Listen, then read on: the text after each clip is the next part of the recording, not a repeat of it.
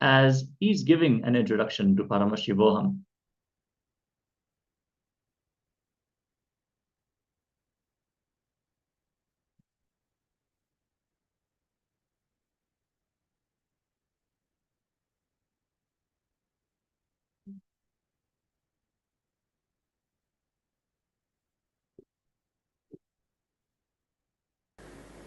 Introducing the inner awakening program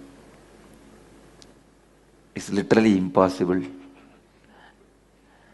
because till the last moment of the program, continuously you will be getting introduced to life. This program itself is an introduction to life.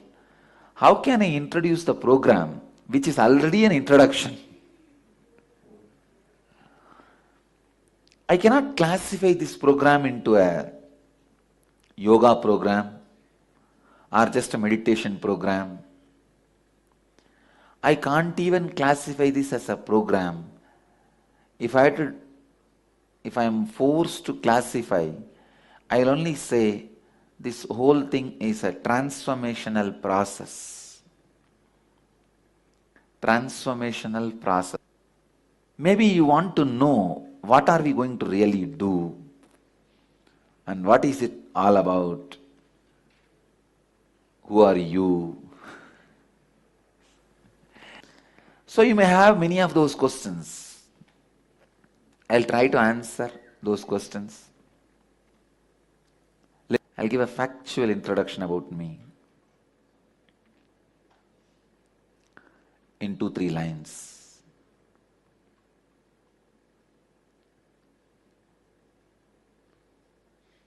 Anybody who is capable of transmitting the enlightenment experience they had is called an incarnation. Please understand. Person who can transmit the enlightenment experience which he had is incarnation. So with this definition, I am very definite and very clear. I am an incarnation to transmit this enlightenment experience. I had that experience at the age of 12, and I discovered my capacity to transmit that experience to others at the age of 22. This whole program is nothing but helping you to discover your enlightenment experience, conscious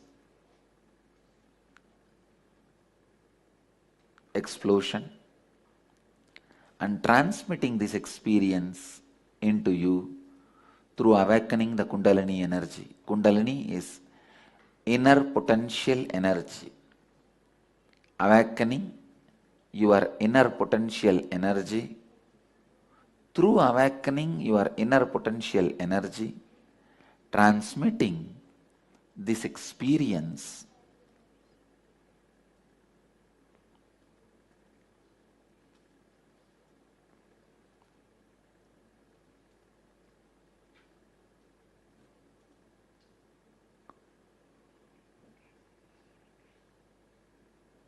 to all of you. This whole program is a transformational process.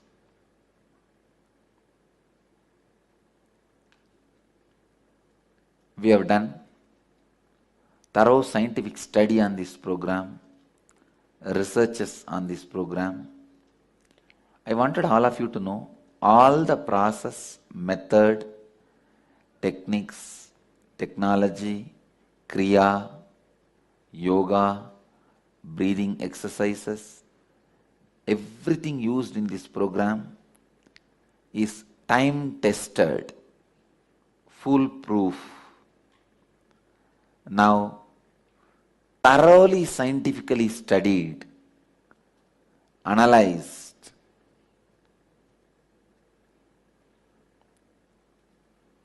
I am only an organizer, not inventor. I have not invented any of this. methods and practices which you are going to do in this 21 days. I only collected everything from the different sacred scriptures of Hindu tradition, the Vedic tradition, and in an organized way presenting it to all of you. That's all. I am only an organizer and presenter. I am not an inventor. Of course, I have experienced everything, whatever I am sharing with you all, as my personal experience. So,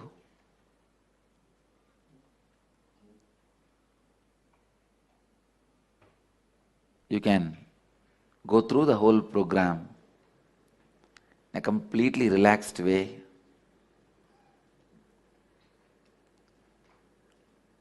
Your body will be prepared through heavy yoga and panchakriyas. Your mind will be prepared by the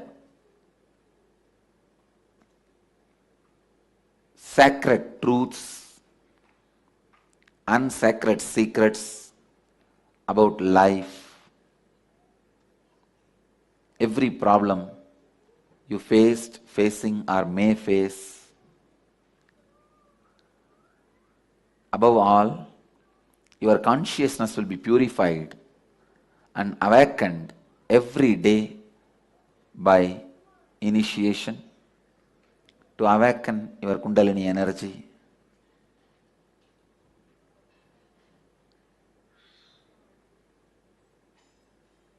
Helping you to experience higher consciousness.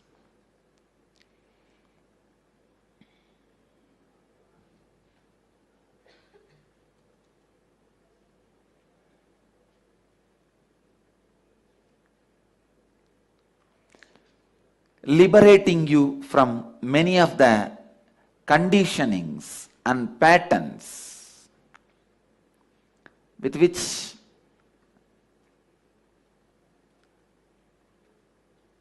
you are struggling, suffering.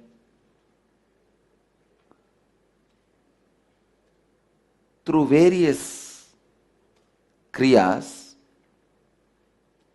your body will be continuously healed from various disorders and restrictions. See, your body is not only suffering with disease and disorders, restrictions. I am not only going to free you from disease and disorders, I am going to free your body even from restrictions, making it completely alive. I define yogic body as body with energy, stamina, physique, and power. So the yoga and kriyas which you will be practicing is not only bending the body, you will be even working with dumbbells.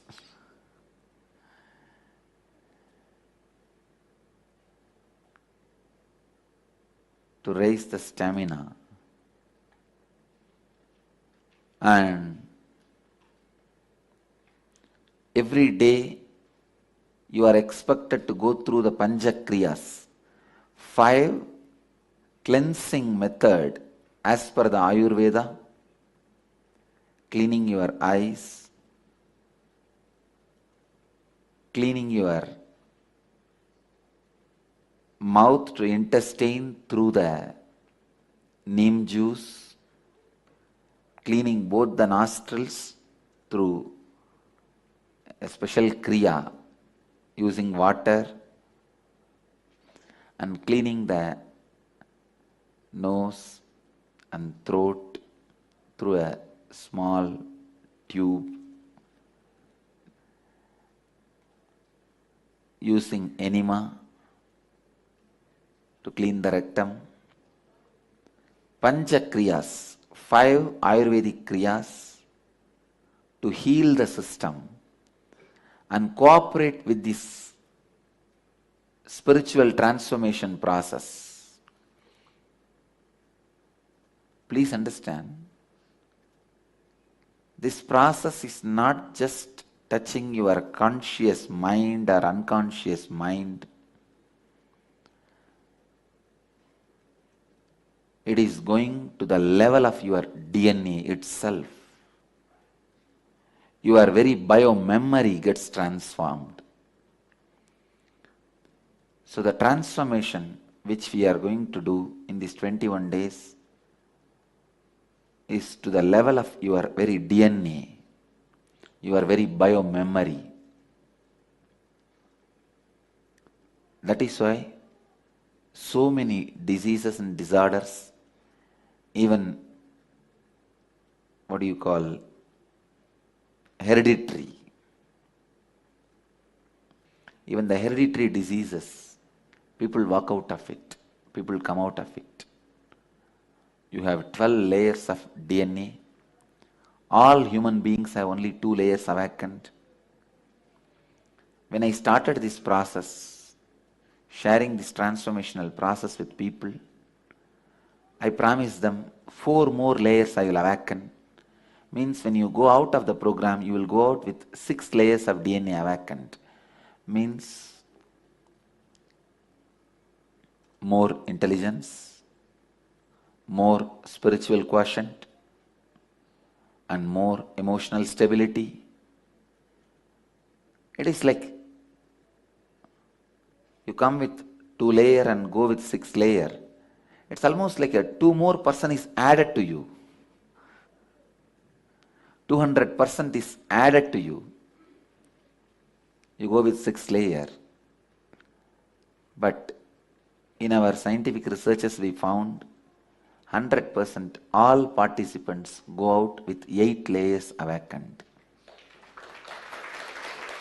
And all those reports, they will present it to you. You can sit and watch in a very relaxed way. They are also saying, the doctors who are doing the research, they are also saying,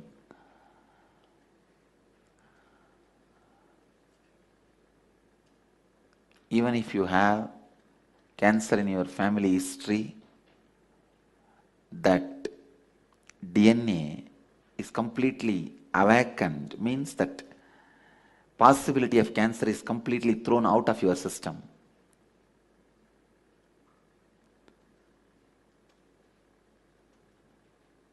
And this mitochondria cell energy,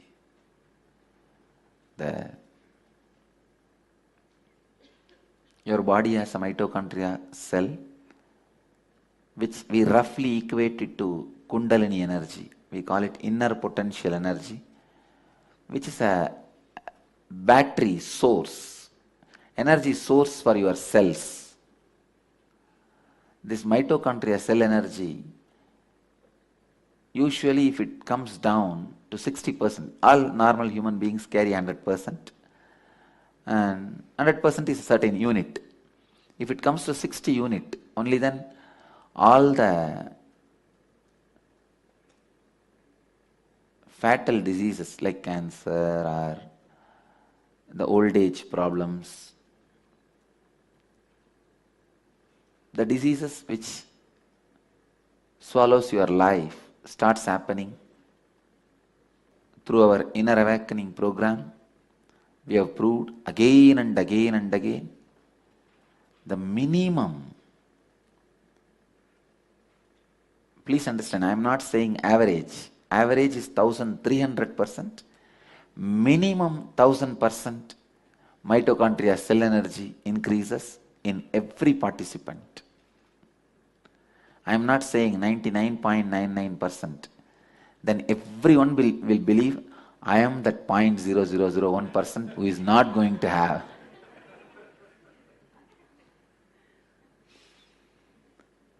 So the mitochondria cell energy increases. Naturally that results into anti-aging. And we have also done some more studies. which proves at least 20 years you become young.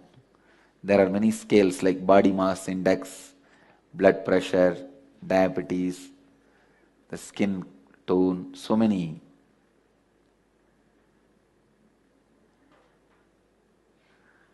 measurements with which they measure. They are saying at least 20 years. So, in 21 days, I'll reduce your 20-year age.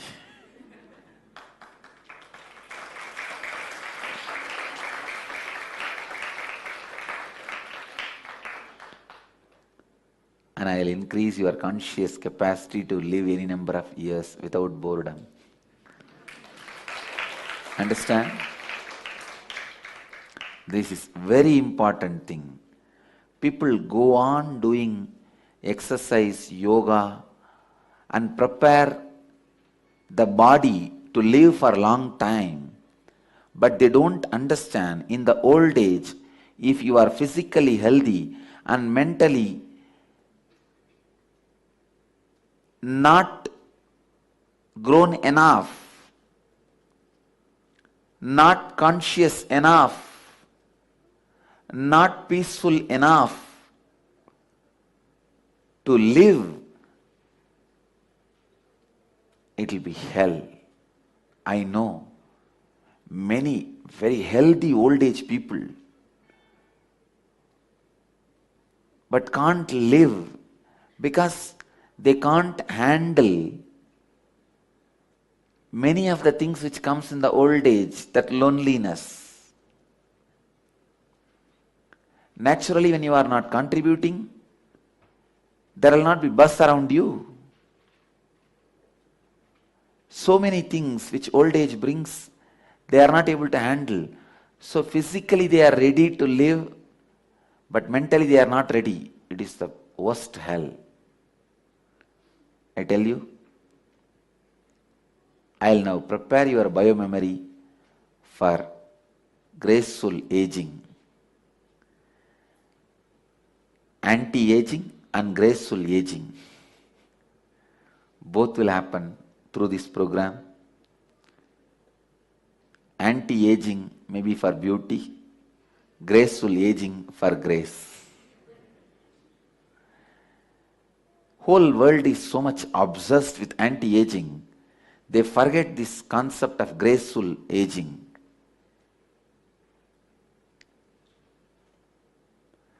Preparing your mind for graceful aging, preparing your body for anti-aging.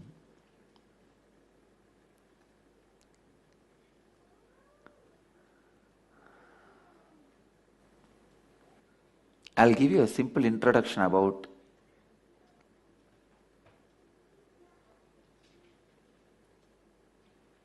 the process we are going to do next 2 days. See, this whole program I have divided into various components. Enlightenment has various components.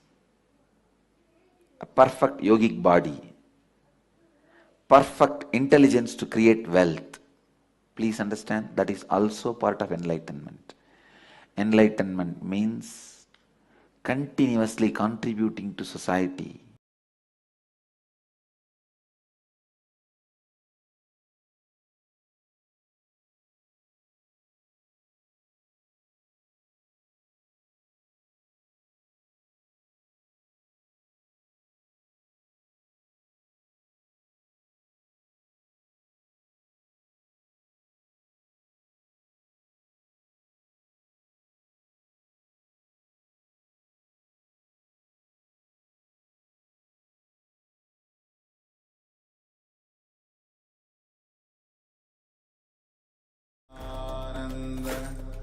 Paramashivoham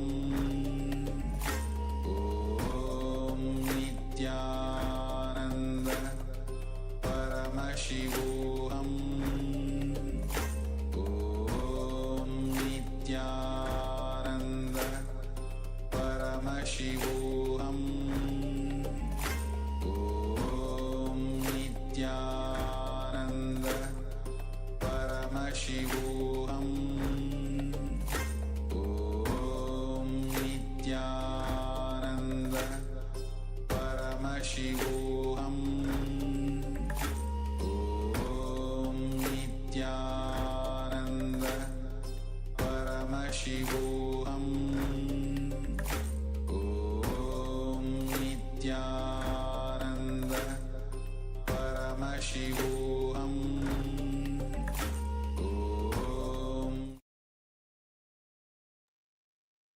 Yes, now that we all received this beautiful introduction into this powerful transformation process by the Supreme Pontiff of Hinduism himself, let us now enter into some of the details on the research done so far about the results of this program, what you can expect, what kind of transformation can happen in you. Research is done so far, measurement of cellular energy, recovery of physical ailments and immunity levels, recovery of psychological ailments, neurological changes in the brain, genetic transformation, expression of extraordinary abilities like materialization and levitation. Understand, the Supreme Pontiff of Hinduism was talking about the mitochondria cell energy and how it increases on average for over 1,300%. That is more than 13 times. You can see the mitochondria is a cell within the human cell. You can see at the top, it says mitochondria. So within a cell, we have something like a reactor that creates energy out of sugar and oxygen. And yeah, that's a biochemical process. The activity of your mitochondria is responsible for respiration and the energy production.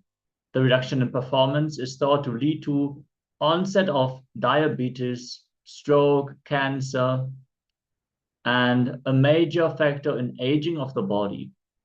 There are methods to increase the energy in this. Tiny generators are allopathic medicine, exercise, and so on, with a success rate ranging from 25 to 30%. So you can increase the cell energy by 25 to 30% through medicines, allopathic medicines, or workout, for example. A damaged mitochondria will produce less energy and more reactive oxygen species, which lead to cell damage and aging. Basically, in the process of creating the energy for your body, there are some active compounds created which actually damage your body if the mitochondria is not healthy, not fully active. Thus, a highly energized and efficient mitochondria is certainly likely to produce pure ATP, which is the energy storage of the body, and least likely to produce toxic free radicals, which are a sequel of unrepaired mitochondrial DNA. As a reference, free radicals are also created when you smoke a cigarette, for example. So when the mitochondria is not in its full capacity, the part of your body which is actually supposed to supply the energy is actually damaging your body. This could certainly be one of the key factors in anti-aging. When you can take care of your mitochondria activity, if you can increase it by up to 1,300%, that would surely reduce the amount of damage that is being done to your body over time. Samples of IA participants randomized above 50 years of age, double-blind study, day 0 and day 18. Samples of control, non-inner awakening, but volunteering in the ashram, above 50 years of age, double-blinded, day 0 and 18. All samples from day 0 were transported to laboratory immediately as well as on day 18. Testing was done with an MTT assay at Postgraduate Department of Biotechnology, St. Aloysius College in the Mangalore University. All data were handed over to an independent professional biostatistician, Dr. K.P. Suresh, scientist, biostatistics, National Institute of Animal Nutrition in Bangalore. The results of the research were 1,300% increase in mitochondrial activity and cell viability in the program participants. We also have various health recoveries that have been noted by the participants throughout the inner awakening programs conducted in India, BDD, 100% reduction of anger and frustration, 100% relief of chronic fatigue, depression, eating disorders, fear from unexplained sources, insomnia, low energy, fatigue, panic attacks, 68% reduction in heart palpitation, 83% reduction of rheumatoid arthritis, 80% reduction, lack of mental focus, 79% reduce in chronic pain, 77% recovered from mood swings, and 75% healed from asthma. You can see the overwhelming healing that just one such program has caused in the participants. We have various other studies of inner awakenings where the amount of data is just creating the baseline to show the great benefit that you can experience from attending this program. Also, there have been a series of QEEG studies that have been conducted on participants to study the effects of Kundalini awakening and the electrical activity in the brain. The findings were, at the moment of initiation, certain instantaneous changes were recorded in all participants who had active Kundalini awakening, increasing the focus abilities, higher alertness levels, extremely rapid multiprocessing, better short-term memory. Post-activation assessment conclusively showed higher problem-solving abilities, more effective decision-making, enhanced interpersonal relations, warm and positive personality trends. Experiments done in the ashram for weightlifting, needle and thread, and non-levitators. Human beings have about 25,000 genes, out of which only 5% are actively expressed and functional. The present study was structured as a combination of a wet lab study using the latest microarray chips to study gene expression, the changes of the gene expression before and after the Inner Awakening program in April 2011, and a dry lab bioinformatics analysis using sophisticated softwares which specializes in identifying relevant genes, their pathways, and possible end result in order to narrow down further the data generated from the previous study. The current study during the Inner Awakening was based on a similar study done at the Harvard Medical School by Jeffrey A. Dusk, Hassan Out, etc. on genomic counter-stress changes induced by the relaxation response.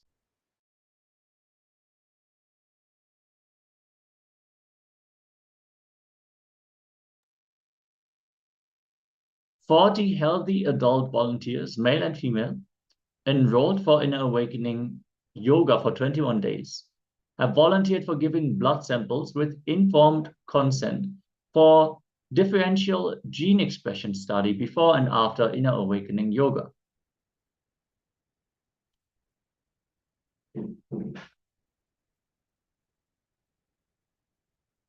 Findings: greatly increased immune modulation, increased immunity to cancer, especially liver cancer, clinical improvement in rheumatoid arthritis, fibromyalgia, and other chronic pain conditions, significant recovery from asthma, significant improvements in memory.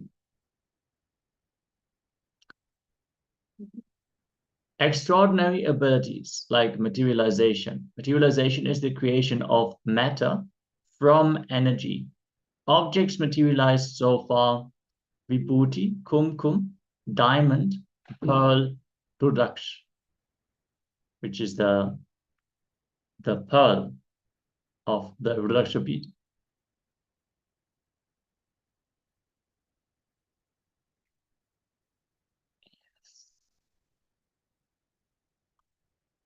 Three different scientific tests were conducted on a volunteer through whom the Supreme Pontiff of Hinduism, Nityananda Paramashivoham, consistently materialized objects.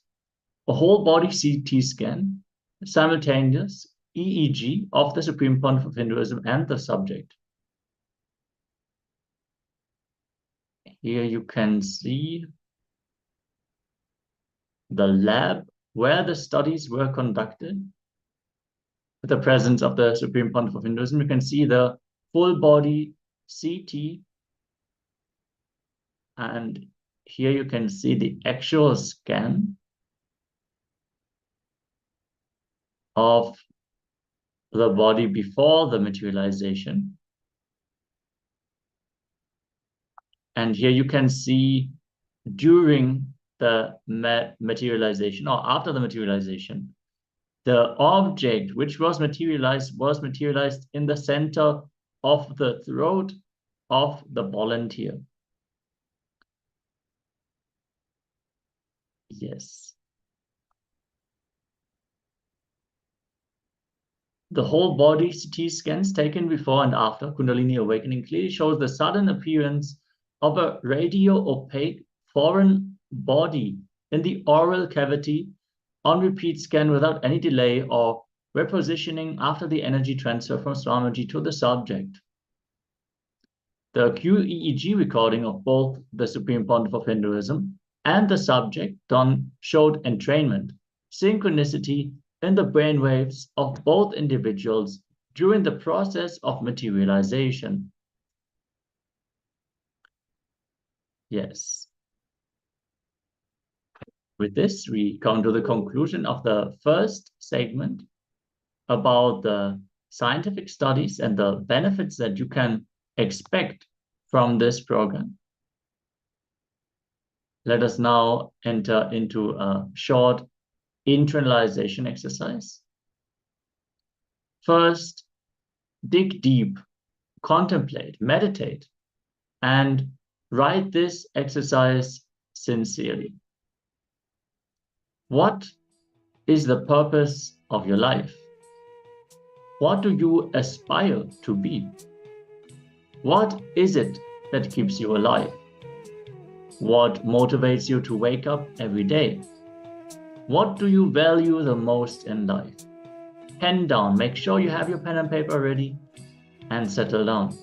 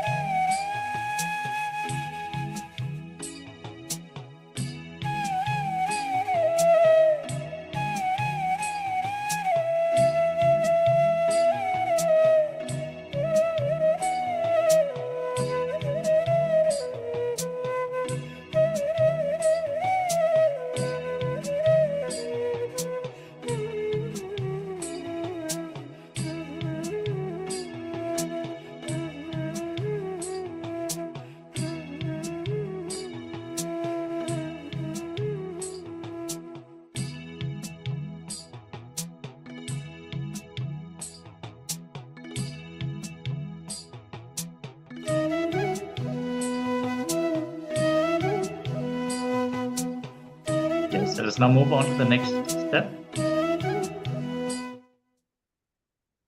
We're going to move on to the next exercise.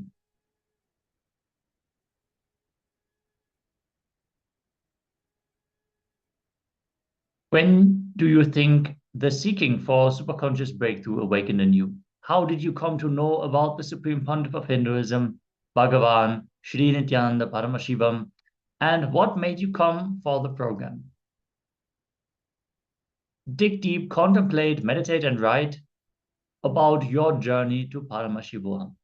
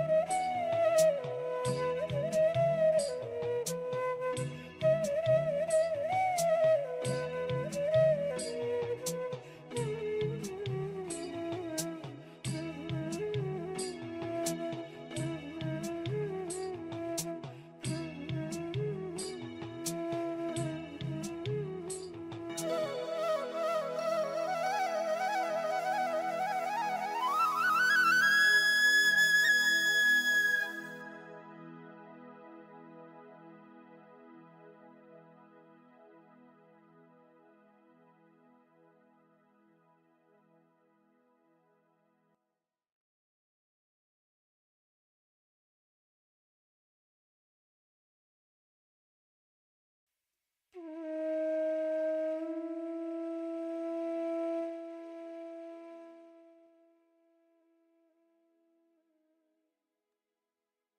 let us move on to the next step of this internalization exercise. What are you seeking from life?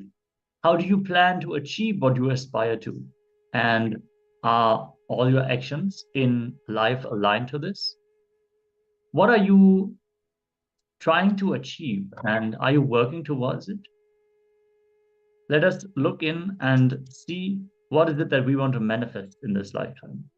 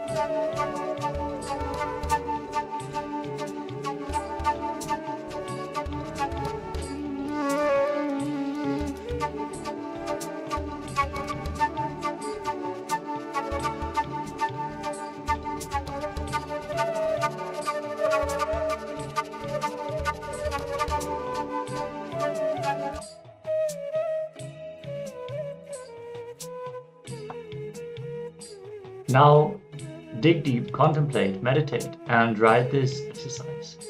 What are you seeking from the Paramashivoham program?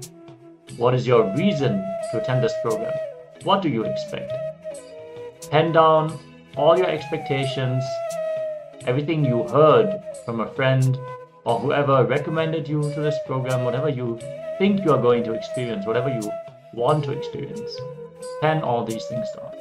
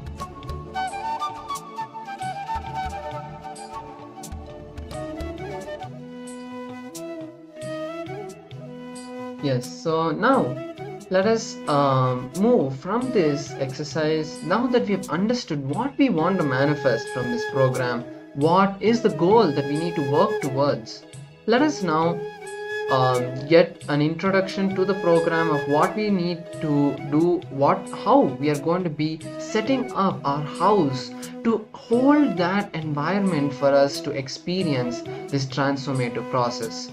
So first we need to bring the Guru into the room that we are sitting in.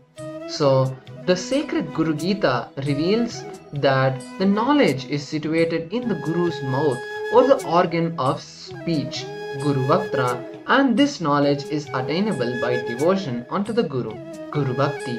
In the three worlds, this is a fact clearly declared by the sages and the ancestors and learned men.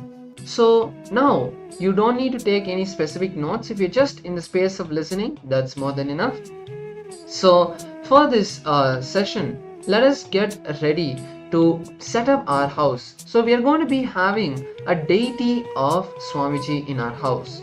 So for all the sessions, you can keep this this picture of Swamiji, whether it can be played on a picture of Swamiji on your TV or a physical picture of Swamiji. You can bring that and place it.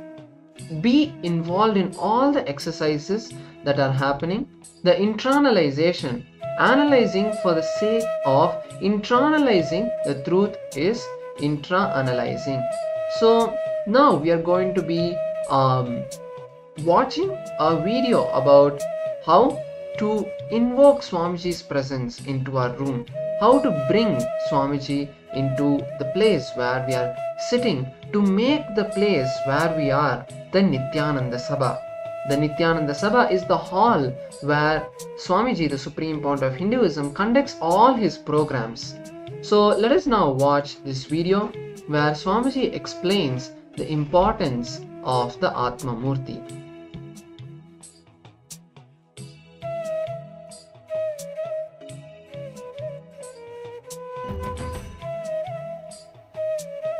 Listen, how many of you in the house you are able to easily talk to my photograph, play with it, feed, do all the game, but when you come in front of me you feel intimidated, you feel I am too heavy? Raise your hand.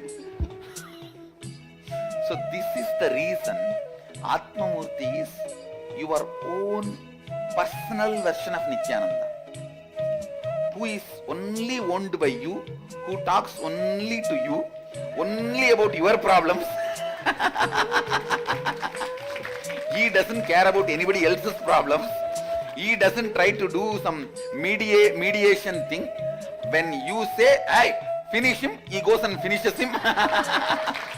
When you say, do this, he goes and does this.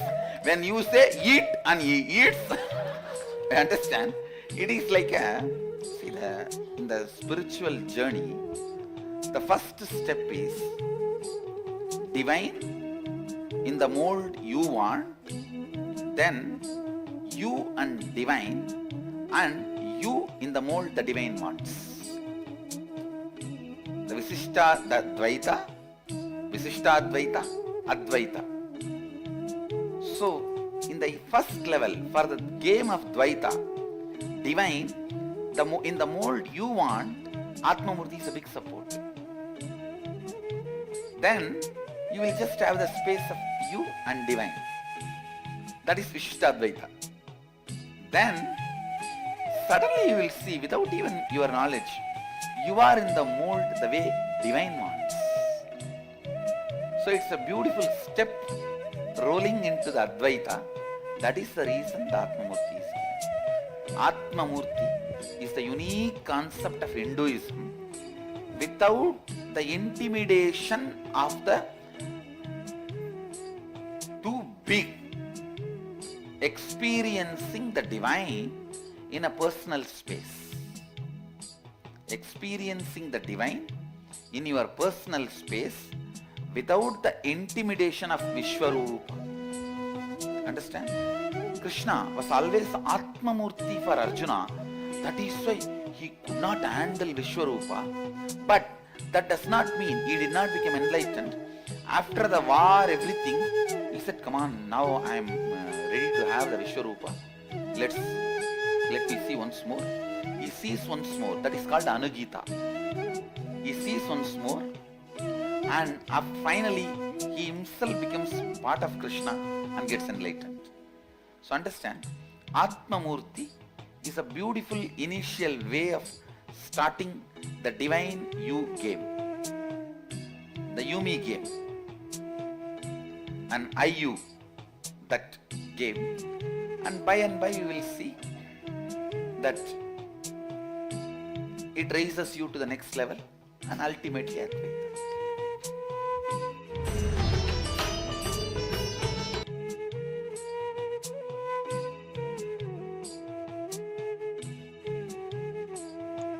Yes, beautifully, Swamiji. The Supreme Pontiff of Hinduism has revealed the context for the Atmamurti, the powerful connection, the divine in the shape that you want, attending to your problems and your problems alone, not mediating between you and your husband and your mother and your stepmother.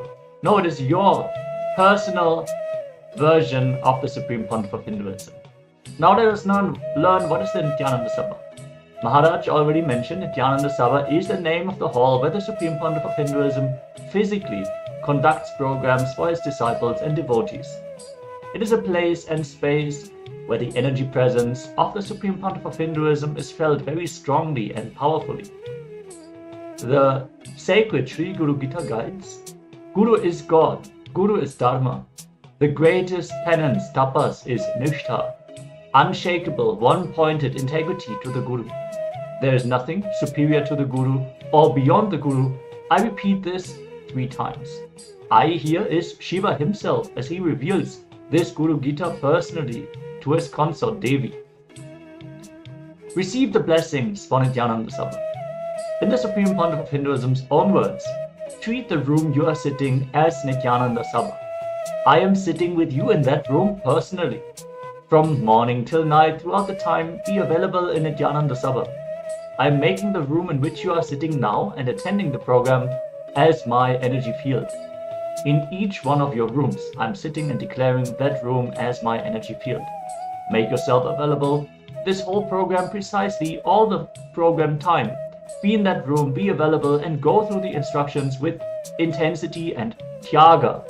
Be available to do the penance, do the renunciation. When you decide, okay, let me just decide to sit and be here, make myself available, all the great things will happen with that tyaga. All the ultimate things manifest with tyaga. So how to set up for this Nityananda Sabha? So it's a very, very simple setup. So the Nityananda Sabha, as we heard, is the sacred room, the sacred space where you will be receiving all the initiations, the sessions, basically where you're going to be attending the program from. The Hindu tradition says that the room where you're sitting is the sacred sthala, the place where you will be receiving all the blessings and the grace of the darshan with the Supreme Pontiff of Hinduism. So if you have a picture, if you can get a even life-size picture of the Supreme Pontiff of Hinduism and decorate that, decorate a chair with a beautiful cloth, some flowers. You can place some sacred oblations like the food offering. You can place the lamp, and you can place some incense if you want, and decorate the place. So how to relate to the Atmamurti at home? Atmamurti, as we heard, is an energized deity of the Supreme Pontiff of Hinduism, and it is literally a customized version of Swamiji just to relate with you and connect with you. It's literally the SPH available for you 24/7 in the form of this Atmamurti. You can offer your prayers, you can talk casual things, you can express your love, gratitude, even your anger. You can even fight with Swamiji. You can express your frustration, anything you want, except try not to be too careless around Swamiji so that you don't hurt him, and he will respond to you back. he will talk to you. Yes, really treat this room like Swamiji is sitting there with you. When you get something to eat, offer something to Swamiji as well. If you get something to drink, offer it to Swamiji as well. You will have the prasadam from Swamiji. Many people I've seen, they will have the constant conversation with Swamiji throughout the whole day. And like Maharaj mentioned, you can even fight with Swamiji. You can say, hey, why did you do that? Why did this happen? Solve this now. Like Swamiji says. And if you have this connection to Swamiji, you will see simply everything aligns. It's that natural connection that you can have to Swamiji in the form of the Atmamurti. Now, how to sit in this program? Just relax from your identity. This is such a great opportunity to sit, to experience Upanishad from the very source of the Vedic tradition, from the very root. This science is over 60,000 years old. So all you need to do is only one thing, relaxing from your identity. There is no judgment, no ranking, no grading, no competition. It is the first time, the entire time, you are going to give to you, your growth. So relax. Be comfortable, but don't lie down. Have a straight back in the sessions. This will help you focus well. This will keep you awake and this will keep you receptive. You decide to lay down, then you will miss the content of the session. So some things to improve the experience of the program is to have a good visual and audio setup. So for best viewing experience, you can use a TV, or if you have your laptop, that's perfectly fine.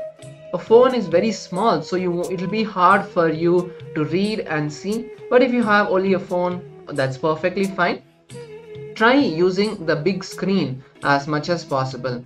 Have a good internet connection. Make sure you can top up your plans and make sure you have a good and stable connection for the program. Also, you can have the microphone button turned off all the time so that none of your audio goes out, and make sure you have a good headphones if you're using your laptop. To have the immersive experience, you can use your headphones, and or if you have a TV, make sure you use the speaker to get that good immersive effects. Try not to take any photographs, videograph, no recording throughout the session. That is not prohibited, is all prohibited. Taking photos or screenshots.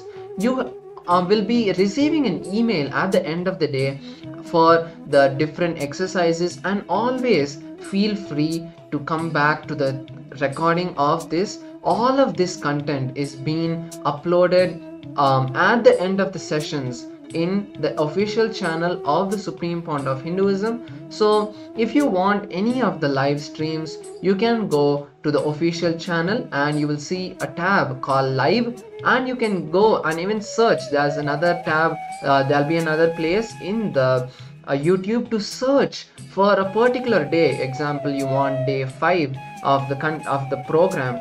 You can anytime come back and you will be able to find the content over there. And make sure that you respect the space of this program, and also try to enrich more and more people to come for this program. Yes, the materials to keep with you always while you are attending this program. Keep notepads and pens with you for the internalization exercise.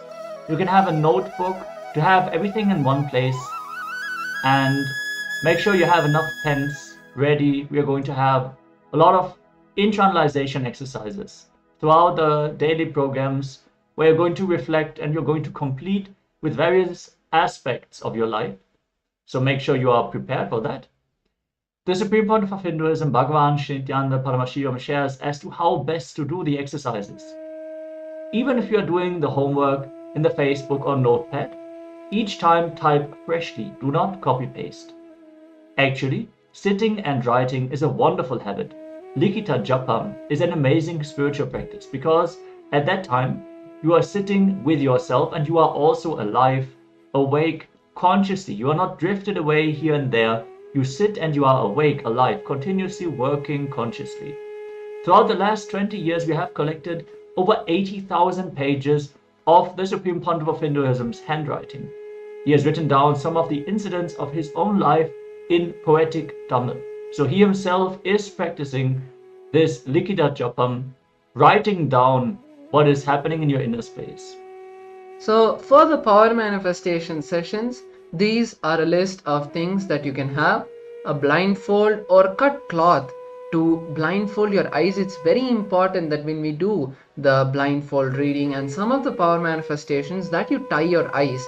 It will immensely help you with the manifestation. Have a coconut or a fruit like an orange or an apple all the time at your house, so that you can manifest the powers like consciousness or matter. Try to be in the sacred attire by wearing the bhasma and the kumkum on your forehead. And if you have Atmalinga, keep that with you all the time. Keep a mirror for the many completion and internalization exercises.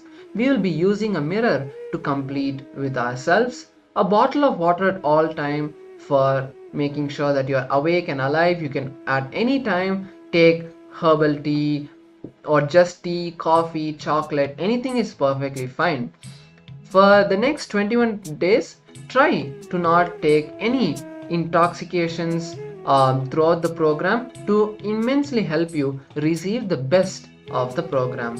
For receiving the Diksha, please keep, while receiving the darshan every night, you can keep some drinking water, a fruit like an orange, a banana, a betel leaf and betel nut if you have, and a coin, a single unit of your local currency as a Dakshina.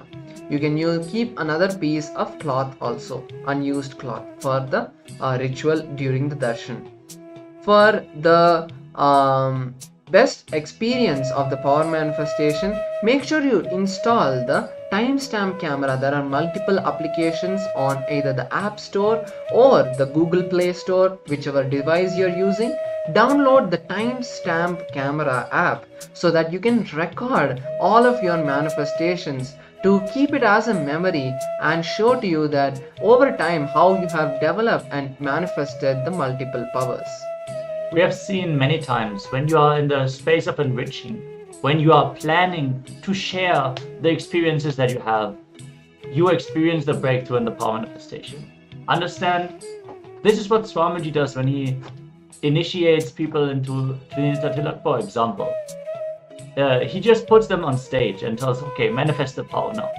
It is when you decide to open up and share your experiences with the people, that is when you manifest from the space of Advaita. You understand, okay, this is the greatest science that I'm experiencing here. Let me share it with the people around me also. So when you sincerely do all the steps of the power manifestation, including recording yourself and preparing yourself to have that Sakshiptamana, that personal experience that you can share with other people, that is when you can experience the breakthrough in your power manifestation as well. So being dressed for the program is also something important. For the Hindu tradition, the best attire to receive any knowledge from the Guru is the white dress. So if you are female, you can try getting a sari or the chudidar. Both of them are for women, and for men you can get a kurta or dhoti. These two are the dress and attire for the men. You can try to align to this as much as possible. Even if you don't have any of this, try to have white pants and shirts made of cotton throughout the program. Do not use jeans or thick sweaters or all that kind of material to allow the intense flow of energy throughout your body. And as we had mentioned before, try to have the bhasma and kumkum on your forehead. And if you have the Rudraksha, wear that at all times. That is the best way of celebrating Paramashiva in you. And this is the dress attire for the program. You will see, if you dress up in the traditional Vedic attire, this whole program will be completely different. It is like a celebration. The moment you even put on that traditional dress and you sit, you will be so happy about yourself. Not only you will feel the lightness of the dress, you will feel that all of a sudden sitting throughout the whole process is not at all a big problem. You will simply feel in the celebrative mood. As the Supreme Pontiff of Hinduism says, this whole program is you celebrating with Paramashiva, you celebrating your existence through this program. We also recommend to all the participants, especially those tuning in from YouTube and Facebook at this point, to not miss Jnana Diksha. What is Jnana Diksha? Jnana Diksha is when you are sitting with the Divine Himself, Paramashiva's living manifestation that happened for giving superconscious breakthrough. Not only you are seeing the Divine is seeing you also. In the words of the Supreme Pontiff of Hinduism, when you see me, you are doing the best thing you can do to you. When I see you, Cosmos is doing the best thing it can do to you. So make sure you don't miss the two-way video conferencing. You can join the Zoom room. The link is going to be sent in the chat on a regular basis. So sign up for the Kailas's e-citizenship and join the Zoom room. That is the best thing you can do for yourself. As the Supreme Pontiff of Hinduism mentioned, how to get the best for yourself from Jnana Diksha. Be in absolute awareness, avoiding any restlessness or movement. Avoid walking around, be on camera continuously. Avoid and do not turn off your camera even if you need to step away for a few minutes. Every moment is precious. So next is a very important part of the program which will be starting from tomorrow is the Nityananda Yoga. The Nityananda Yoga is the very powerful way to awaken your Kundalini. Every day we'll be having a 3-hour session starting at the first session of the program. Starting of the first session, we'll be having the Nityananda Yoga, which you can join for and do as much as you can. Even though it's a 3-hour session, at the first it'll be difficult, but as the program goes, it'll become easier and easier. The sessions will be guided by Acharya, so at any time, if you have any questions or you're not able to do something, you need some help, you will be guided to perform the asanas in the right way, and you will be immensely benefited, whether it is in health or mentally or ultimately in the spiritual level. In all the 3 levels, you will see an immense breakthrough happening in your life. Also, you can start taking the Jala Aushadha. So what is the Jala Aushadha? It is a very, very simple alchemy product that you can make at home every day. So get a copper vessel and pour some water into that copper vessel and leave it overnight. In the morning, chant the Mahavakya and drink that water as much as you can. You will see that you start manifesting so many powerful things in your life. Yes, as Maharaj mentioned, it is advised to you not to intoxicate yourself through smoking or alcohol during this program. It'll not help you in any way and it'll harm you in many ways. You will see within 21 days, you will not need these additives to feel joyful anymore. We recommend all the participants to keep the water ready overnight. You can get a copper vessel in any online shop. I'm sure you will be able to order. Get like a 2-liter vessel. If you can just drink as much as possible of the energized water, that'll be the best thing you can do every morning before even brushing your teeth. Every night, have a teaspoon of Haritaki and do your Panchakriya as well. Ayurveda clearly describes Haritaki will do more good to you than your own mother. There is no herb praised as much as Haritaki. Haritaki will always keep you clean. As the Supreme Pontiff of Hinduism is opening the Kundalini channel in you in such a way that even if you have some toxic thought currents develop, they will immediately be converted into physical matter and leave your system. Your brain will be so alive and active, it'll get converted. These thought currents will be converted into physical matter and it'll leave through your motion. For that, Haritaki will help a lot. This way, your brain will be permanently holding the Kundalini up and not allowing the toxic mental setup to be re-established. So, We welcome all of you once again to the Paramashivoham program. We are going to be continuously available to help you and support you, and you will be having the acharyas to attend to all of your questions at any time. So the Supreme Point of Hinduism itself will be available during the darshan. You can also become a friend of the Supreme Point of Hinduism and send your messages on the official page of the Supreme Point of Hinduism, and you will be getting replies during the darshan. So get involved and just enjoy the entire program. Yeah, especially we want to sincerely recommend to all the Chinese participants as well to ask your questions to your translator so they can convey the questions to us and we can respond. Don't feel shy. You can even send Chinese messages in the chat. It is not a problem. We have the translation technologies and we can reply to your questions as well. So if there's any questions or doubts, anything you need to have clarified, just let us know. We would love to help you out with that. So with this, we're now going to be moving into the next session, where we are going to be learning about the Avatar Shastra, meaning the science of the grand descent of the Supreme Point of Hinduism, Bhagavan Sri Nityananda Sabha. How our beloved Swamiji happened, the scientific researches he has done, and the immense amount of contribution he has done for humanity. Let's now take some time in this session to learn about all of that the Supreme Point of Hinduism has done. So the answer to the greatest question, why you are coming to this planet Earth. So Paramashiva says in the Sarvajnanottara Agama, he says that he who does not realize this truth always remains as an eternally bound soul individual involved in the repeated phenomenon of being born again and again.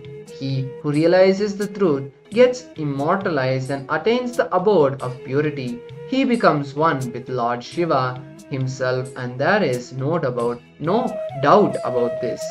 So Paramashiva says in the Sarvajnanottara Agama that till we get enlightened and leave this bound cycle of being born and leaving the body again and again, we will be in the planet Earth, and it is the Guru who comes down out of our great devotion and prayer to become enlightened, to become one with Paramashiva. Does the Guru incarnate, does Paramashiva incarnate in the form of the Guru?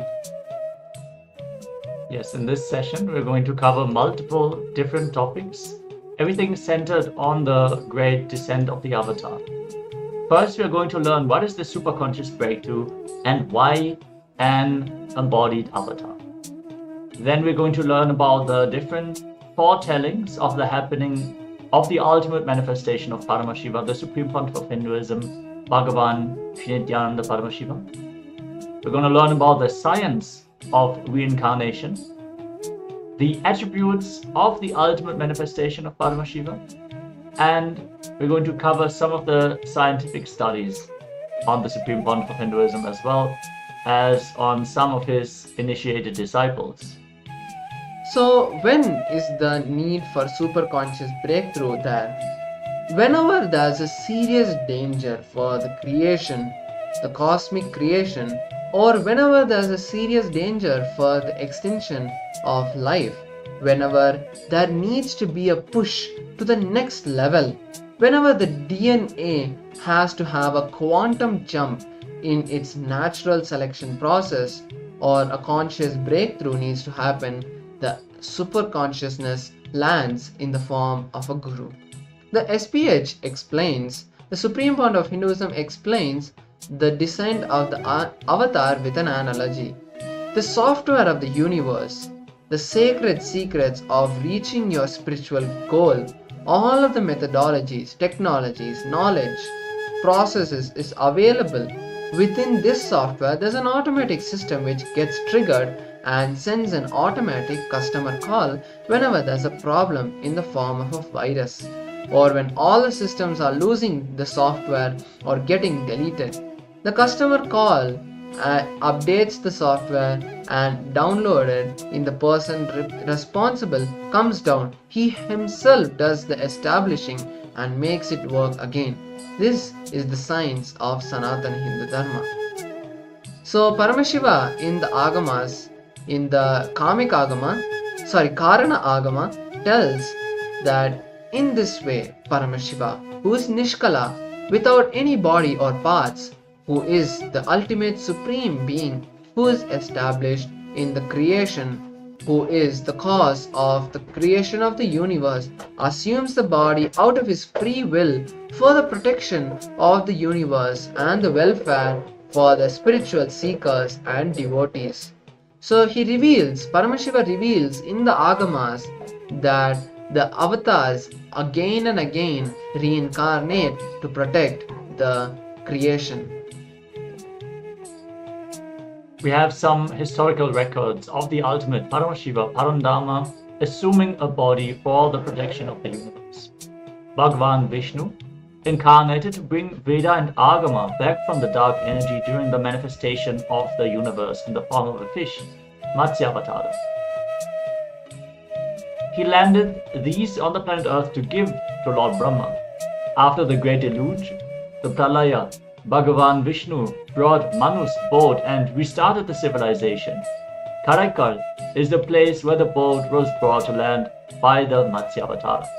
Bhagavan Sri Ramachandra Prabhu incarnated to save the 54 desas, the Hindu nations, from the evil reign of the king Ravana, which covered 7 crore people. Those are 70 million people detailed in the epic Ramayana. Bhagavan Sri Krishna incarnated to end the apocalypse wherein King Duryodhana almost led the world to a nuclear collapse, detailed in the epic Mahabharata. Bhagavan Paramashiva himself protected the city of Varanasi, saying, "I will hold these people, protect them, even during the Pralaya, the Great Deluge."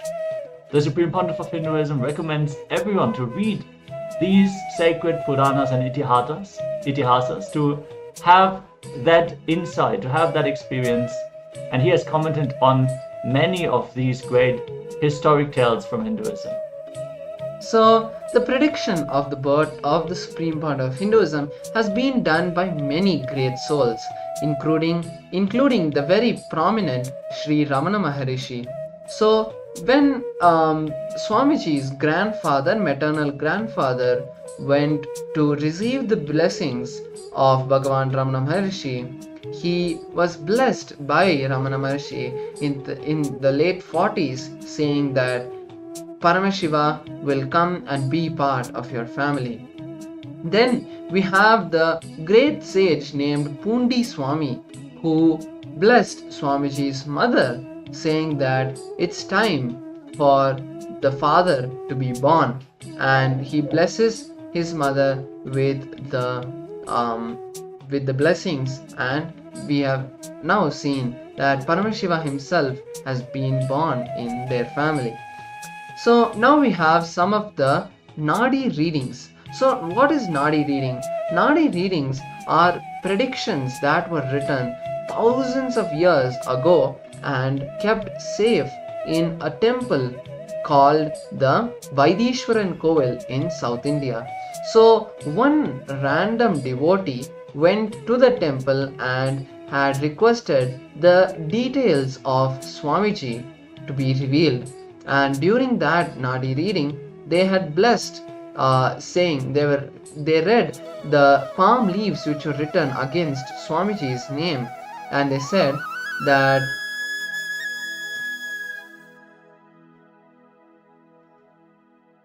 Nityananda Sabha, please listen carefully to the words of Shiva. He has come down in the form of Nityananda to protect this world as a result of the penance of many crores of Siddhas. Paramashiva has incarnated as the Paramahamsa. So these Nadi readings are precise predictions of the future written thousands of years ago by the great sage Agastya. Rishi Agastya is one of the Sapta Rishis, the 7 renowned sages who are most prolific rishis in the history who have listened to the secrets of enlightenment from Paramashiva himself.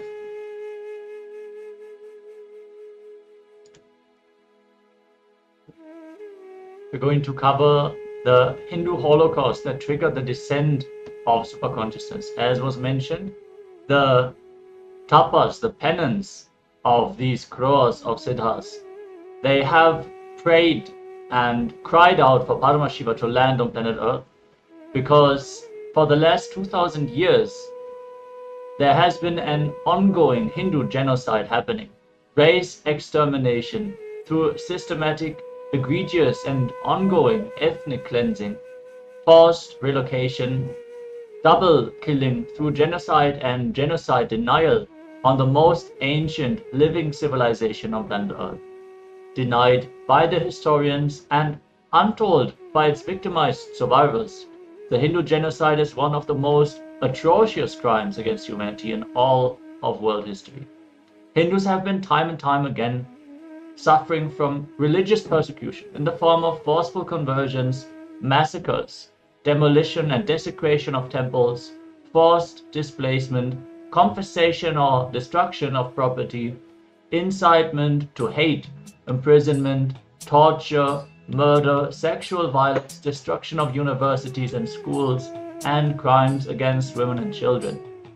Even now, some of the great artifacts of Hindu times are traded in the arts markets over the world, and only bit by bit the remains of the Vedic civilization are being retraced and brought back to India. Hinduism was once lived in over 56 nations across the continent, from Afghanistan, India, Nepal, Burma, Sri Lanka, all the way to Singapore, Malaysia and Cambodia and Indonesia. And in 200 states, 1,700 samsthanas, provinces, and 10,000 sampradayas, individual traditions, what would today be called a religion, was practiced 10,000 sampradayas under the umbrella of Hinduism. Today, Kailasa is the only Hindu nation. So this is part of the great revival. So on the 3rd of January 1978, as an answer to millions of prayers in the modern day, Paramashiva himself descended into the human form, leaving the undeniable record of his happening in the night sky. This clairvoyant drilling of the superconscious layer within the descent of the SPH can see in the universe as a supernova. Correctly, on that day, the 3rd of January 1978, a very bright supernova named SN 1978 by the astrophysicists were seen 10 million light years away from the Earth, with a thermonuclear explosion of a white dwarf that caused one of the brightest supernovas ever, with a peak absolute of minus 19.5. This was seen by the naked eye on planet Earth. All of us on planet Earth were able to see this amazing supernova explode correctly on the day that the Supreme Point of Hinduism was born. So we have here a list of photographs of the Supreme Point of Hinduism's gurus and of Paramashiva himself in the form of the Arunachaleshwara Linga, the Devi the Devi Apita Kuchambal and Arunagiri Yogeshwara. Then we have the pictures of Sheshadri Swamigal, Ramana Maharshi, Annamalai Swamigal and Yogi Ram Surat Kumar. All of these are the various gurus of the Supreme Point of Hinduism. Here we can see the lineage of Supreme Point of Hinduism, how the successors over 12,000 years of Guru Parampara. So first we see the Isaiki Swamigal. He was the first guru who taught Swamiji about the science of Sri Vidya. Then we have Devi Mataji Vibhudananda Puri, who was after him, and then she coronated the SPH of the as the successor of the Adi Arunachala Sarvagnya Pita.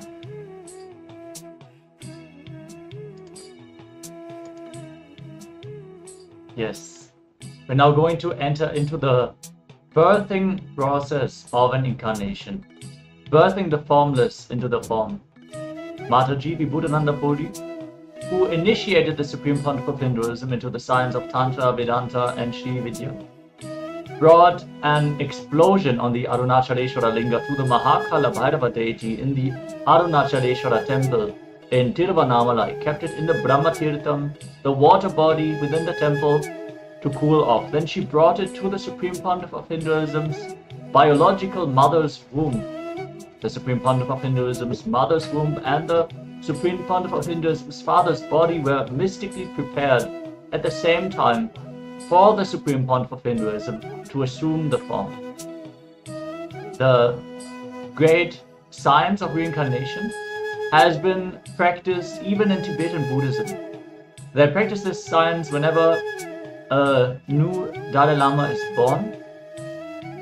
To the new Dalai Lama as a baby, they will give and show the old items of the previous incarnation mixed with other items. This new Dalai Lama baby should pick all the right items used by the earlier Dalai Lama in his previous incarnation. Only then they will recognize him as an incarnation.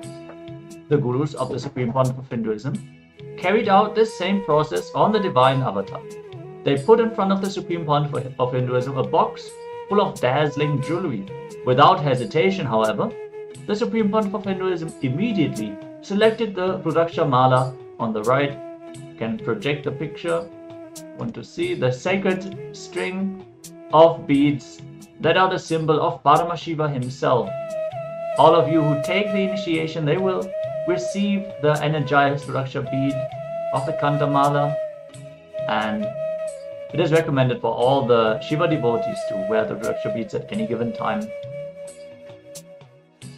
Yes, like this, the Supreme Pontiff of Hinduism immediately selected the Rudraksha beads, and yes, also other references after Pramana of the great enlightened masters, the Shri Shri Shri Shanti Veera Mahasamiji, who is the head of the Kolada Mutt, one of the oldest recorded mutt in Karnataka, dating back to more than 6,500 years, declared with his authority during the Kumbh Mela festival on the 16th of October 2016.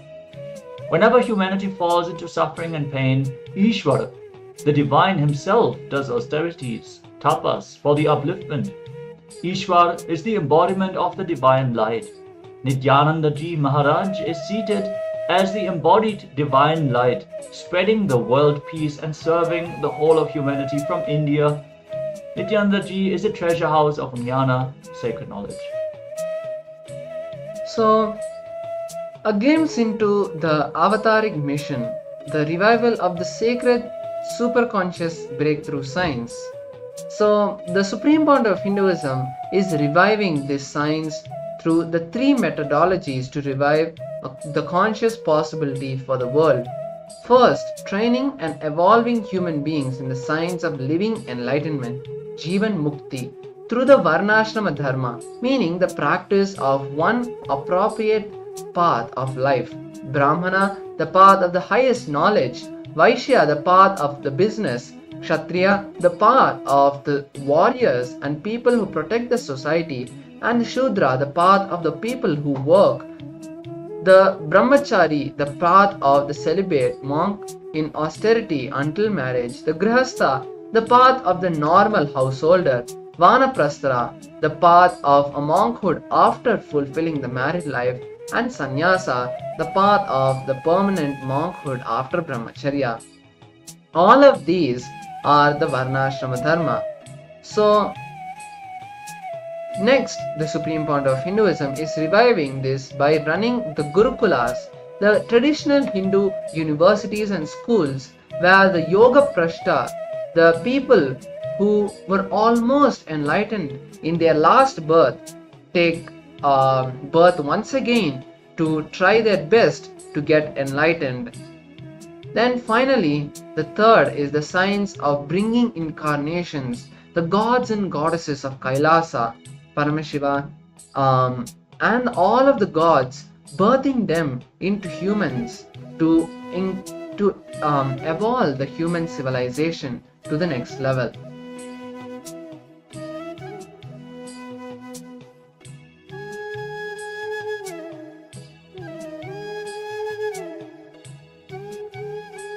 The Supreme Pontiff of Hinduism survived over 70 assassination attempts.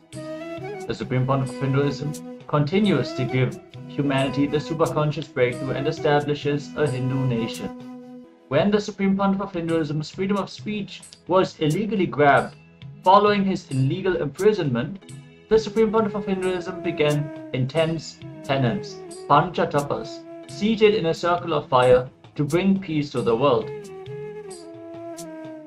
When the HRNC started interfering in the Tamil Nadu temples, the SPH took the responsibility to revive the oldest ancient kingdom of Madurai.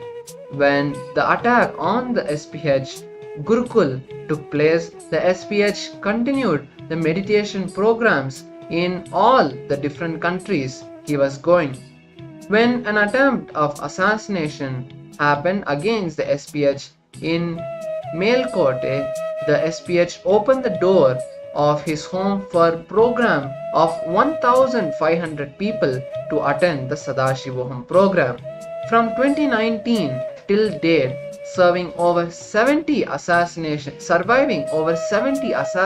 attempts, lawfare, character assassination by the media, brutal destruction of his monastery, the SPH continues to enrich the humanity to give the superconscious breakthrough, brought together Kailasa across the borders, and on 18th of December 2022 established a sovereign land, a nation, the only Hindu nation, Kailasa, where Hinduism is legitimate and can be practiced originally entirely.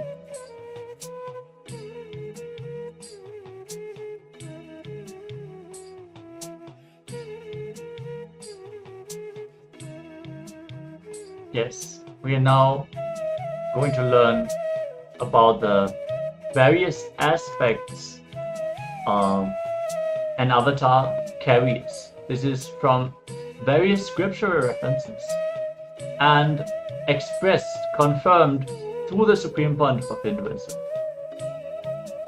The glimpses of the divine attributes of the Supreme Pontiff of Hinduism range from Kalpataru. Kalpataru is the sacred, secret science of manifesting your reality into your life. The Supreme Pontiff of Hinduism is known as a Kalpataru, a giver of boons, due to his divine attributes of fulfilling the wishes of devotees through a blessing or initiation. As every day during the darshans, where you can request your boons and get the blessings from the Supreme Pontiff of Hinduism. For the first time in 2000 years, in the year 2009, the Supreme Pontiff of Hinduism revived this science and initiated individuals into themselves being a Kalpataru in their lives, thus giving them a superconscious faith.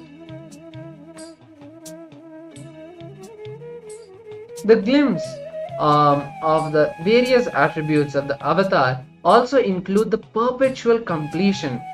The ultimate state of enlightenment is a no-mind state, or to put it more accurately, the state which the observer is disconnected from his emotions and thoughts, leading to a significant drop in the number of thoughts created. So, why do we need to be in the state of samadhi? What is the necessity to know about samadhi? The ultimate luxury of a man can have is opening the connection with the cosmic consciousness, samadhi. Next is the spiritual healing. This spiritual healing is realigning the human psychology at the gross, molecular and genetic levels, which compound to the psychological muscle memory and biomemory. Non-alignment at these levels lead to ill health or disease.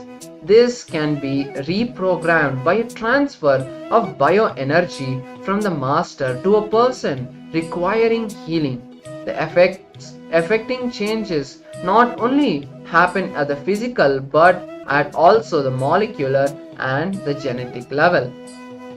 We recommend all the participants who know anyone, like family members or friends or family members or friends who would require healing, bring them for the darshan, bring them for the Nayana Diksha and request the healing. You will see so many miracles can happen in your life if you simply decide to enrich and deliver what you experience yourself. The next aspect of the divine, the next glimpse of the divine attributes of the Supreme Pontiff of Hinduism is reading from the Akashic records. The Akashic records are the energy records of all the events that have ever happened, are happening, and will happen in the cosmos. They are stored in the Hiranyagarbha, the cosmic womb, or Karya Brahman, in a coded form. Whenever an avatar requires these codified details of past and future events, it is through the Hiranyagarbha that the Supreme Pontiff of Hinduism accesses the Akashic records and reveals it to the people as the ultimate guidance for their lives. At this point, the Supreme Pontiff of Hinduism has also initiated various of his disciples to read from the Akashic records themselves. So don't miss this opportunity to read from the Akashic records. Anything that has happened, is happening, will happen, is available as the information through the third eye, through the initiation from the Supreme Pontiff of Hinduism. Next is the Vijnana Akarshana, the true knowledge. Intuition and the right cognitions are specific attributes needed for a being to get enlightened. The SPH efforts in this is his disciples through the spiritual process involving initiation, teaching, transforming the disciples to live in a state of completion with decreased the number of normal thoughts and increased clarity and energy. The Supreme Pontiff of Hinduism has enriched 1 billion plus lives around the world. The next aspect of an incarnation is Paramashiva Akarshana. In the Shaivagama, the authoritative scriptures reveal directly about Paramashiva.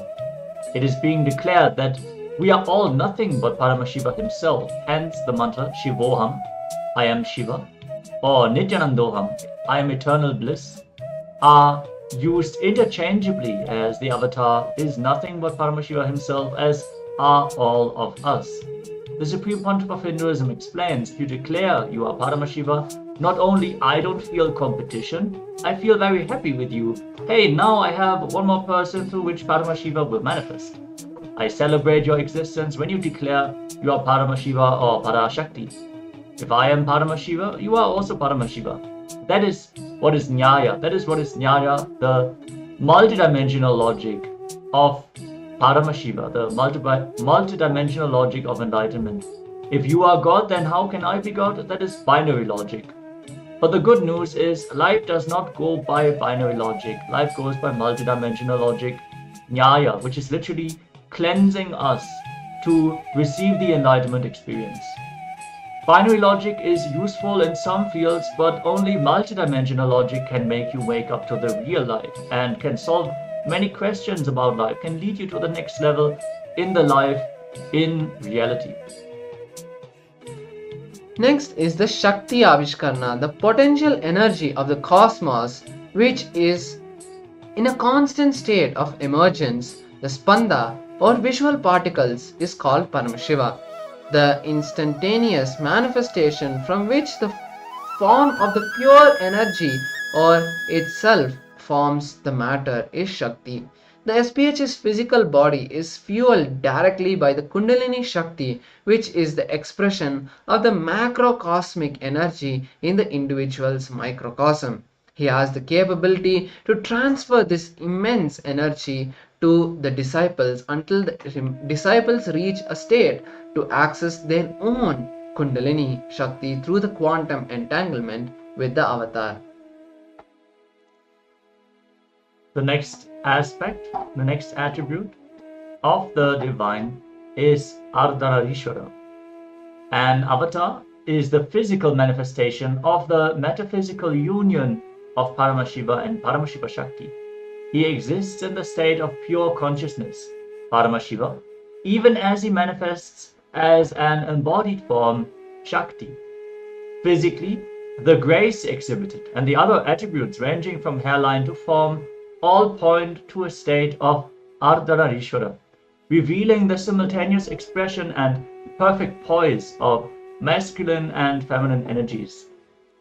As many studies on the Supreme Pontiff of Hinduism have shown, the genetic hormones, the gender hormones are perfectly balanced, and there is no peak in testosterone or estrogen levels like it would be in any other human body. However, he is beyond any identity, let alone gender identity, being in a state of pure Advaita, the oneness with everything in and around him. He carries no concept of I or you, and male or female. You would have seen in the different darshans how the expression of the Supreme Pontiff of Hinduism changes from day to day, from scene to scene. At some point he would be big and masculine, and in another form he would be soft as a baby and very feminine. You would have experienced this, I'm very sure. If you have watched the darshans, you would have experienced how the expression of Swamiji can shift from day to day. Next is the attribute of Shushada, means the one who can bear the pain, who can take any amount of pain from us.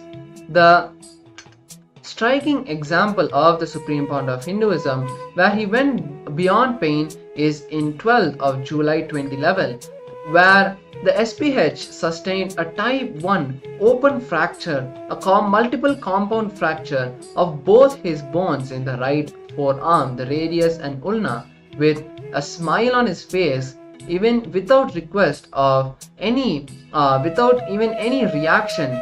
Only because of the request of the doctors, he performed the surgery without the administration of anesthesia. Next up is Divya Sharira. The Sanskrit word Divya Sharira is sometimes translated as divine body, but the phrase hardly conveys the full scope of the original term.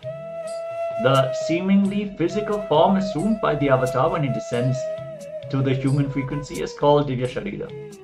Though appearing similar to the human form, the physiology is far from that of the average human being in areas of crucial significance. Moreover, there is an intense sensitivity to smell, sound, and touch.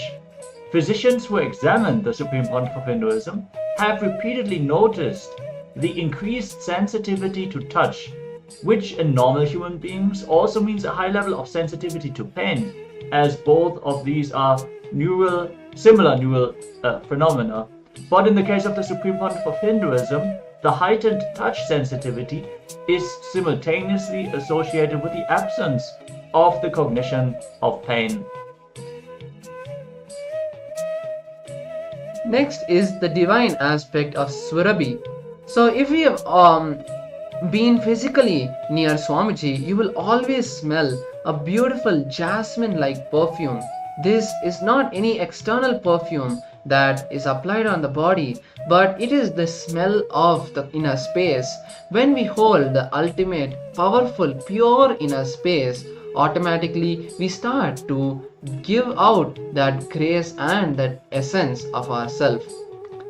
One of the participants is asking whether this is the first class. Yes, this is level 2, Paramashivoham level 2, but today is the first day of the 21-day program. So the experience about which you carry that I exist should function through the part and connection of the reality.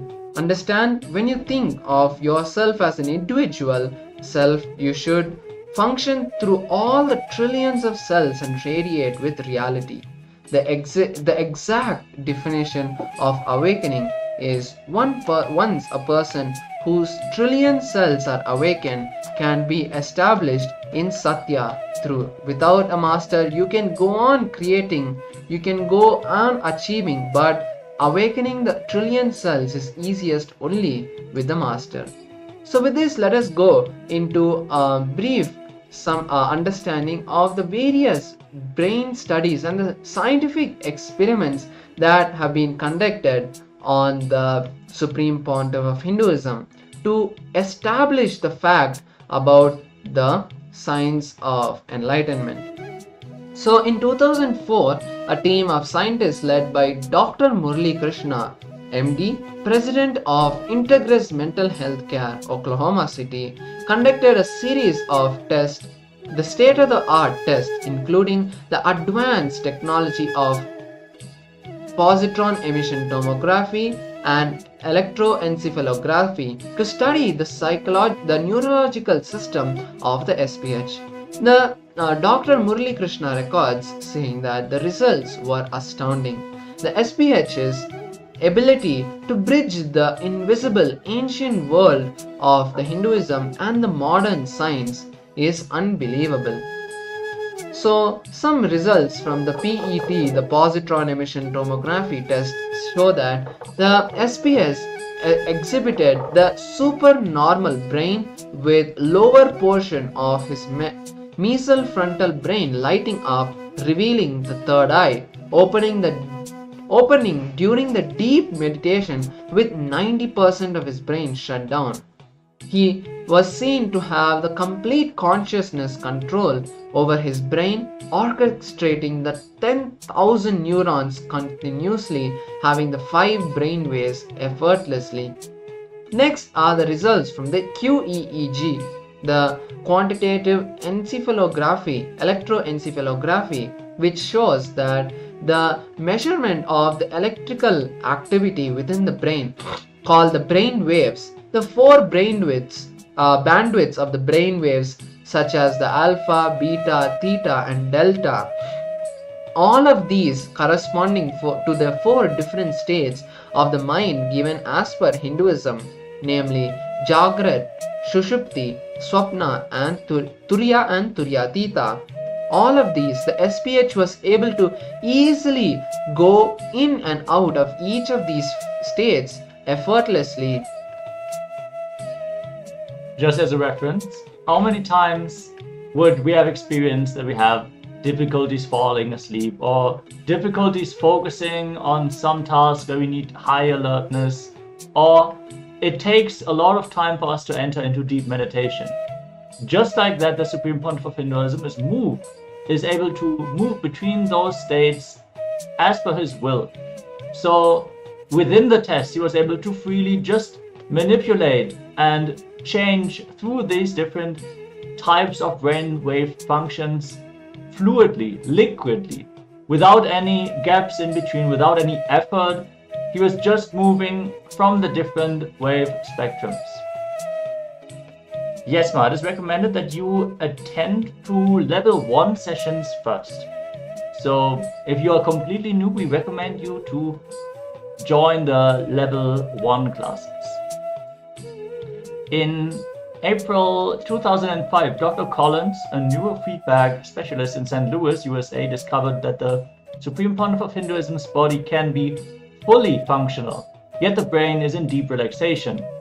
The brain activity was 20% of that of a normal person, but the brain function readings, they were so low, the equipment was checked for failure. In the words of Dr. Collins, the world will not believe this. During healing, the patient's brain was changing thousands of neurons each second. The heart rate variability between the Supreme Pontiff of Hinduism and the volunteer subject were simultaneously recorded while the subject received healing from the Supreme Pontiff of Hinduism on 29th of April 2005. It was concluded that the subject's heart rhythms entrained to those of the Supreme Pontiff of Hinduism during the healing sessions. That means that as the participant received the healing from the Supreme Pontiff of Hinduism, the heart moved exactly in the same pattern as the Supreme Pontiff of Hinduism. According to the Supreme Pontiff of Hinduism, healing happens through the very process of quantum entanglement. So, the study of the health recoveries on initiation of the Inner Awakening program during the years 2011 to 2015, the researchers studied the effortless transformation of the participants as their Kundalini was initiated.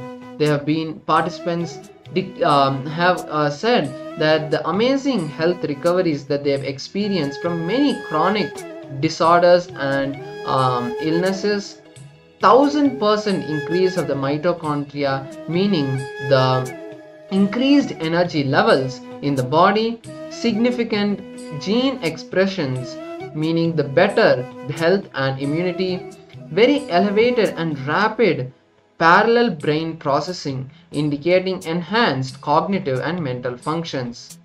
So now let us look at a beautiful video which also gives us the essence of some of the findings that have been done on the Supreme Pontiff of Hinduism and some of the scientific research that has been done.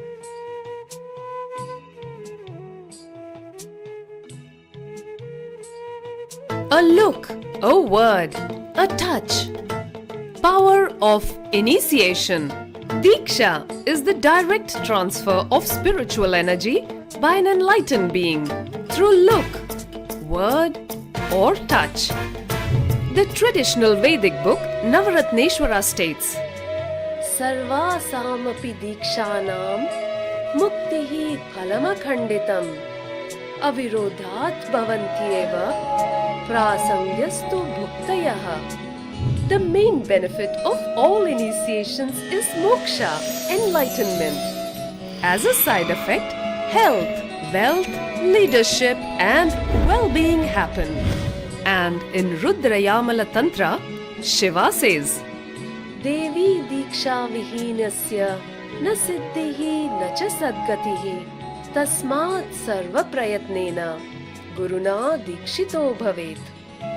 The one who is not initiated does not attain liberation nor a better future. So by all efforts, one should get initiated by Guru. What is the science of initiation? Neuroscience has proved that the process of initiation floods the brain with energy. This is the superconscious energy of Kundalini, our own highest inner potential energy. As the Kundalini flows from the thalamus to the cortex, it sets up a powerful energy loop within the brain, which awakens the latent non-mechanical parts which we have never used before. With increasing levels of coherence, the whole brain comes alive, turning into a superconductor of conscious energies that heal, empower, transform our lives, bliss and fulfillment. Initiation creates high awareness, visualization, creativity. It also slows the aging process and improves the immune system. Kundalini awakening, healing experience, levitation, teleportation, materialization. Experience the power of initiation through a range of exclusive programs conducted at the ashram. Nityananda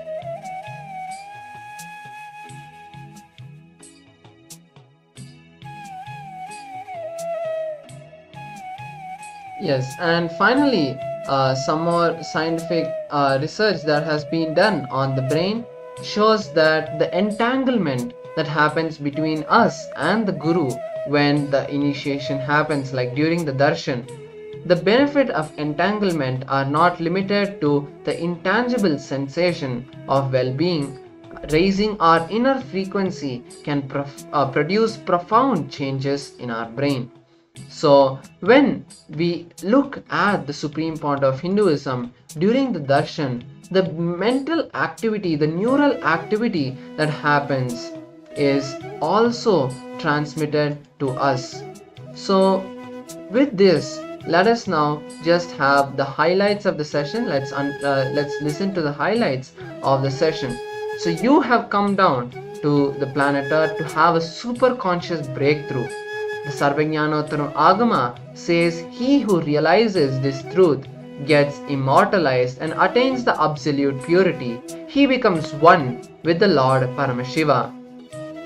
He himself has no doubt about this. The Paramashiva himself has come down to give us the superconscious breakthrough. What is superconscious breakthrough?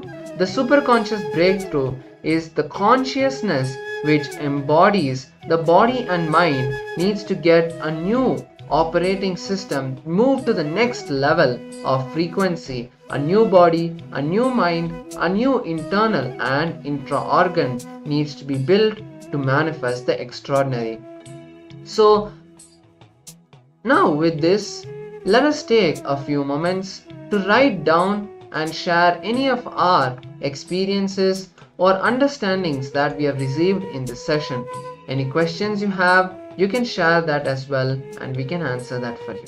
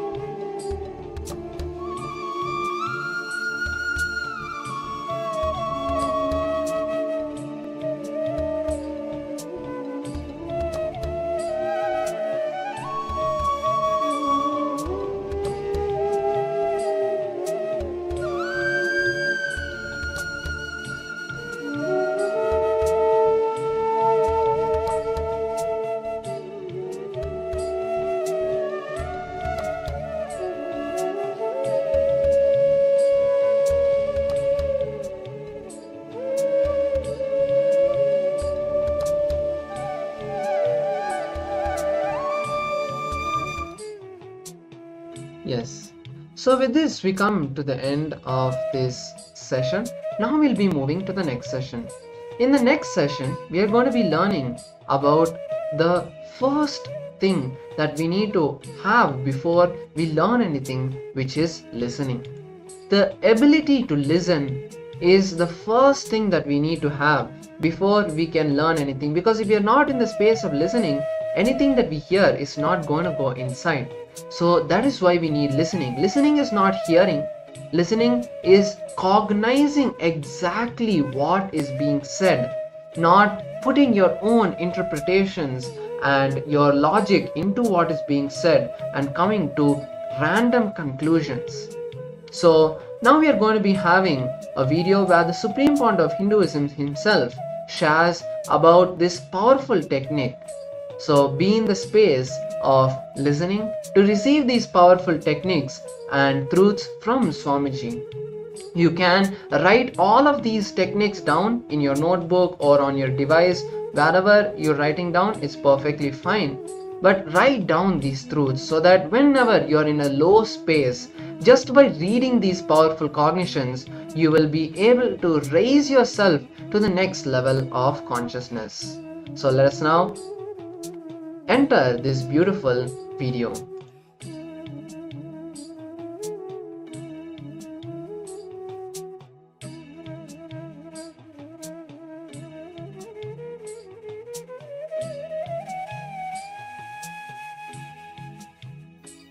Today I'll start with listening. Please listen.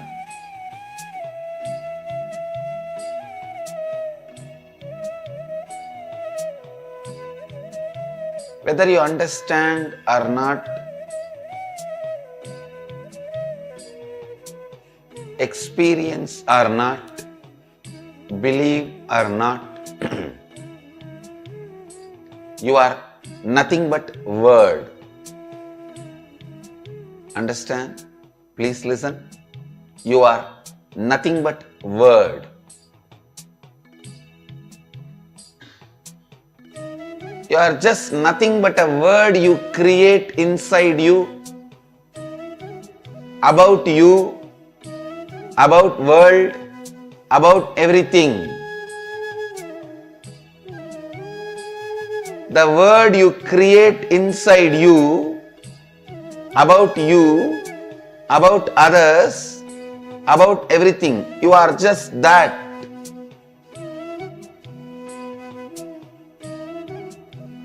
Please understand.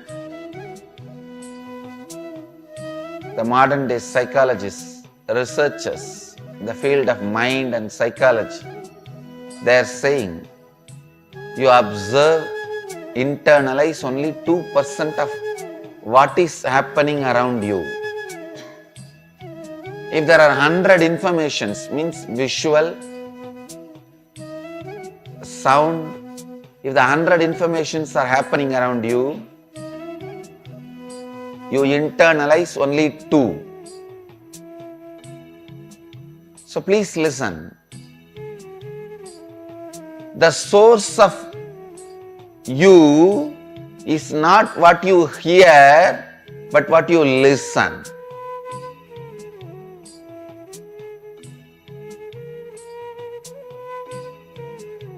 Please listen. Step by step, I am leading you to the next principles. The first principle I want you to listen and internalize. Whatever you are, good or bad, health or disease, richness or poverty, whatever you are, the word you utter,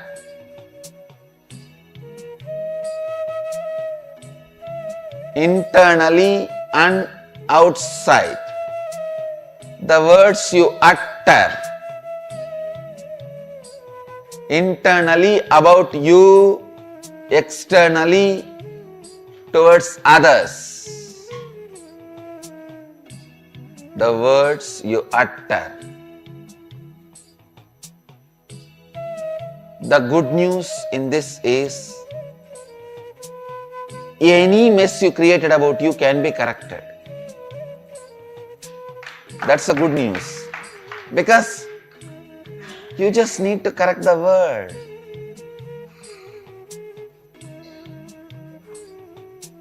Second principle, I want you to know. What is the source of the words you utter inside about you and others? The words you listen.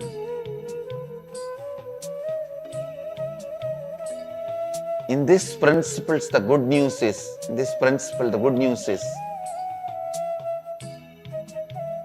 now you have got the opportunity to listen to right words from the source of Nada Brahma for next 21 days.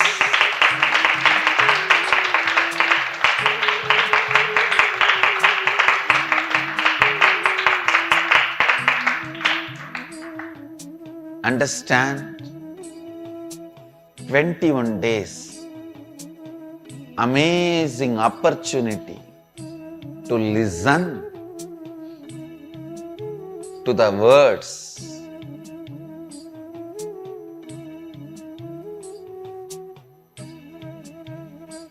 I am not interested in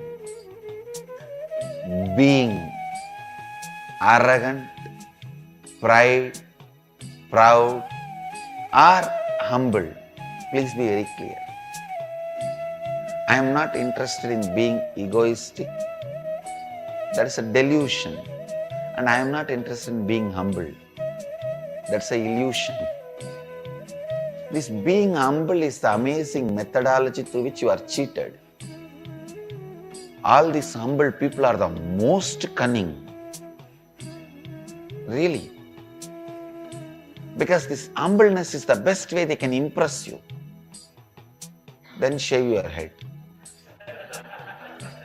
See in your life, all these so-called humble people are the most manipulative people. I am neither interested in being egoistic. Actually, egoistic people are more ignorant. They are stupid. They are not manipulators. But humble people are very manipulative. They know how to present themselves to get what they want to get.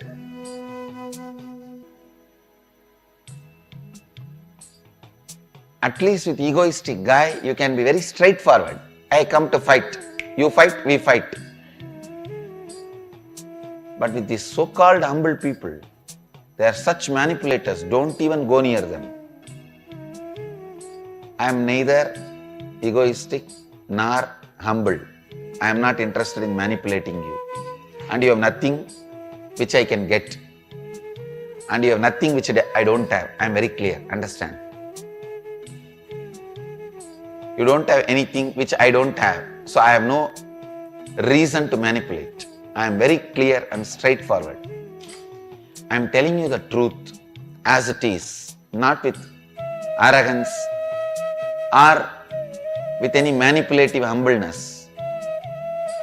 The words which comes out of me is capable of materializing something, not just giving you the spiritual experience or the spiritual strength. It has already proved thousands of times. People ask me, Swamiji, how do you materialize wherever you want, whatever you want? And how do you awaken our Kundalini even if we are sitting thousands of miles away? It is just word, the power of word.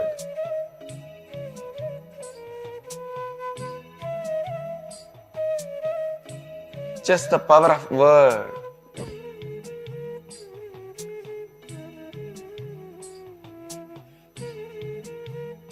When you are completely listening to your source, the words you utter naturally creates a powerful impact on the reality. So next 21 days, you have the amazing opportunity to listen to somebody's words, who is established in the source, who is in the eternal listening with himself. Nitya Shravana is Nitya Ananda. Eternal listening is eternal bliss. Listening to your source, eternal listening to your source is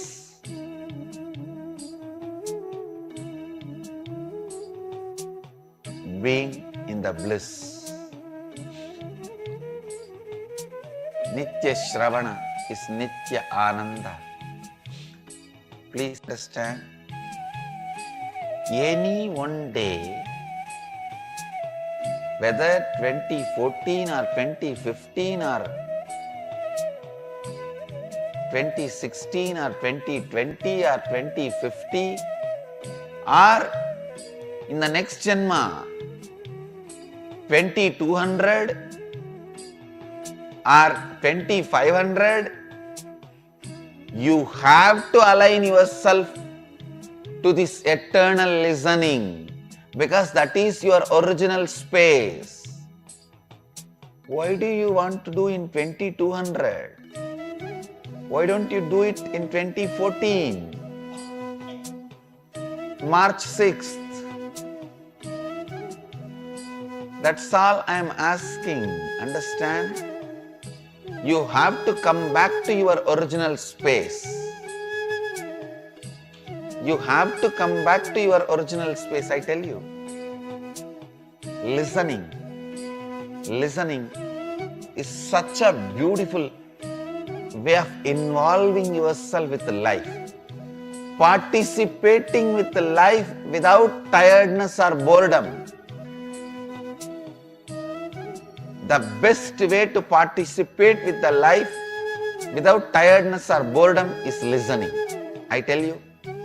Other than listening, any other participation will tire you and make you feel bored. Whether it is seeing or smelling or tasting or the touch pleasure. Other than listening, everything can tire you and lead you to boredom. All the other senses can be closed. Eyes can never be closed, because God does not want you to stop listening even for a moment. That is why the system is created such a way. It is always open and available. Listen.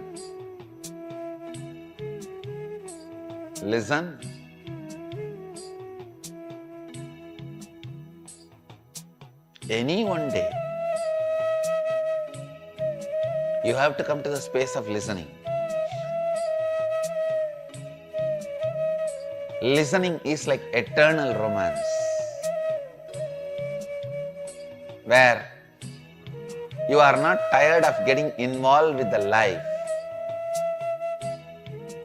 Understand this involvement with life, participating with the life. Participation with the life starts with listening. Nothing in the life can be achieved unless you participate. Listening is an amazing way to participate in the life. Especially when you get the opportunity to sit with the source for next 21 days, don't miss the great possibility of listening. Don't miss the great possibility of listening, because the words you listen becomes the part of the words you utter towards you and others. The words you listen from an enlightened being, a living master, becomes the words you are going to use about you and others in your life. I'll give you the essence of the satsang in Hindi. आज हरिद्वार में हम पुनः वापस आ गए हैं। हिमराज और गंगा के सानिध्य में ये स्थान अद्भुत ही है। आज के सत्संग में हम अनुभव के बारे में बात करते हैं। अब और कुछ नहीं है, केवल शब्द है। जो शब्द अपने भीतर आप रखते हैं दूसरों के लिए, स्वयं के प्रति उसे शब्द के अनुसार आप बनते हैं। विवेकानंद जी बहुत सुंदरता से कहते हैं, हमारे देश में अगर आप धनी भी बनना चाहते हैं तो आप एक वृक्ष के नीचे जाकर बैठते हैं। कृपया सुनिए, आप और कुछ भी नहीं है, केवल जो शब्द आप अपने बारे में और दूसरों के बारे में बनाते हैं, आप वही है। जब विवेकानंद जी कहते हैं कि कुछ भी चाहिए, आप एक वृक्ष या पर्वत के नीचे बैठ जाइए, वह सही का रहे हैं। मैं आपको इस विज्ञान को सिद्ध करके दिखा दूंगा। केवल मात्र अपने भीतर के शब्द को परिवर्तित करने से आप बाहर की परिस्थिति पर ईश्वरत्व प्राप्त कर सकते हैं। प्रत्येक बात आपके भीतर निर्मित शब्द से ही आरंभ होती है। जो कुछ भी आपने बाहर से सुना है, उसी के द्वारा आपके भीतर का शब्द बनता है। आप जो कुछ भी भीतर निर्मित करते हैं वो बाहर से सुना हुआ होता है। हर वस्तु का स्रोत है। आपके भीतर जो शब्द आप रखते हैं और आपके भीतर के शब्द का स्रोत है। बाहर का शब्द जो आप सुनते हैं, वैज्ञानिकों का कहना है कि आप बाहर होने वाली जानकारी का केवल मात्र 2% ही आत्म साक्षात्कार पाते हैं। जो कुछ भी आप हैं वह आपके द्वारा बोले गए शब्द के कारण ही है। भीतर आपको स्वयं के प्रति बोला गया शब्द और बाहर दूसरों को बोला गया शब्द। अच्छी सूचना है कि आपने कोई अभी समस्या बनाई हो, उसको सुधारा जा सकता है। मैं आपको सत्य बता रहा हूं। जो शब्द में आपको दूंगा वह आपको कोई कुछ भी प्रदान करने के लिए पर्याप्त है। यह केवल वाक शक्ति है। अगले 21 दिन के लिए आपके पास अवसर है ऐसे शब्दों को सुनने का जो नित्य आनंद में स्थिति है। नित्य श्रवण ही नित्य आनंद है।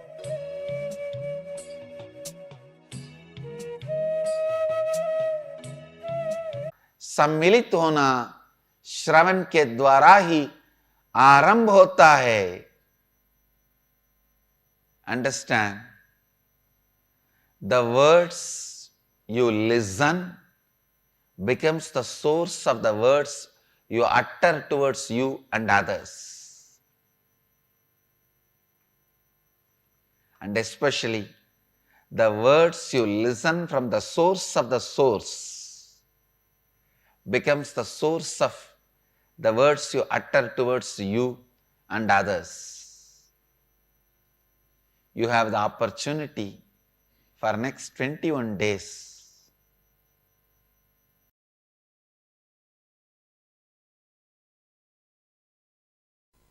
please understand, whatever may be the reason, whatever may be the purpose, whatever you may want from this program, through this program, can happen in you by listening. It is with listening. When you start listening, it starts.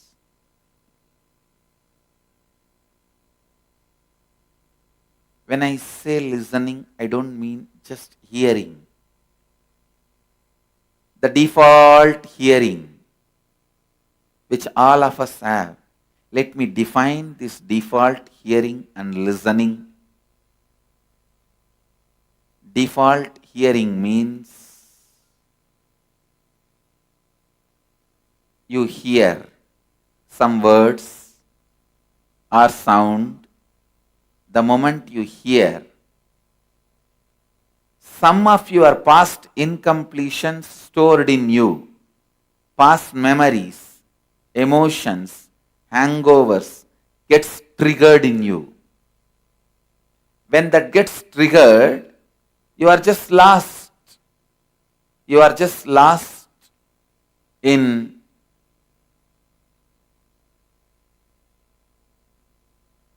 the triggered hangover. I'll give you an example.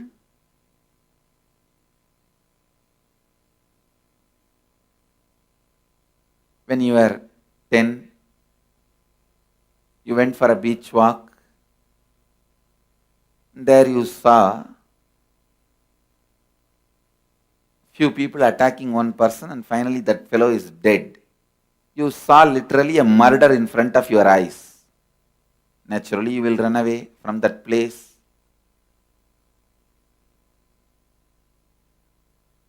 After that, you may never go to beach for a walk. Or even if you get a chance to see the beach, you may remember only this painful memory. If you carry this incompletion, the moment I start speaking, I start uttering the word beach or a beautiful walk in the evening beach, the breeze of the evening beach. Here I am talking about the beautiful, loving,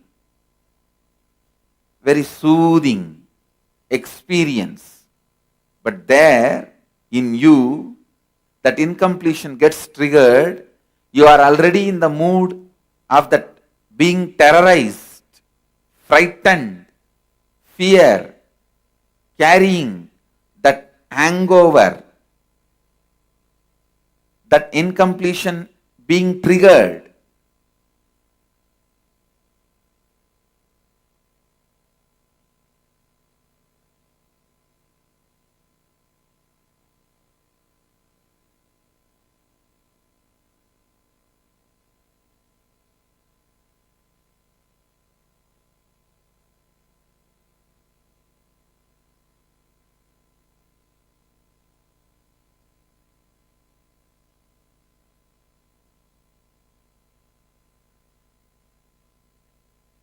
Understand, hearing and incompletions getting triggered and getting lost in those incompletions. Hearing, incompletions getting triggered and getting lost in those incompletions.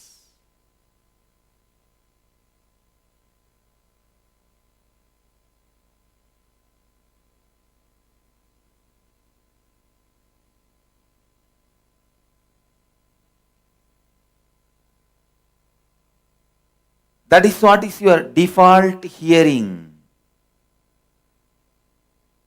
Now, when I ask you to listen, I mean listen and internalize everything I am uttering without allowing the interference of that past hangover, incompletions.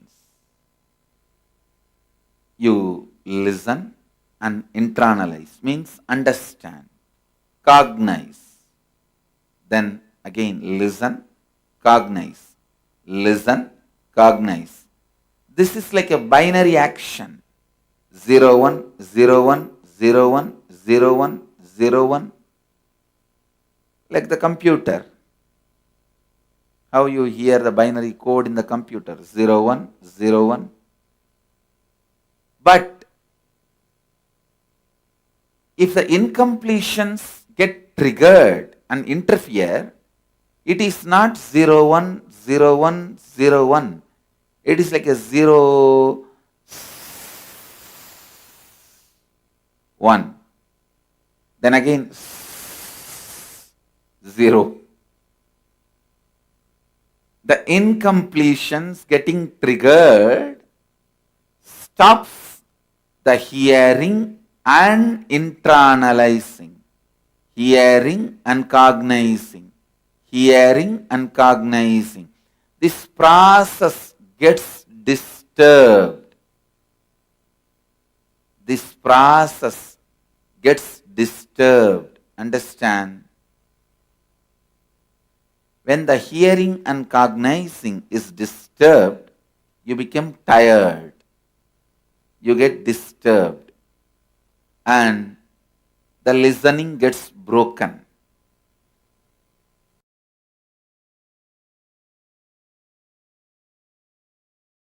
Understand? Today I wanted to expand on the power of listening and how it is directly connected to ability to handle sufferings, ability to handle reality. See, the inability to handle the reality is suffering. You need to know. Inability to handle the reality is suffering. The moment you have the ability to handle the reality, it is no more suffering. And listening plays a very major role in that. When you don't have listening, you always come to the conclusion before the information is cognized in you. Please listen.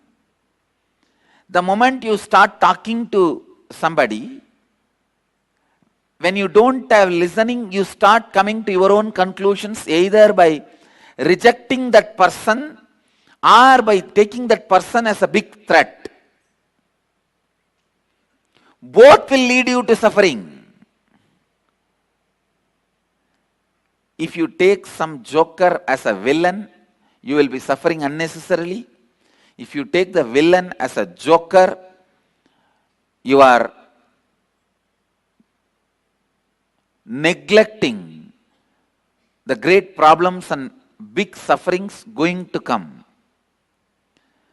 To gauge a villain as a villain, a comedian as a comedian, you need listening. Please understand.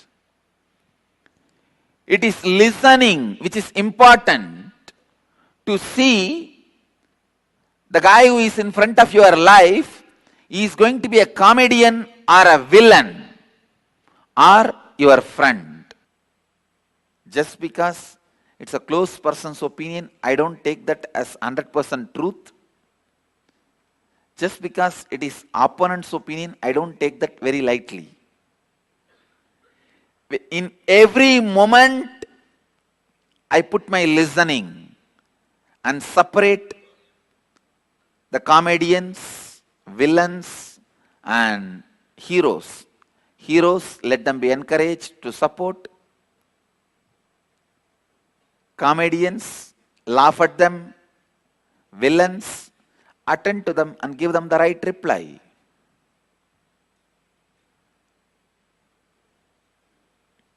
Please understand, listening is survival need. Listening is survival need. If you just have listening towards your mind, it cannot cause any more suffering to you. Your mind is also one of the close attendants you have. Because of your confidence over that guy tries to give you all false information and exploits you. I have seen this happening. It is not that he is a criminal, but he does not have listening. People ask me, how can we get to the space of pure listening? How is it practically possible to be in listening? Each time in our so busy daily lives, I can give you simple few techniques. Listen to your heart whenever you have a suffering thoughts, panic attack. Whenever you are confronting something, listen to your heart. Listen to your blood flow. Listen to your liver. It will really help you. You will learn listening. Once in a while, sit with a tree. Sit with a river. Sit with a water body. When I say water body, I mean 100 times more quantity water than your blood level is a water body. It can be anything. It can be a tank, pond, river. I think your body carries almost 5 to 7 liters of blood based on your size. So around 700 liter water, if it is there, it can be considered as a water body. Even a water tank, 700 liter water. If you sit with water body and listen, it may look very funny in the initial level, but I tell you, it will develop listening.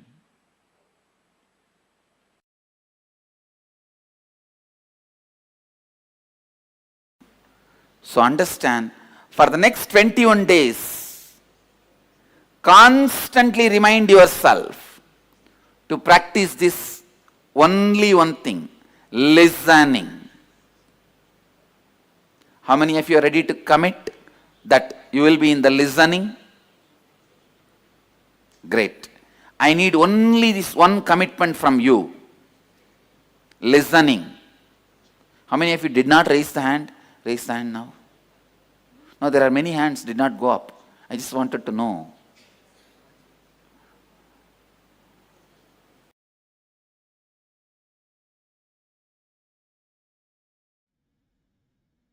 Yes.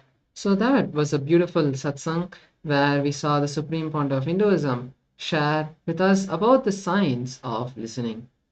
So now, this entire session, this entire program starts only when you start listening. With listening, life starts. So whether you understand or not, experience or not, believe or not, you are nothing but your words. You are nothing but a word you create inside you, about the world, about everything. All the best things of life happen to you with listening. Listening is hearing and cognizing with the right powerful cognitions. All of it happens without any interference of the incompletions. There's a beautiful Upanishad called the Brihadaranyaka Upanishad, which says, Bhadram karne bhishruniyama devaha bhadram pashe makshabhiryajatraha, which says, authentic listening, and the listening happens, let me see only what is auspicious, let me hear what is only auspicious. So let us now take a few minutes to write down some of the powerful cognitions we have received in this session, and after that we'll be moving to the next session. So let's now take a few moments to write down at least a few, like 5 powerful cognitions you received from this session.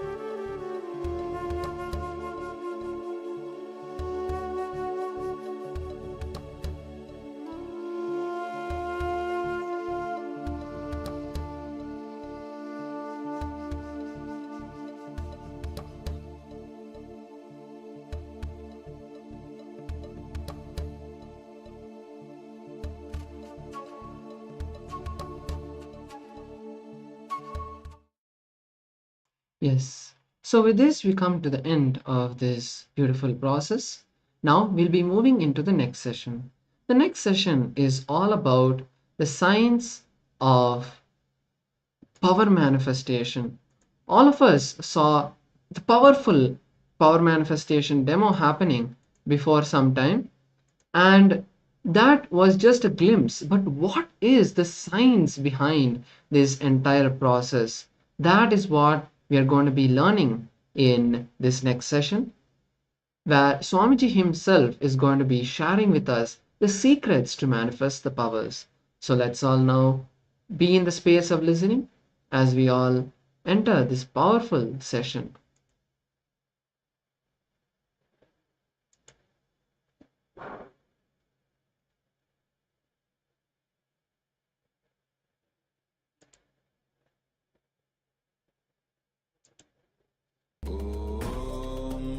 Nityananda Paramashivoham Om Nityananda.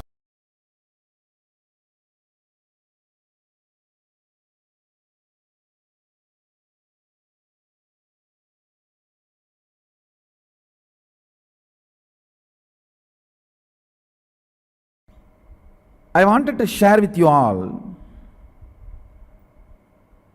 one of the biggest breakthrough we achieved by the grace of Sadashiva. Understand, each civilization has contributed something to humanity. As long as that civilization was contributing to the humanity, the civilization was allowed to live. It existed. It flourished. European civilization did a large research and development on socio-political ideologies and structures, from autocracy, democracy, every possible socio-political structures. They have done research. German has done vast research on medicine, the field of medicine. That's their contribution. Each civilization has done contribution in some field. The Indus civilization, Indus Saraswati civilization, the civilization which happened between the river Indus and Saraswati, the biggest contribution from the Indus Saraswati civilization, the modern day Indian civilization, modern day what we call India, in those days it was Indus Saraswati civilization. Biggest contribution of the Indus Saraswati civilization is giving superconscious breakthroughs at every age. Please understand, we are all here today after a long journey from amoeba, single cell, to fish, from fish, evolving to monkey, from monkey to man. People ask me, Swamiji, then do you accept that evolution theory? Please understand,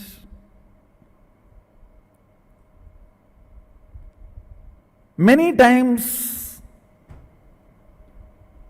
I have faced this question: is Darwin's evolution theory right, or the Hinduism's Avatara theory right? Understand, as far as the body is concerned, Darwin's evolution theory is right. As far as the consciousness which is reflecting on the body is concerned, the Hinduism's Avatarana theory is right. Body evolved on the planet Earth from amoeba to fish, fish to monkey, monkey to man. Consciousness descended from the space of superconsciousness and reflected on this body.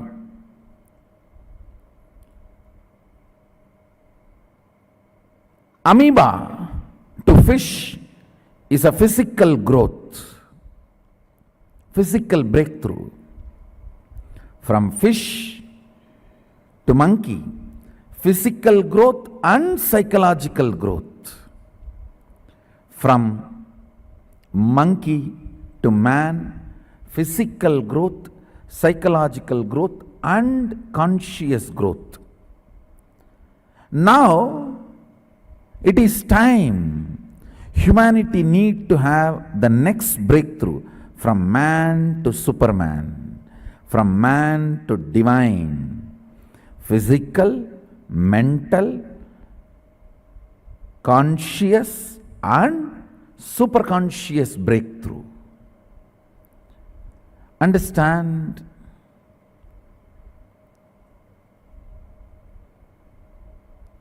It is the responsibility of the Indian civilization to provide this superconscious breakthrough. The science of providing superconscious breakthrough from time to time at different ages is what we call Vedagamas. This breakthrough is the responsibility of the Indian civilization. This science is preserved in the Vedas and Agamas. This tradition which has dedicated itself to give a superconscious breakthrough again and again and again to humanity is Sanatana Hindu Dharma.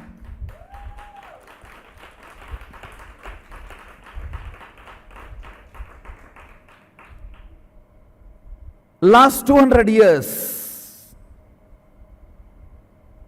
the modern day humanity is matured enough to have the next superconscious breakthrough. Many masters were putting all their efforts.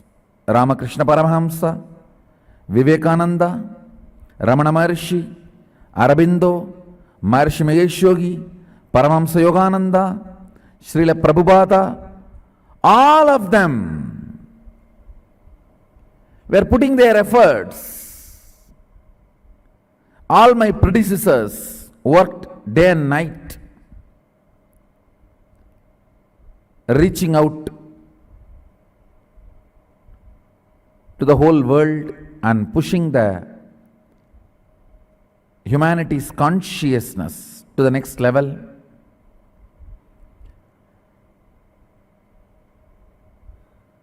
They all put their efforts, tried their best to create this new human being, to give superconscious breakthrough.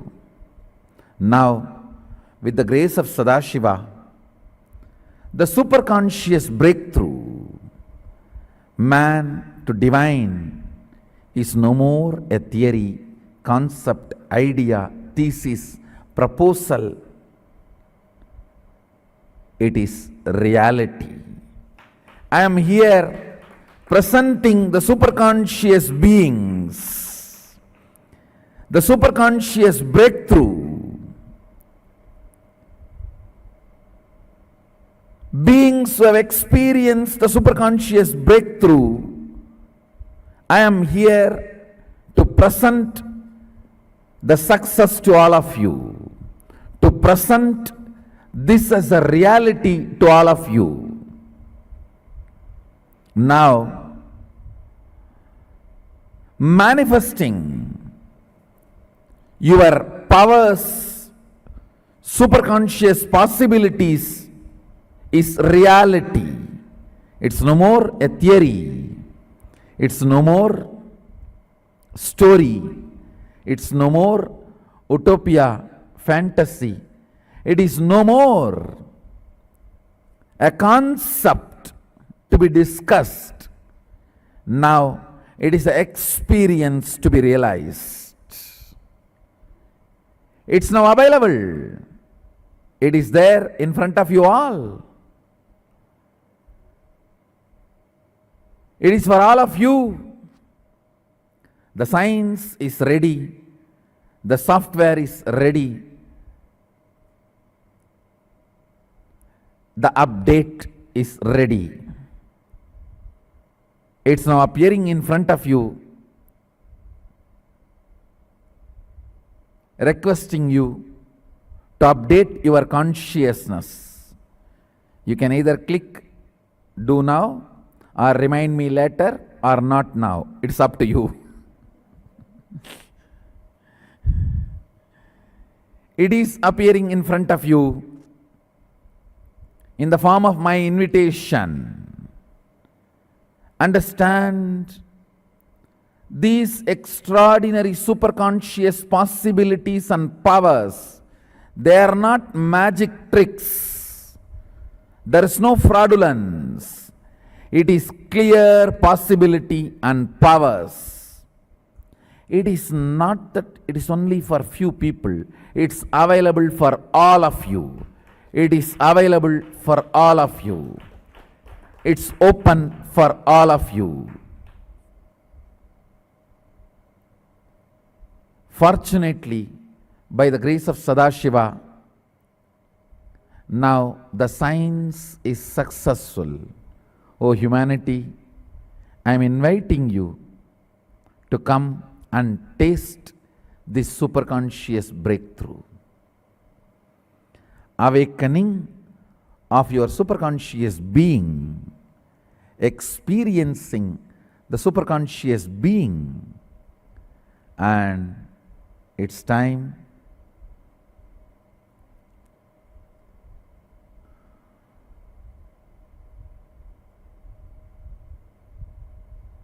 you all come and enjoy, experience, express, radiate, share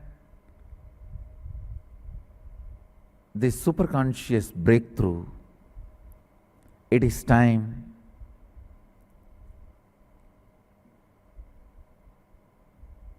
you raise yourself to the next level. Understand, whenever a superconscious breakthrough happens, it is not that you manifest only superconscious powers and possibilities. Your whole body goes through. Your whole body goes through a new energy, rejuvenation. It just gets updated, upgraded. Your consciousness evolves. Your being moves to the next level. So fundamentally, your body, mind, being, your consciousness, the whole thing raises to the next level. It is time. I am inviting everyone. Oh, people of Los Angeles. Oh, human beings of Los Angeles. Through the human beings of Los Angeles, I am inviting the whole humanity. Welcome. Please come and experience this superconscious breakthrough. It is time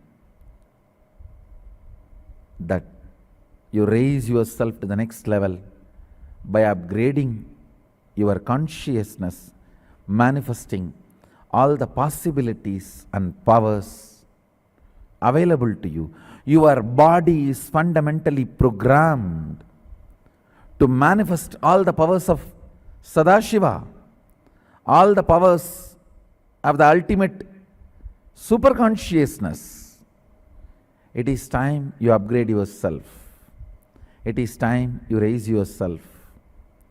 Now the science is available. Now is the time. You have waited for a long time. Understand? Oh humanity, you survived many births. You survived many natural calamities. You survived many man-made calamities. You survived many wars. Understand?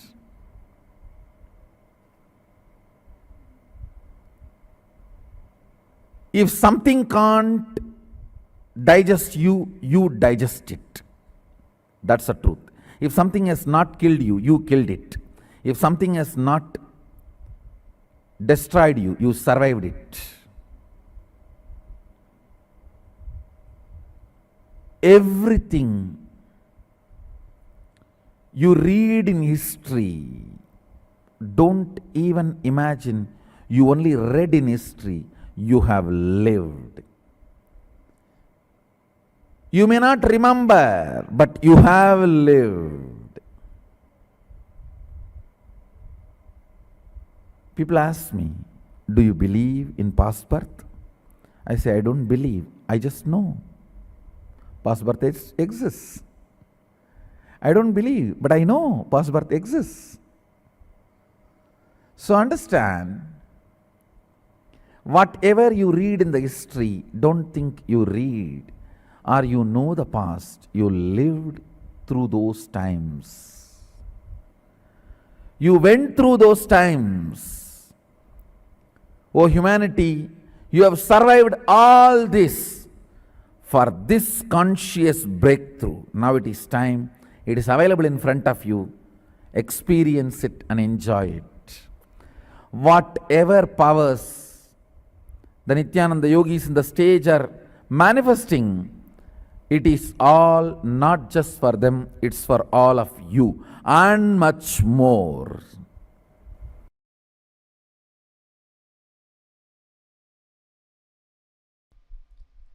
I am making it very clear. The sacred secret signs I am revealing about the third eye, experientially to the whole universe, is neither mysticism nor occultism. First of all, I wanted to make it very clear.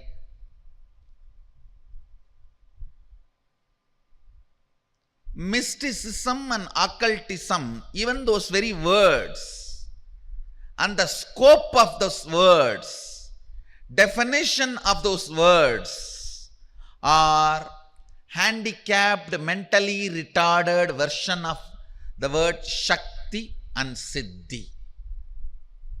Listen. What I am revealing as the sacred secret signs of third eye is neither mysticism nor occultism. It does not come under any of these definitions. It is a very clear sacred secret signs of Shaktis described directly by Sadashiva, the Adi Guru, the ultimate source, in Agamas very elaborately, eloquently, without any ambiguity, without any doubt, step by step, science, applied science, technology, the whole thing is clearly presented in Agamas. All I request everyone out there, please, for the sake of Sadashiva, read Agamas.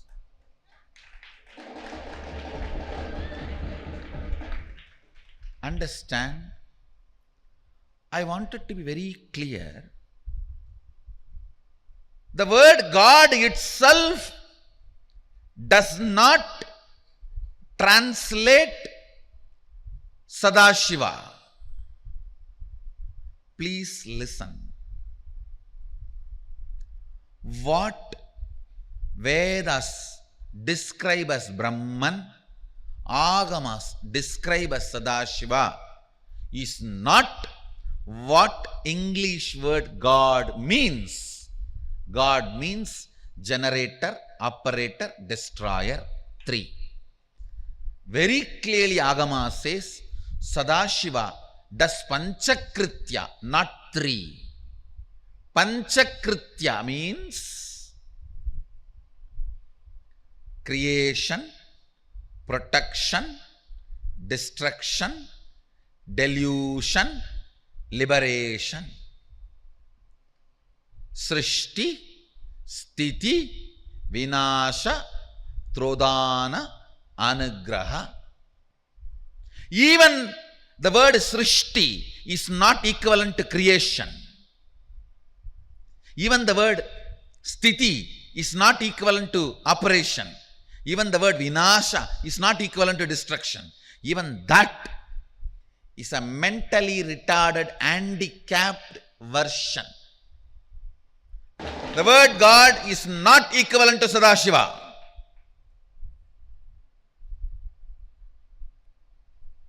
The very scope. West does not understand something called delusion and liberation. It understands only creation, operation and destruction. What they understand from their scope, they created their God. Understand what they could grasp, based on that they created their concept of God. What we experienced, from that we expressed Brahman and Sadashiva. So the Brahman in Vedas, Sadashiva in Agamas is not described, presented properly by the word God. I am first making this statement clear. So, the moment I have discarded even the word God, where is the question of getting absorbed into that God? Understand, supernatural, paranormal, magical, all these words no way relates with what Agama describes, Upanishad describes as Shaktis. Nothing is supernatural for us. Nature itself is super, or super is nature.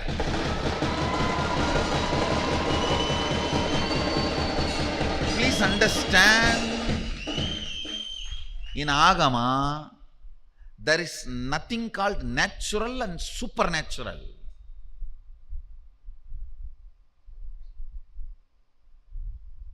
For example,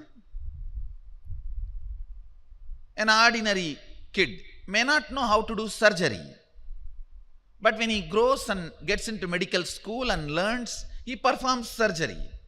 That does not mean you call the ordinary kid as natural and the doctor kid as a supernatural. No. When there is a clear science, there is nothing called natural, supernatural. Understand? Sadashiva is very clear. He programmed all of us with his own inner space. In this human frame, you can manifest easily, simply by realizing your oneness with Sadashiva. Around 460 Shaktis. Listen.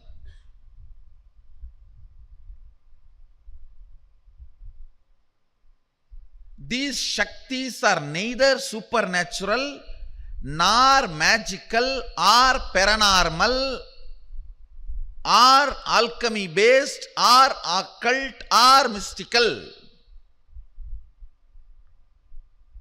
These are very clearly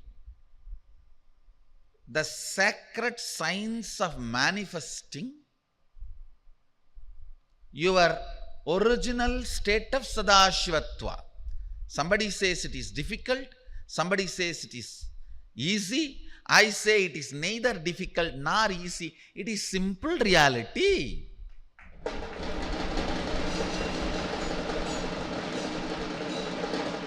For reality, you can't even use the word easy.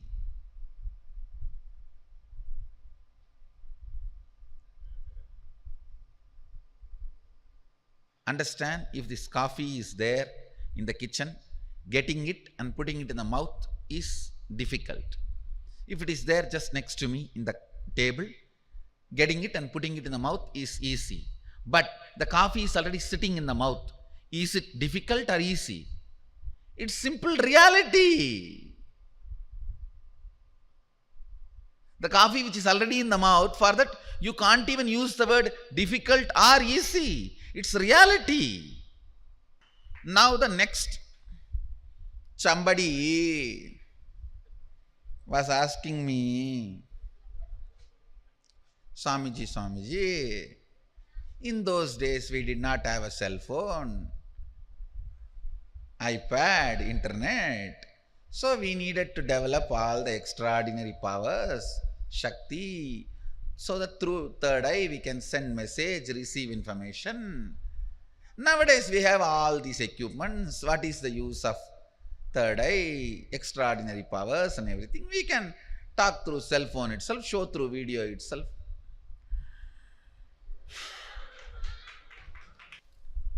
All the equipments you have already developed, technology you have already developed and going to develop, will always be able to communicate, transmit only the informations of this waking state, which is already deluded and less informed. But the powers of third eye, when you see through third eye,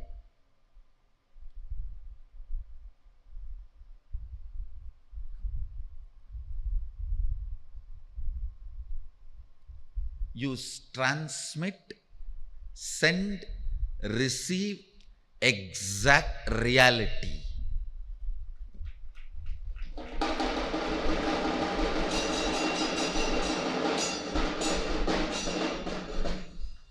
Okay, Facebook is there. How many fellows chatting and building a relationship only when they see each other? One is 72, one is 32.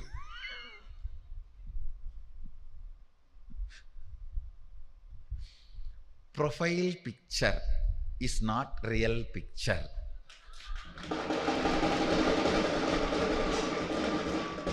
Cell phone, Facebook, any technology developed can only transmit, relate the informations of this waking state. Waking state itself is less informed and misinformed. Third eye may do the job of cell phone and video call, but it is not limited to that purpose. All the technology you developed can be used only the facts and of facts in various levels. Like you yourself don't communicate completely, or you yourself don't know completely. All this misinformed, less informed level only, the transactions can happen with all the modern technology and gadgets. Third eye is not all about what is generated, operated, destroyed. It is all about what is delusion and liberation.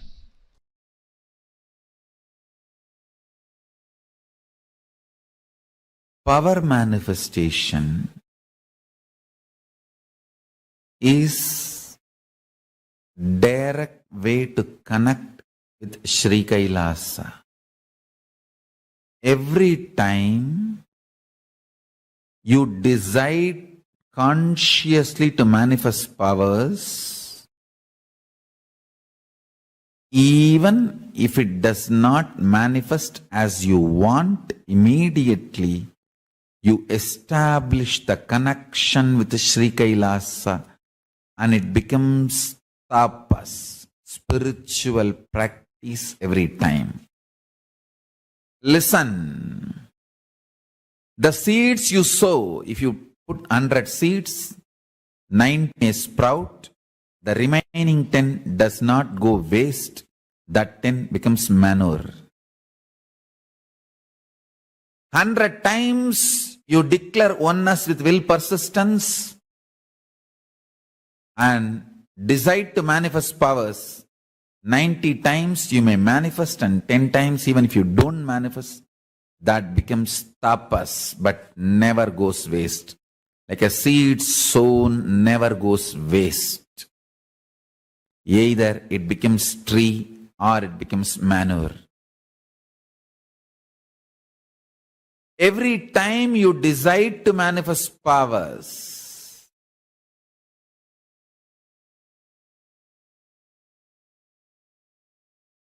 either you manifest or your attempt, will persistence becomes tapas. Understand?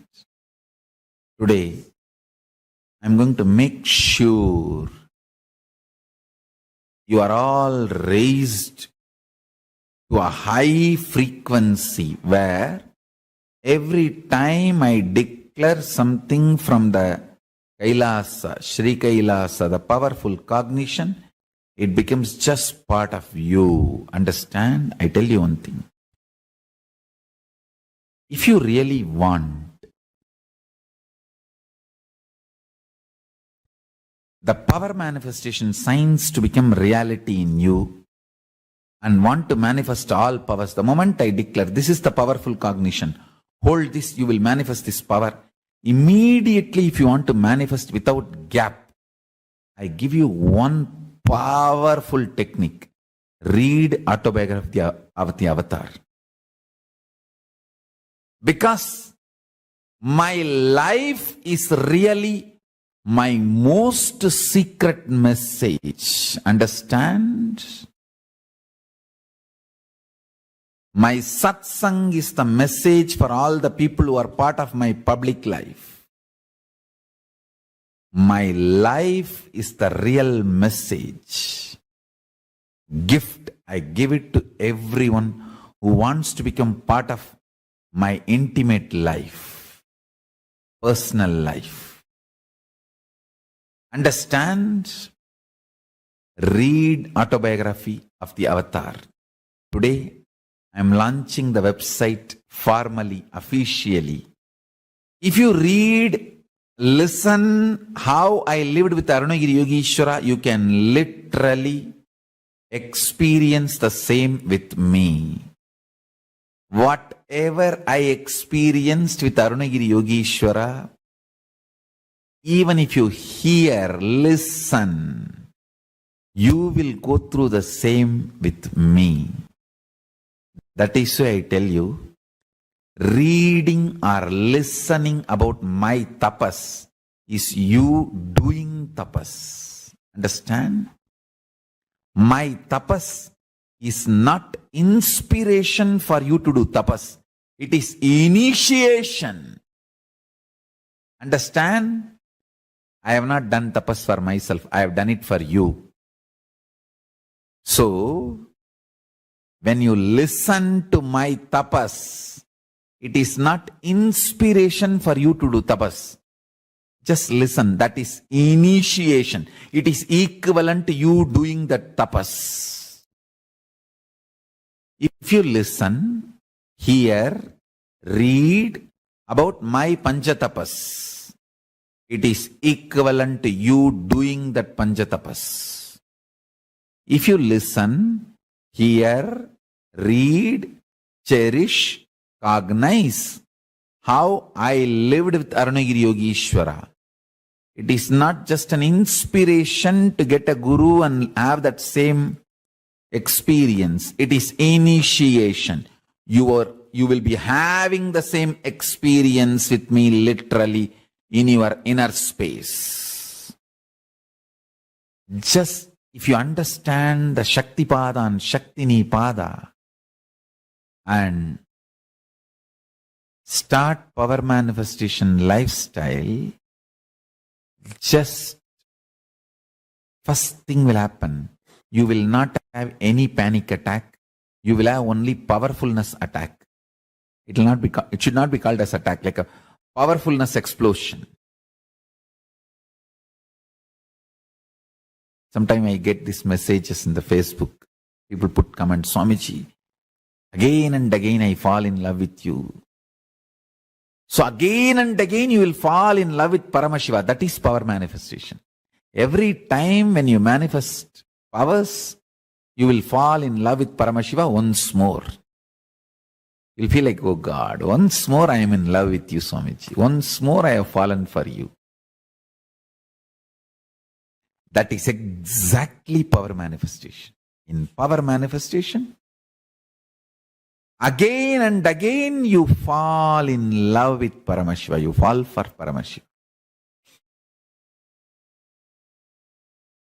And I tell you, nothing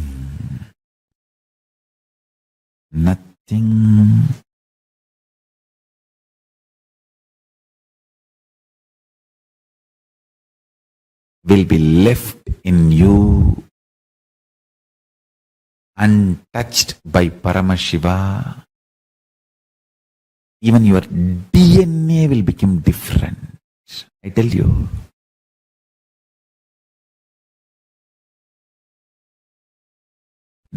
When you inhale and exhale, that air you exhale will have so much power and vibration of Paramashiva. Your breathing space will radiate him. Your blood, bone marrow, DNA, the air you exhale will vibrate Paramashiva. Nothing can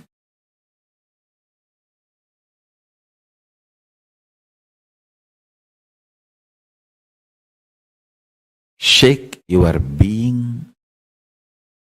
Nothing can move your being.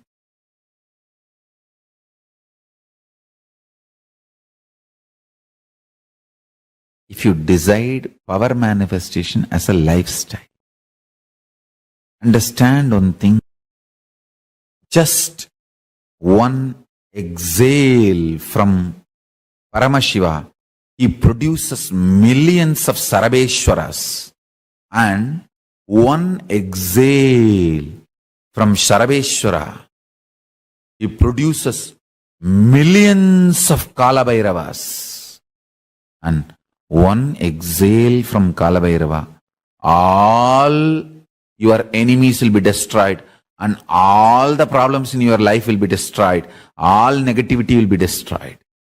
Understand? Listen. One exhale from Paramashiva, thousands of Sarabeshwaras.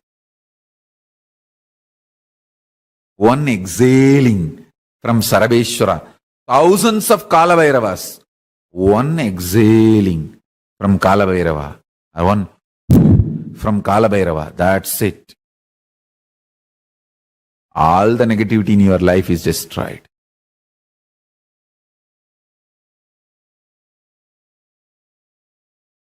Understand, my disciples cannot have anxiety attack. My disciples will not have anxiety attack. I am there with you. Nothing can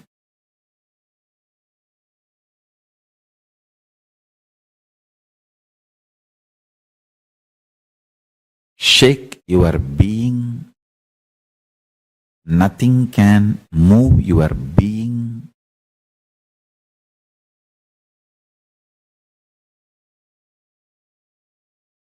if you decide power manifestation as a lifestyle, understand one thing, just one exhale from Paramashiva, he produces millions of Sarabeshwaras, and one exhale from Sarabeshwara, he produces millions of Kalabhairavas, and one exhale from Kalabhairava, all your enemies will be destroyed, and all the problems in your life will be destroyed, all negativity will be destroyed. Understand? Listen, one exhale from Paramashiva, thousands of Sarabeshwaras. One exhaling from Sarabeshwara, thousands of Kalabhairavas. One exhaling from Kalabhairava, one from Kalabhairava, that's it. All the negativity in your life is destroyed.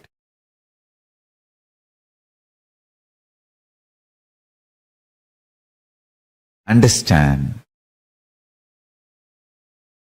my disciples cannot have anxiety attack. My disciples will not have anxiety attack. I am there with you. Power manifestation is too simple and really too powerful and too useful for your day-to-day life. It's a most useful spiritual practice. It is intense prayer, intense Advaitic oneness, intense yogic samyama, and intense Shaktipada and Shaktinipada. All put together I have given as one method, power manifestation. Just three things. Listen, Paramashiva is inside you, cognize it. And he is endless resource. And he is waiting to manifest for you. And you just need to connect with him, declare your integrity to him, and make Satya Sankalpa. That's it. That's it.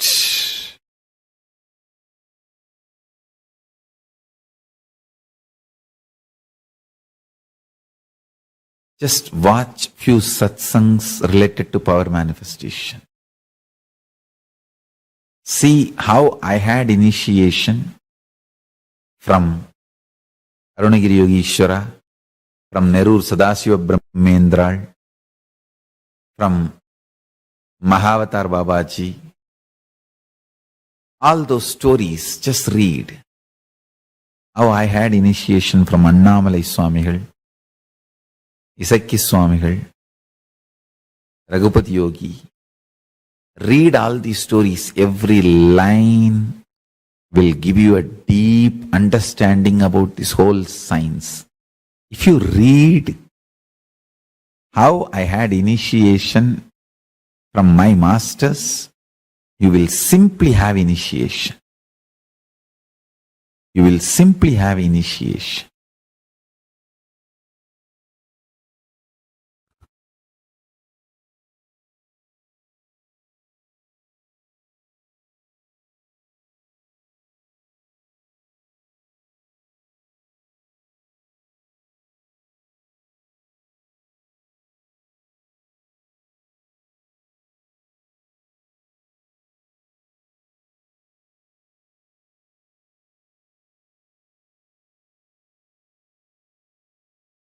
Nothing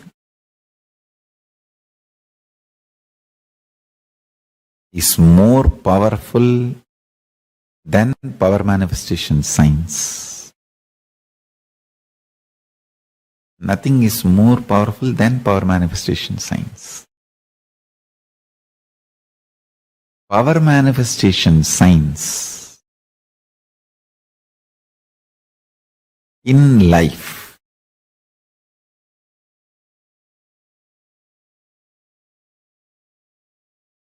is the most enlightening.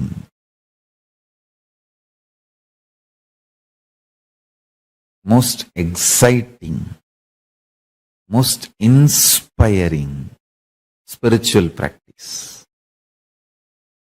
When you decide to manifest powers again and again and again, you know Paramashiva is within you and he is manifesting. You fall in love with Paramashiva every minute. Understand? If he manifests, you know he is real and he is manifesting. Even if you don't manifest what you declared, you will manifest the jnana and vijnana, knowledge and understanding, why it is not manifesting as you want, why it is manifesting much better way than you want, as Paramashiva want. That's the beauty. Most of the time,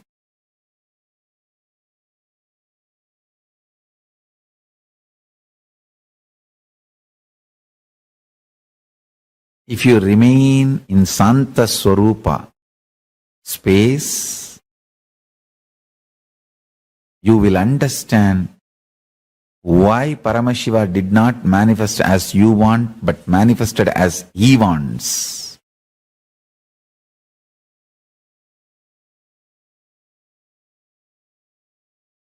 Because he is greater planner than you. He is higher intelligence than you.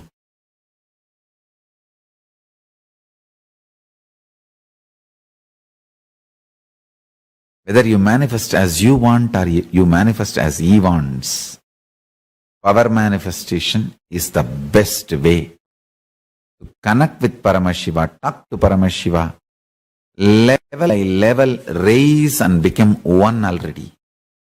Achieve the oneness, which is the case already. Understand?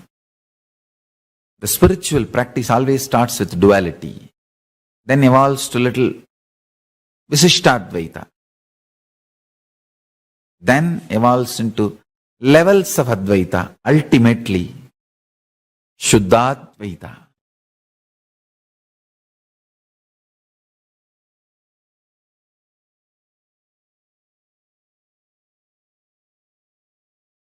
Shuddhadvaita becomes your reality through power manifestation, step by step by step.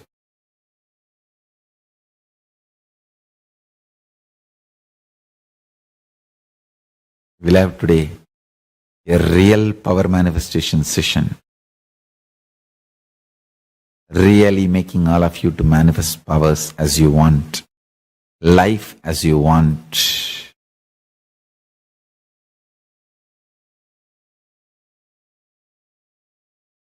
Understand,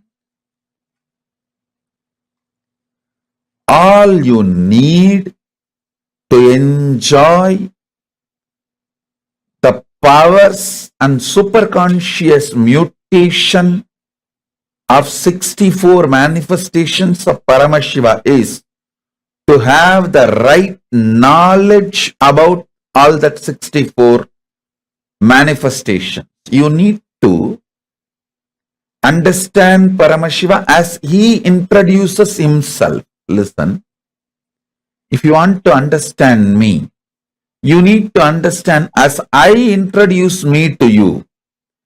You can't understand me with your own independent investigation. Neither your mind is capable nor your consciousness is powerful to grasp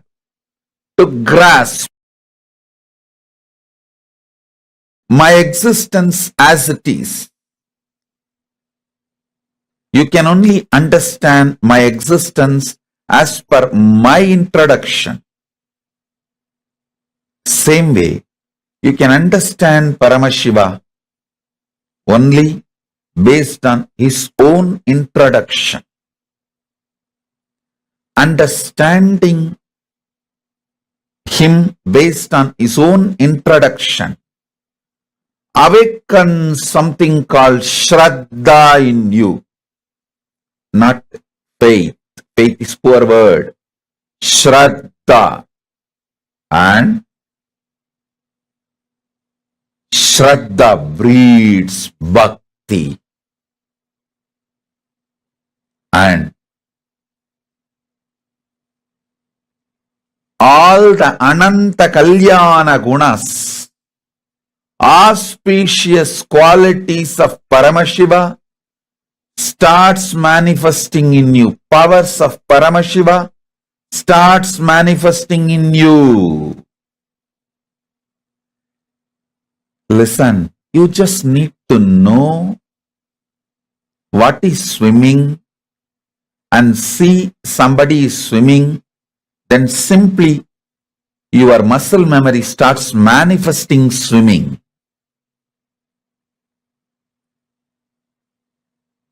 Same way, you just need to know about the superconscious mutations of Paramashiva and see someone manifesting it.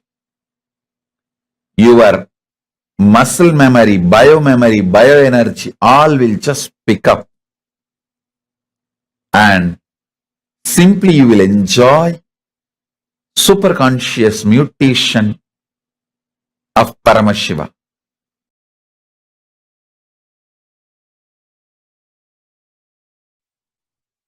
More and more power manifestation. You see, I am seeing so many of you putting the message. Your health become all right. You dropped the spectacles permanent. Superconscious mutation means if you have a very weak gum, shaky gum, with this process, the gums will become so strong, just through your teeth, you will be able to pull the truck. Have you seen this karate guys? The kung fu guys, all these black belt guys, they pull that whole truck through the teeth. You will be able to do that. That is what is superconscious mutation. Understand? Superconscious mutation is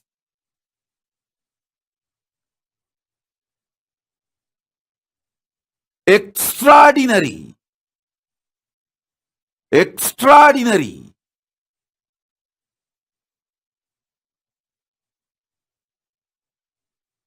So sit with the conversational relationship. That's all. Nothing else. And I'll point precisely where you guys need to flower. I'll make it happen. What is the real eyesight, you know? When you close your eyes and look inside, you should be able to see all the organs. That is what is eyesight. Your eyes should be able to see inside, outside. That's a complete health.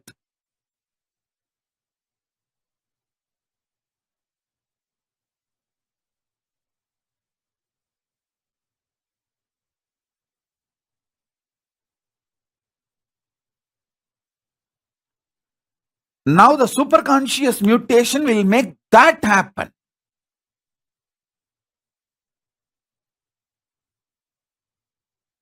So understand, superconscious mutation is not ordinary power manifestation. You had a spectacles and you dropped the spectacles, now you are able to see, is ordinary power manifestation.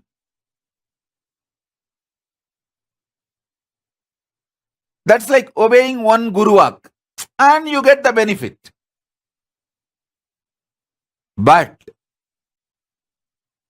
you start seeing inside and outside through your eyes. You can see clearly your organs, where the fat is, where the blockages are, and you can just clean your body. Ability to see is ability to clean. You can see the lungs, intestine, where the fat is stuck, where the food is undigested, where the gas is, and you can just clean up yourself. That is what is superconscious mutation.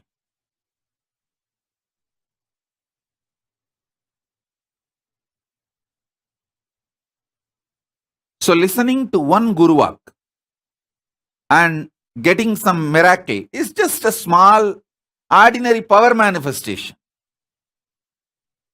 But when superconscious mutation happens, it is just next level. It's a life manifesting in a different scale.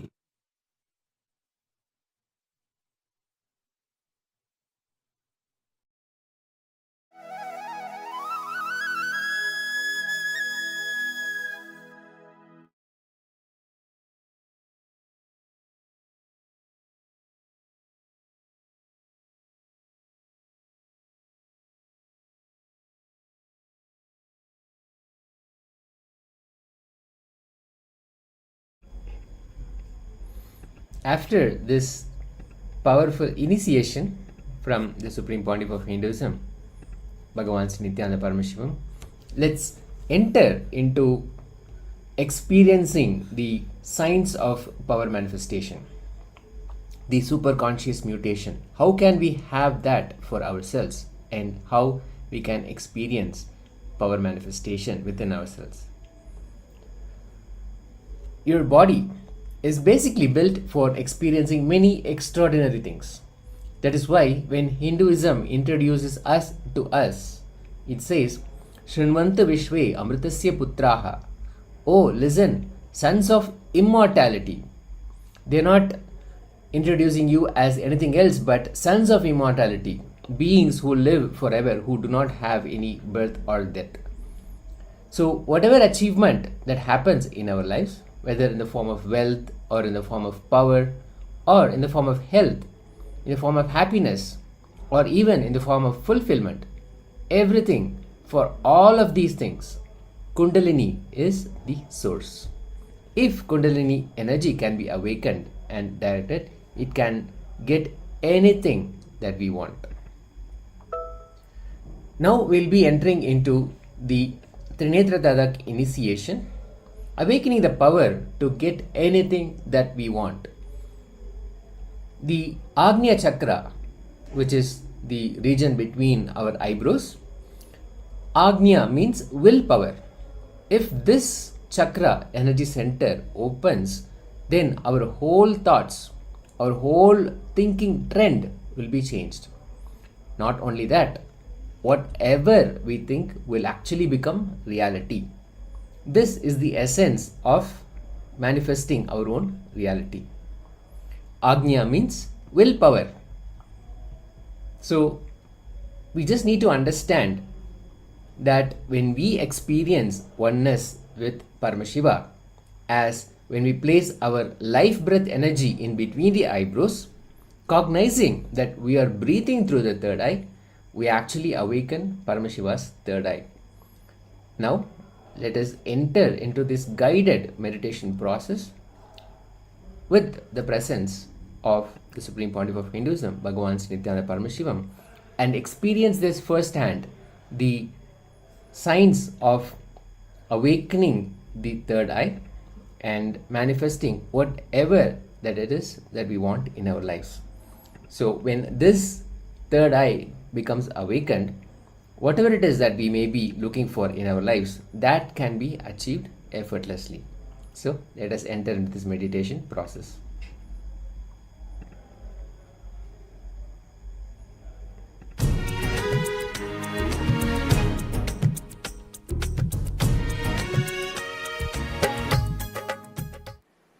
I welcome all of you with my love and respects.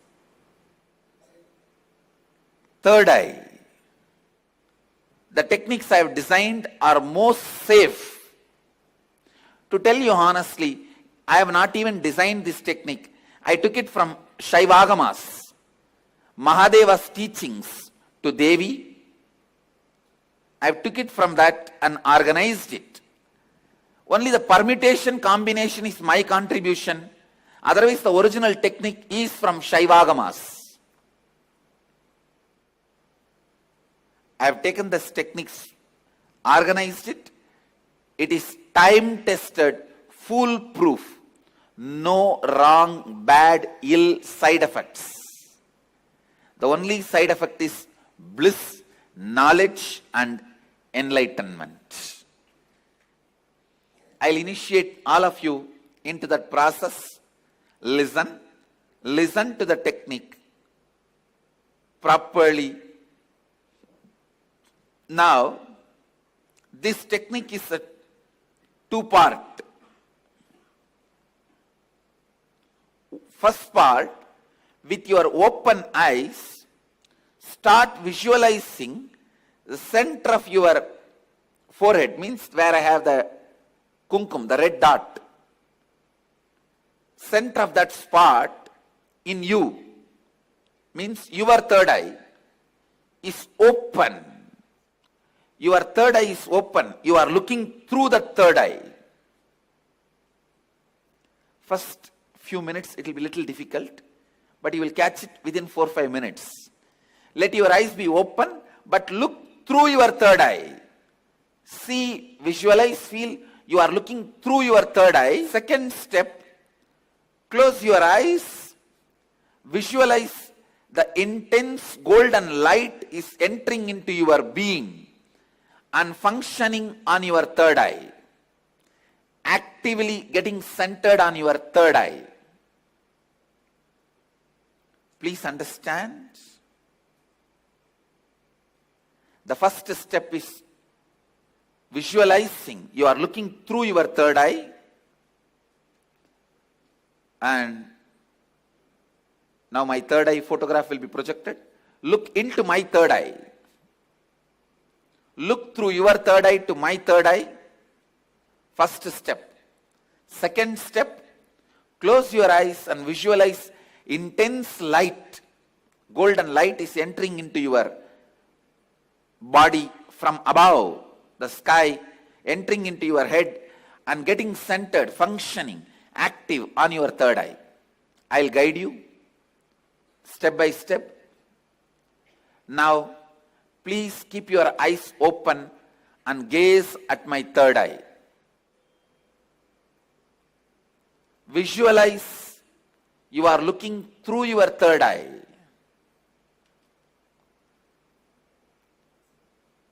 Between your eyebrows, there is a red color hole.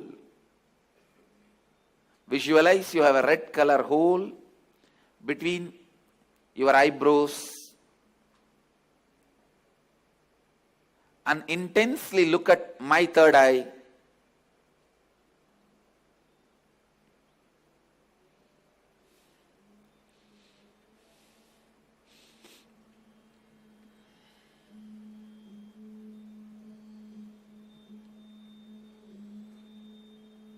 Shiva, Shiva, Shiva.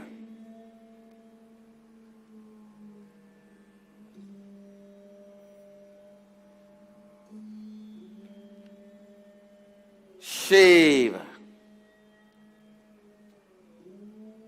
Your eyes can be open, but visualize you are looking through the third eye.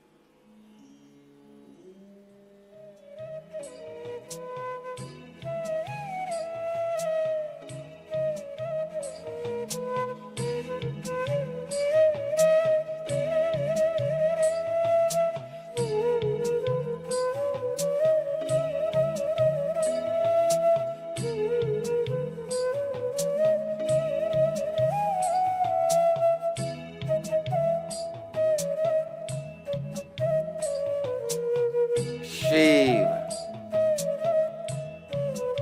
Shambhavi,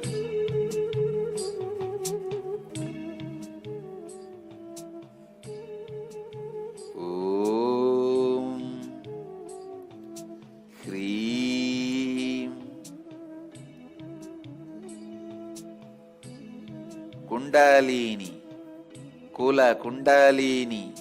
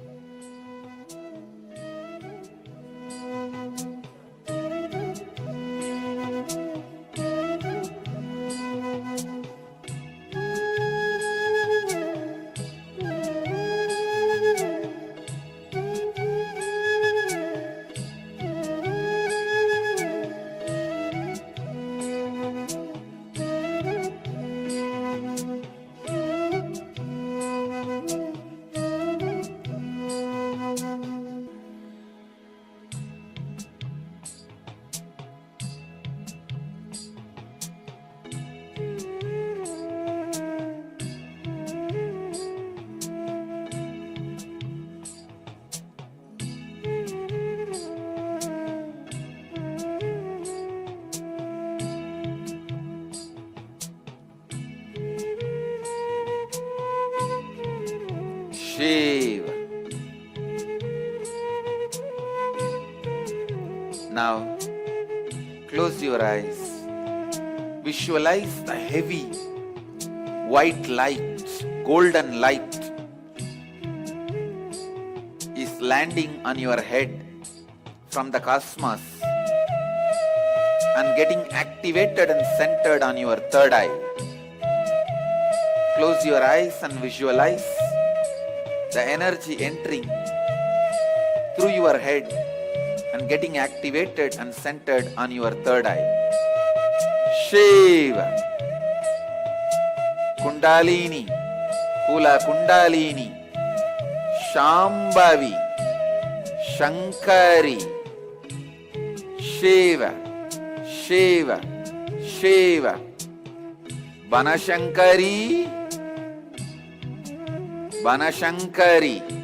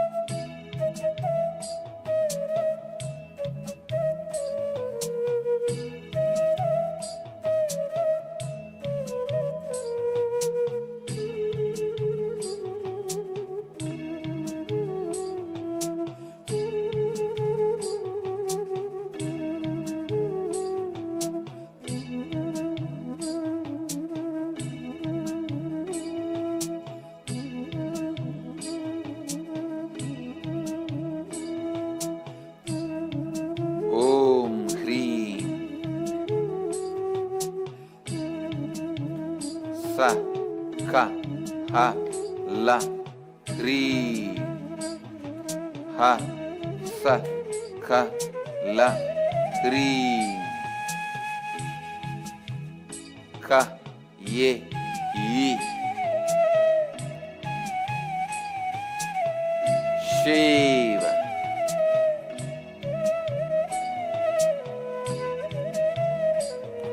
Shiv.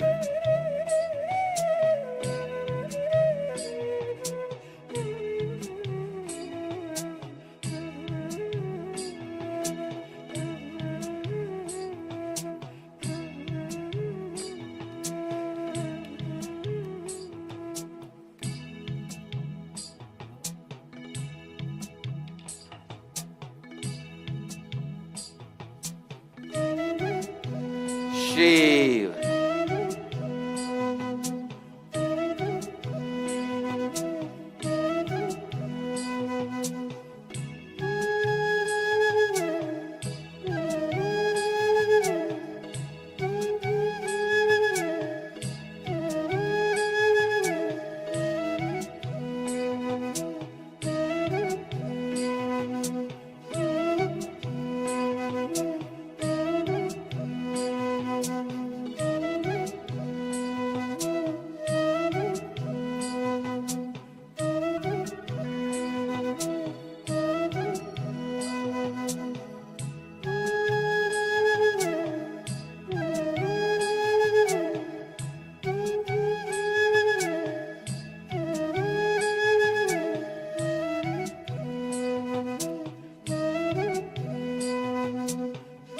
Shiv.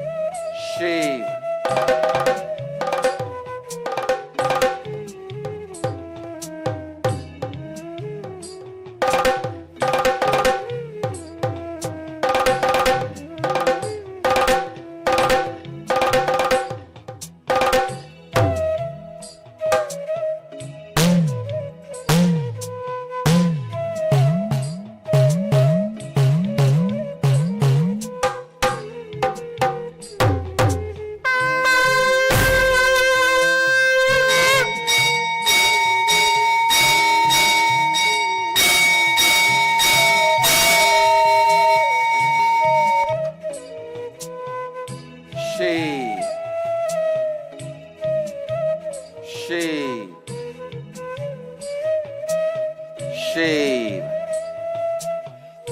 Shambhavi, Bhairavi,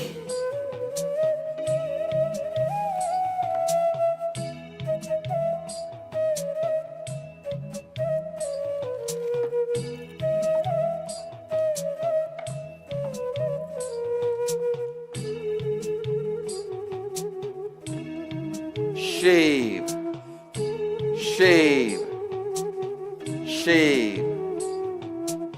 Now, again, you can open your eyes and gaze at my third eye through your third eye. Look through your third eye to my third eye. Shiv.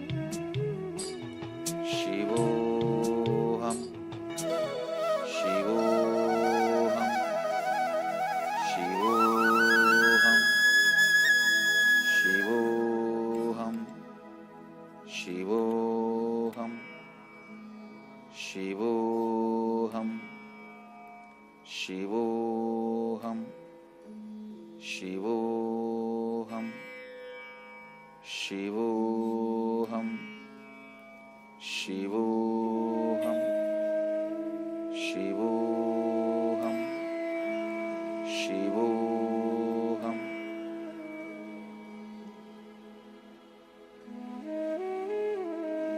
You can open your eyes. Shivoham, Shivoham, Shivoham, Shivoham.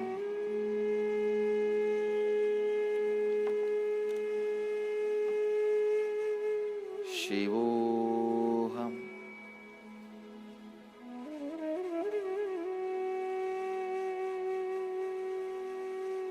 So with this, I bless you all. This technique which I initiated you now, you can practice this every day. This is the first step to awaken your third eye. Practice this every day. At least for next 21 days, you will experience awakening of the third eye and Kundalini Shakti in the third eye. And now, I bless you all. Let you all radiate with integrity, authenticity, responsibility, enriching, causing, living Advaita, the eternal bliss, Nityananda. Thank you. Be blissful.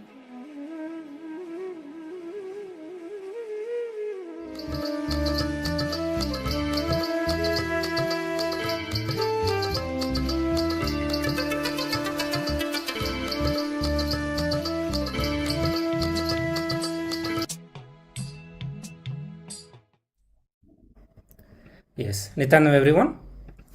So in this beautiful space of oneness, now we are going to be manifesting the powers of Paramashiva. So this is the first round of power manifestation where you are going to be experiencing the oneness with Swamiji, with Paramashiva himself. So being in the same space, I think many of you had the very good experience with this third eye awakening initiation from Swamiji himself. I could see Ma Sukra Indrani, Indrananda. So I request all of you also to share your experience of this powerful meditation technique that you went through just now, and also will get ready for manifesting the powers. So I request all of you to sit straight.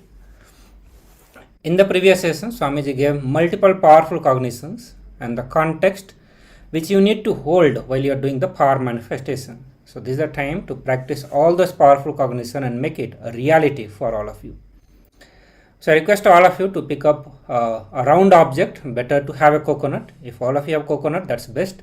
Otherwise, pick up some round object, maybe some fruits or vegetable, and keep it on your palm, and then we'll get into the power manifestation. So in this round, you are going to be doing power manifestation and just feel the vibration in your body, in your hand, or in the object, or with the object. So all of you please pick up the object. Let's get ready to manifest Swamiji himself. So this is the first day, first power manifestation that you yourself are going to be experiencing. Till now, you saw the power manifestation demonstration by the Nityananda Gurukul kids, the Balasans, manifesting and expressing the various powers of Paramashiva, and now it is the time for all of you to start experiencing and expressing the same powers that you saw. So all these powers are your possibility. I see some of the participants have gone to bring the item and some have already got the items, yes. So we'll wait for a few moments for other participants to get the object. So while you are doing the power manifestation, just be in the Paramashanta Swarupa. Let Paramashiva manifest as he wants. Do not force or continuously pressurize yourself for Paramashiva to manifest as you want. Let him manifest as Paramashiva, as he himself wants. Let us continuously be in the space of Paramashanta Swarupa, means the ultimate space of unclutching, no thought zone. Yes. So now hold the object in your hand and close your eyes. Visualize Swamiji in your third eye.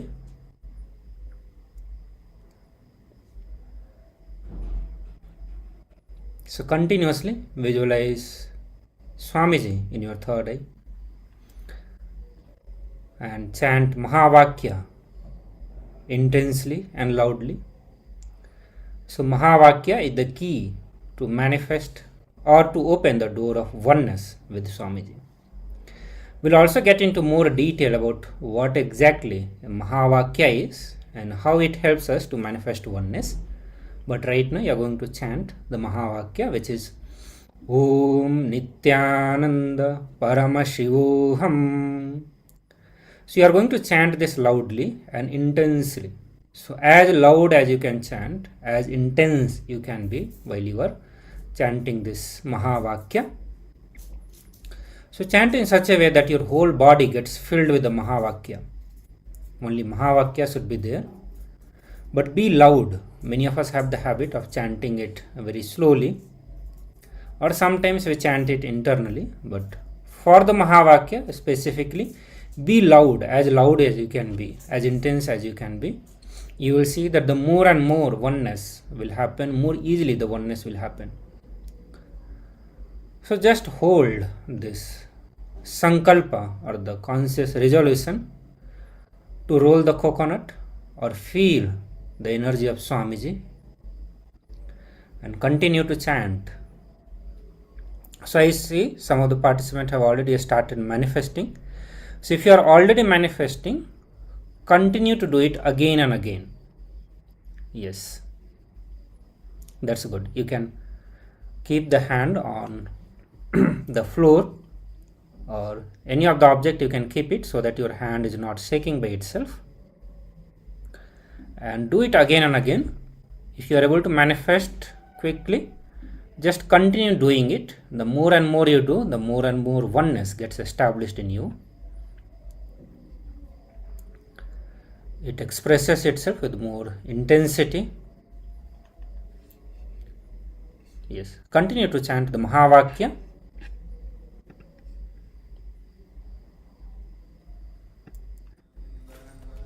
Paramashivoham Om Nityananda Paramashivoham Om Nityananda Paramashivoham Om Nityananda Paramashivoham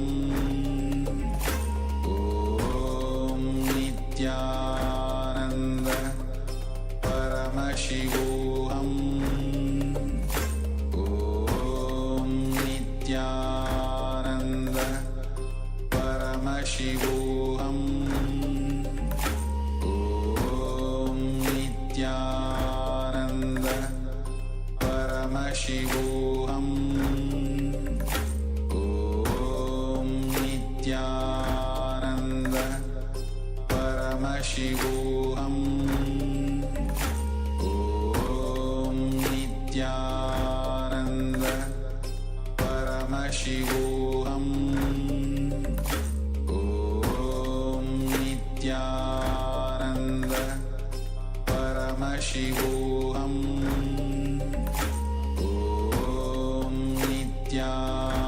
Om Nityananda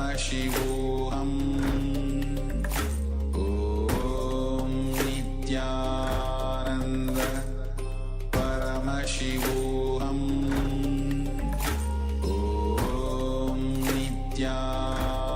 Nityananda Paramashivoham Om Nityananda Paramashivoham Om Nityananda Paramashivoham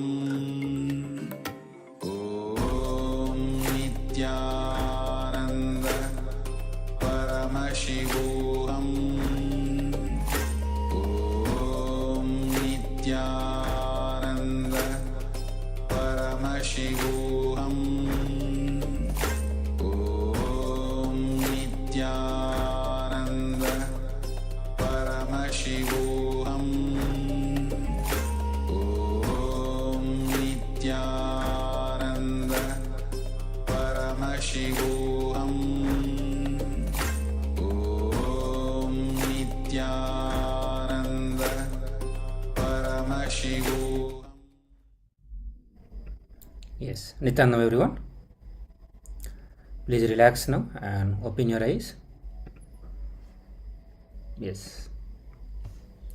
So now I request all the participants to share your experience of power manifestation. And also let us know how many of you actually manifested the power. I could see Ma Shukra manifesting the power. She was able to roll the coconut. Ma, are you doing the translation for all other participants?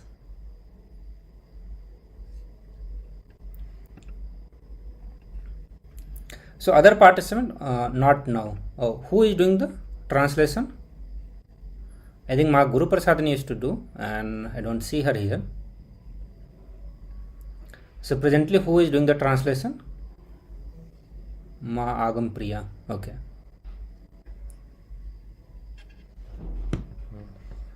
Ma Agam Priya, I do not see her. Wiggly visual. Okay, so Ma Elizabeth is sharing that Wiggly usually have wiggle. Okay, usually have more success with the coconut. Yes. Ma Shulini Durga is saying not yet. Yes.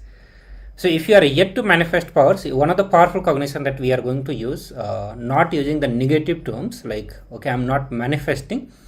Rather than we are going to be using, I am yet to manifest. So only positive word or powerful way we are going to be using, rather than using which is going to be negative. So if you are yet to manifest the power, we are going to use the term I am yet to manifest the power. So if you are yet to manifest power, just be intense and just let Paramashiva manifest through you. So whenever you are sitting for power manifestation, just have a normal conversation with the Paramashiva. You will see that he will guide, and that's what Swamiji was saying in the video. Just be in the normal conversation. I will continue to guide you what need to be done, and always be in the space. Let Paramashiva manifest as he wants, rather than continuously forcing to for him to manifest as we want, as I want. So rather than this, how I want you to manifest, let him manifest as he wants.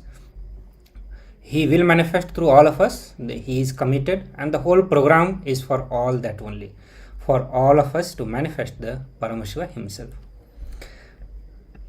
So it's good that all of us are working on manifest. Let's continue manifesting. So now we are going to get into one of the most powerful session, which is Kalpataru, manifesting your reality. So this is the very first introduction that Hinduism gives to all of us, and it introduces itself with the very first session talking about how to manifest your reality. So it always starts the moment you come to Hinduism. It works for helps you to manifest the reality that you want. After that only all the other sciences, meditation techniques, everything comes. But the very first introduction is how to manifest. It is only interested in manifesting your reality. So we are going to be learning this, one of the most important and powerful science of how to manifest reality. All of us are continuously working to manifest one or another reality in our life. For some it may be wealth, health, or relationship, or the knowledge, or the various other things that we want to manifest in our life.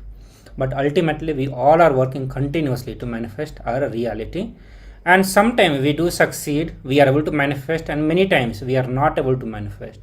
And here Swamiji is going to give us as a science to manifest the reality. By learning this science, you will master and you will have the tools or technology to manifest every reality that you want in your life. So rather than having an accidental success in our life or accidentally manifesting a reality, here you are given a technology, a science which will help you to manifest every single reality. It can be any reality. This science is going to be useful for every single reality that you want to manifest. So let's get into the session. We start the session with a small story, and which will help us to understand how we all are always in the space of manifesting our reality. So there is a beautiful story, and Swamiji himself personally narrated this story for all of us to understand. So a man was traveling through a forest and he decided to rest under a tree. But he did not know that this tree is a Kalpataru. Kalpataru means a wish fulfilling tree. So while resting, he suddenly had a desire that how lovely will it be if someone brings me food. He thought, and in an instant, delicious food appeared before him. He then thought, I wish I had a cot to rest on. So after food, many of us have the thought, let me rest. And immediately a comfortable cot appeared in front of him. He figured that, oh God, whatever I am thinking is instantly coming true. So what will happen? He suddenly had the next thought that what will happen if I imagine a tiger coming and killing me? And you can imagine that a tiger just appeared and killed him. So Swamiji said this is not a story of some unknown man. That man is you, that man is me, that man is we all. So we are all always under a Kalpataru. We all, so this is the first powerful cognition that you need to cognize, imbibe, that we are always under a Kalpataru. Whatever we think, the cosmos is working to make it happen. So this is the second powerful cognition that you need to imbibe, that whatever we think, we are thinking thousands of things, but understand whatever we think, the cosmos is working to make it happen. Means cosmos has already given its tathastu and it has just acting upon it already. So now the surprise comes to us that we all are author of our life. So whatever has been happening in our life, whether we are manifesting or not manifesting, manifesting good things or manifesting bad things, manifesting joy or suffering, anything that we are manifesting in our life, we are the author. It is we who have created that in our life. We wrote it, we scripted it. So today we are going to experientially understand that it is we who wrote it. So through the sessions, through the various other powerful cognitions and the exercises, Swamiji is going to give us this experience that it is we who wrote it. So now there is a good news and the bad news. The bad news is that we are responsible for all of it. Okay, so everything that has been happening in our life, we are responsible, because we all have a habit that we always feel destiny is responsible, somebody else is responsible, time is responsible, we blame everything else. But here, whether it is a bad news, but at the same time, it's a very powerful truth that we all need to come to this conclusion that we are responsible for it. So what is the good news? So the good news is that because we wrote it, we can rewrite it. So it's not something which cannot be rewritten, but the understanding, the powerful cognition that Swamiji is giving, that because we wrote it, we can rewrite it. We always try to put our responsibility for our life on others. We say God made it and it is not by us, so we do not have to do anything. It is like, talking about the weather, sip your tea and talk about weather, since we don't do anything. So whether weather can be changed or not, our life can be changed. So understand, from now onward, we don't have to just brood around or just have to think about that whether it is going to happen or not, but now we are going to learn the science to rewrite our future as we want to have and manifest the reality that we desire to have.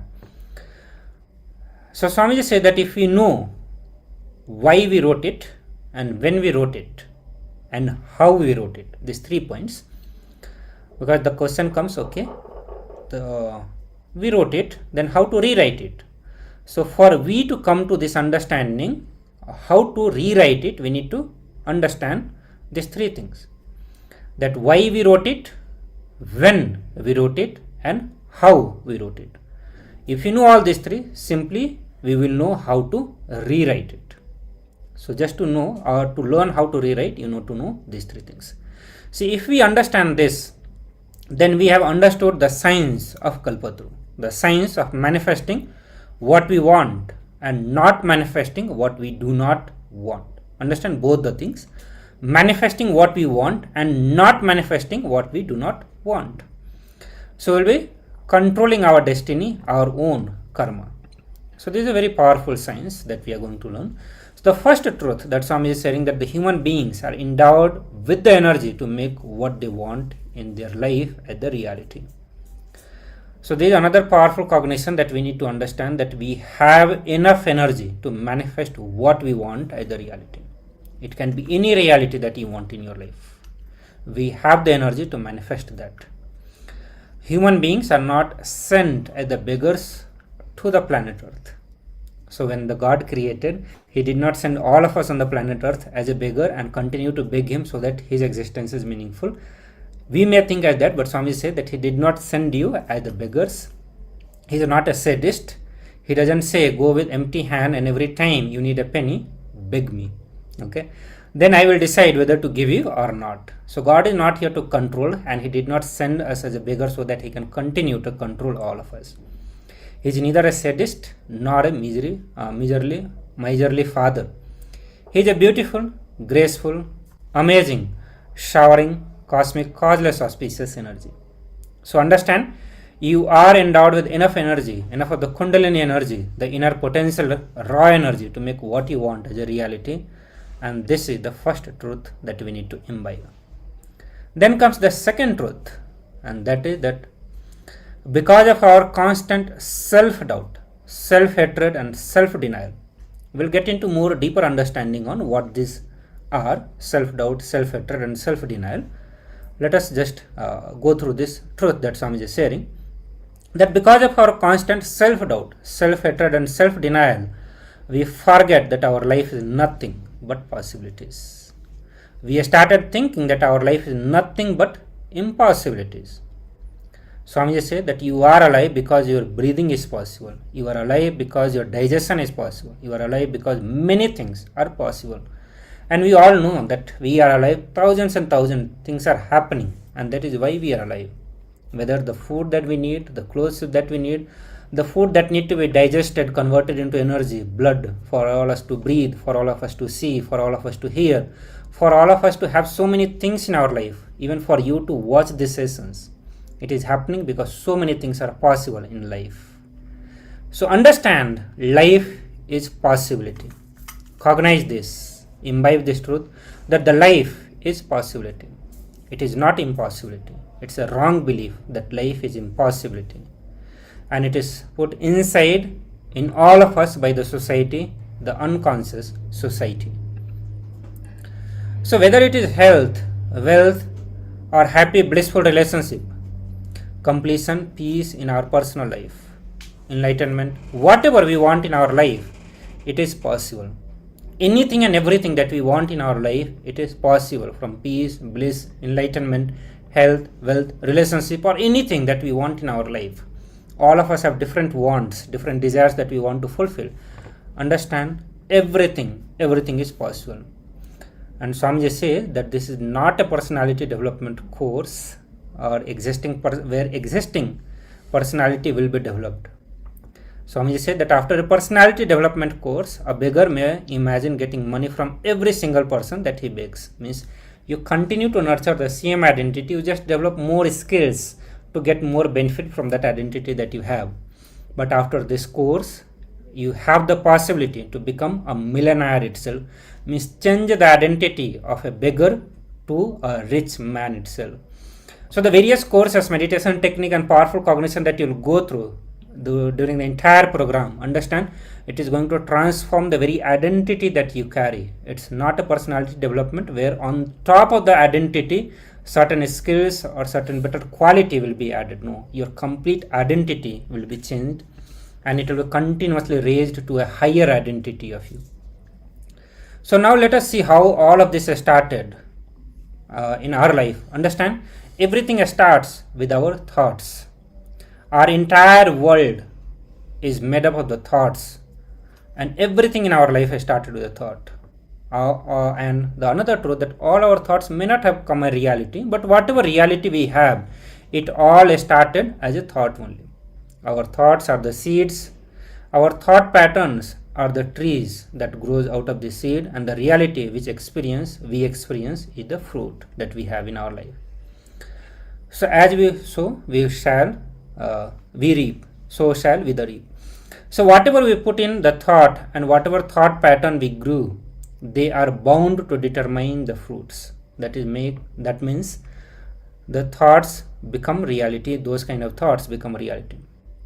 Some thoughts and thought patterns are conscious, and others are unconscious. And another thing that you need to understand, that there are no small thoughts. Do not disrespect the seed and possibility of seed just because all seeds do not become the tree. We should not ignore all the seeds. We will see how what started as a very small seed can grow into a very powerful tree in our life. So we are going to actually experience all this truth that Swamiji is sharing here. The Kalpataru process that we are going through is nothing but a way to initiate all of us to harness the power of our reality by making all of us harness the power of words, the power of thoughts, the power of actions, and the power of life that we have. So we need to know the truth, that we should know the ancient secret that produced the greatest leaders in every field. It is the most ancient secret, the secret of the secret, which produced the greatest leader in every field. It is still kept as a secret, transferred only from guru to disciple in the world's oldest ancient civilization, the spiritual tradition. And the Supreme Pontiff of Hinduism is sharing this secret with all of us and with the whole world. The Supreme Pontiff of Hinduism is sharing the science of awakening the inner potential energy, which is known as the Kundalini Shakti, and how to direct it outside to create what we want at the reality. This science was available with the ancient Vedic civilization, and it was transmitted from guru to disciples. This whole tradition is called the Karna Parampara. Just by listening, never by writing, just by listening, the science was transmitted. It was never printed, and the science is called Raja Vidya, Rajaguhya, the royal knowledge, royal secret. So the science of Kalpataru that you are learning, it is one of the ancient science that has produced the greatest leader in the Vedic civilization. And today the Supreme Pontiff of Hinduism is sharing, revealing the secret with all of you. Not just revealing, he is going to make it as an experience for all of you. Understand? Now let us look into what Kalpataru is exactly. So carrying the space of possibility in your heart is Kalpataru. Understand, there is a big difference between every action that you take with the idea of impossibility and with the idea of possibility. Many times you may think that I am doing the same action. What is the difference? Whether I think whether it is a possible or I think as impossible.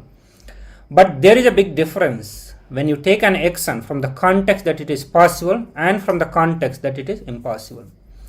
Understand, if any action brings you tiredness, boredom, you already have a belief of impossibility. The subtle impossibility is already developed in you. So this is the way to also look into whether you are approaching any of the action with the idea of possibility or with the idea of impossibility. If the action brings you tiredness, boredom, understand the idea of impossibility has taken birth, or you are approaching that with the idea of impossibility. When you are carrying the possibility and acting, every action will bring more and more joy, more and more excitement. You will grow younger, more younger. Your face will become graceful, more younger, more beautiful. So that is the power of possibility. Understand, the ability to build the possibility inside you is the tapas. Not allowing impossibility in you, rejecting impossibility is renunciation. So building the biomemory of possibility is tapas, and initiating you into the level of your biomemory with the energy of possibility is Kalpataru. So today, through all this session, the Supreme Pontiff of Hinduism will initiate you in the space of possibility. So your whole life will become possibility. Any actions that you take, any goal that you make, any project that you are going to be taking in your life, anything that you want to manifest, understand, the space of possibility will be awakened in you, and you are going to approach your whole life from the space of possibility. So let us listen to this from the Supreme Pontiff of Hinduism on manifesting our reality. So we are going to be listening on the various sacred secrets, the Rajaguhyam, on the science of manifesting reality from the Supreme Pontiff of Hinduism.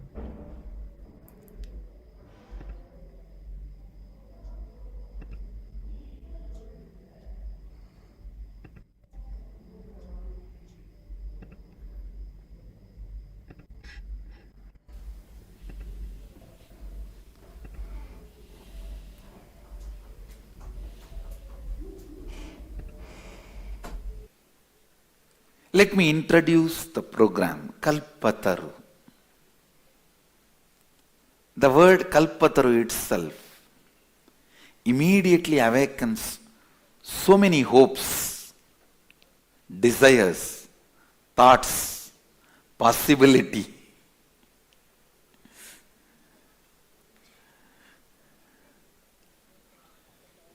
Kalpataru, manifest your reality. That is what exactly is the title of the program. That's the purpose I called all of you. First, I wanted to make a clear statement to all of you. When I say manifest your reality, I mean it. Please understand. I am not talking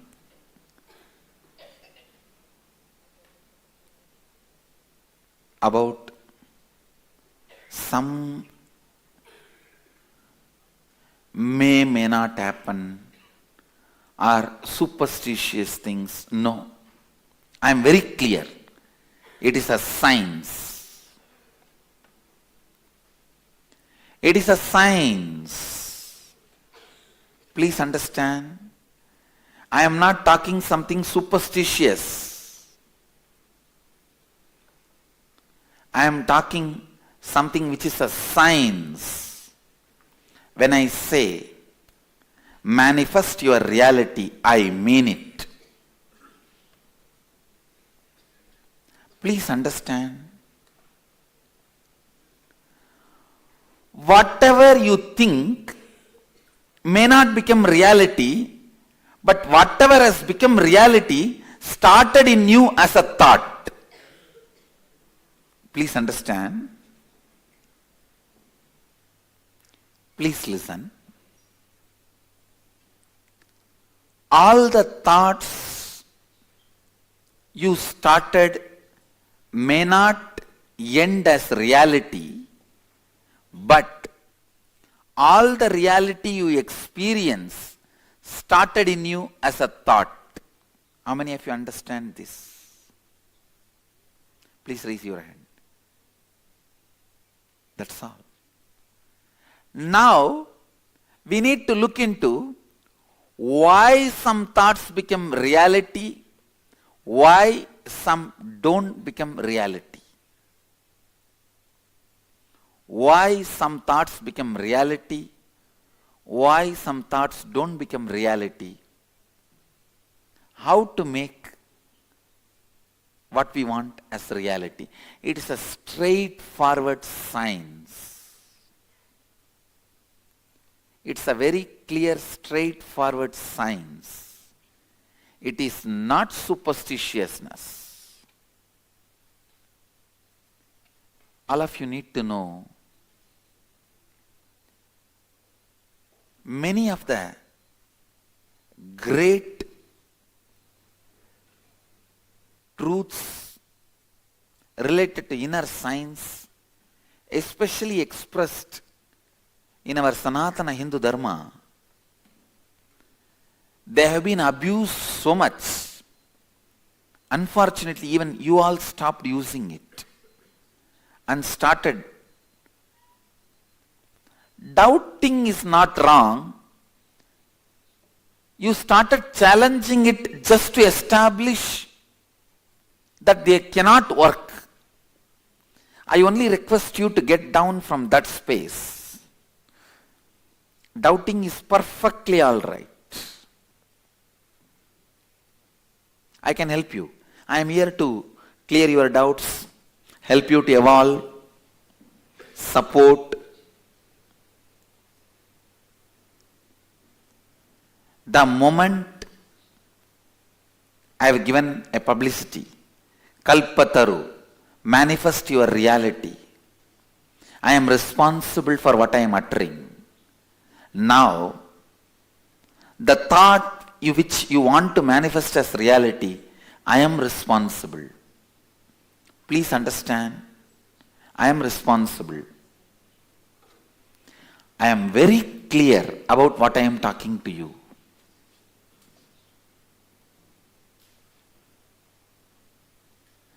My only request, don't approach the science just to establish your supremacy, authority, by proving the science is wrong. Many times I have seen, when I say whatever the thought you create, it can be manifested into reality without even understanding the science, without even ready to go through that science. Immediately people jump and start screaming.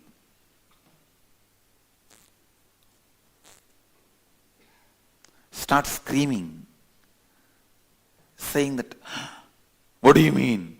My thoughts can become reality. Now I wanted $100 million every month. Make it reality, come on. Means what? He just wants to prove the science is wrong. He is not interested in using the science. What? Will it become reality or what? How can it become reality? I want $100 million. Make it reality. See, when you come with that, you already carry the space, it is not going to become reality. So I am just going to give tathastu. And it will not become reality, that's all. And I am not here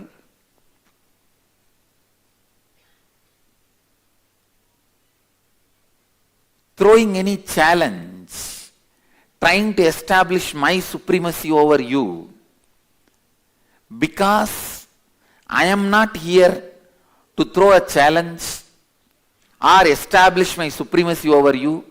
I am not going to accept your challenge or you trying to establish your supremacy over me. Please understand, I am a non-violent person.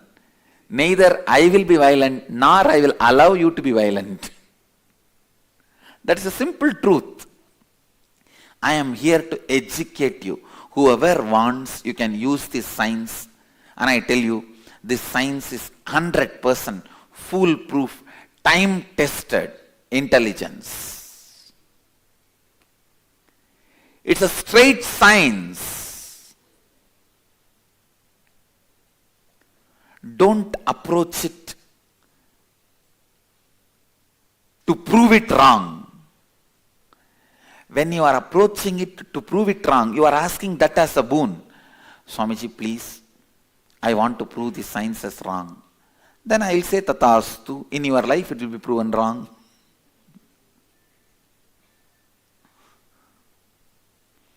Approach the science to use it, to manifest what you want. Please understand. Whatever thought you created in you may not have become reality, but whatever has become reality in your life, it started as a thought in you. Why some thoughts have been chosen by you and manifested as reality? Why some thoughts have not been chosen by you and you have not manifested as reality? That's all I am going to teach you today whole day. That's all.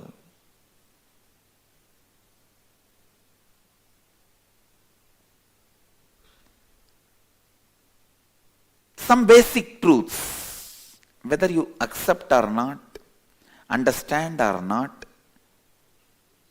realize or not, you have more power and energy than what you believe as you. You have more power and energy than what you believe as you. Please listen. Then later on you can take the notes. Listen. See, the science which I am teaching is so simple, straightforward.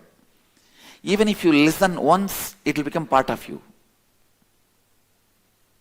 So you don't even need to worry about taking notes, then going to your house and then trying to revise. No. It's a simple, straightforward science. Whether you understand or not, accept or not, realize or not, You have more power than you can imagine.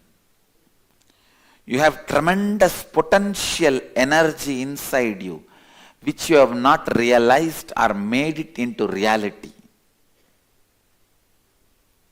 You are a seed waiting to become reality. You have not already realized your potential. Man basically is a seed waiting to become reality. You have tremendous inner potential energy. Your potential energy, your possibility, what you can. That possibility, the potential energy which is lying inside you, which is there inside you, that energy is what I call Kundalini Shakti. Please listen. This Kalpataru science is neither difficult nor easy. It's a technique. It is neither a difficult science nor just an easy art. No. It is a technique. So you need to provide intense listening. I need your listening. Only if I have your listening, I can cause what you want as reality. I can help you to manifest your reality. So please, provide your listening. Even if you want to check out what I am teaching is right or wrong, true or false, you need to provide listening to me. So I request you to provide listening to me. First thing I want to tell you, the potential energy you carry is what I call Kundalini Shakti.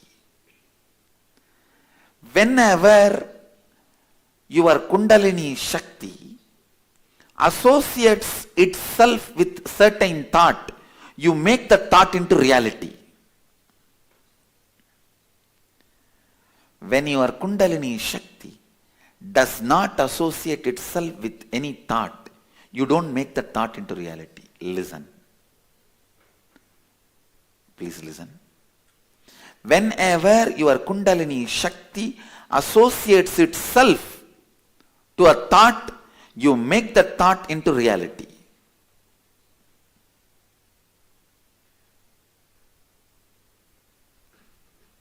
You need to know why you manifest some thoughts into reality, why you don't manifest. With whichever thought your Kundalini is associated, means your inner potential energy, if it pumps energy into the thought, that thought becomes simply reality in your life. And your whole effort gets automatically organized towards that thought. Even in the dream, you will be dreaming about that one thought. Your whole energy gets centered, focused, passionate about that thought.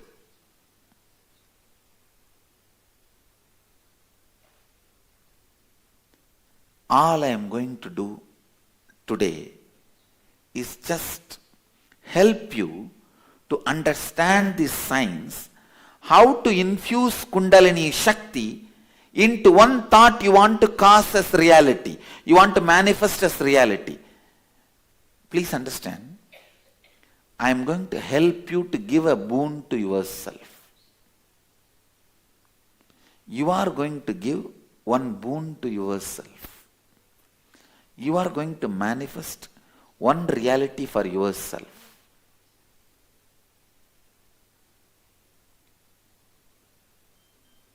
I am going to give you that science, step by step guide you into it, help you to do it. Final push, if you are stuck or struggling, pushing you to do it. That's all. That's all. Listen.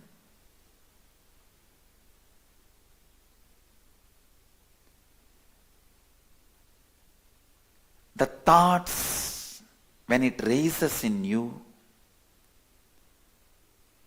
if it is not killed by your self-doubt, self-hatred,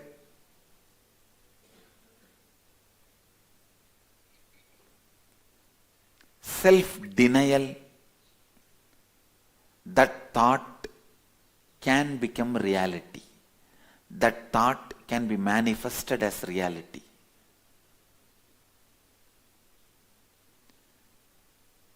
Today we are going to make one thought, manifest one thought into reality.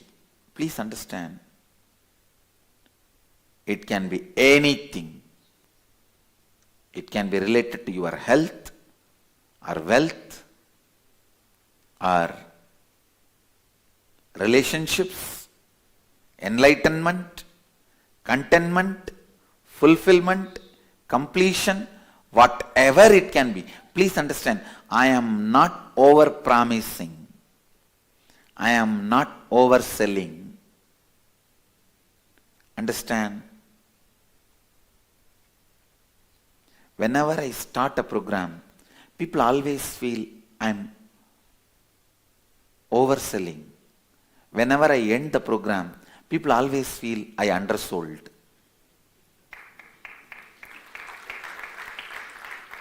Understand?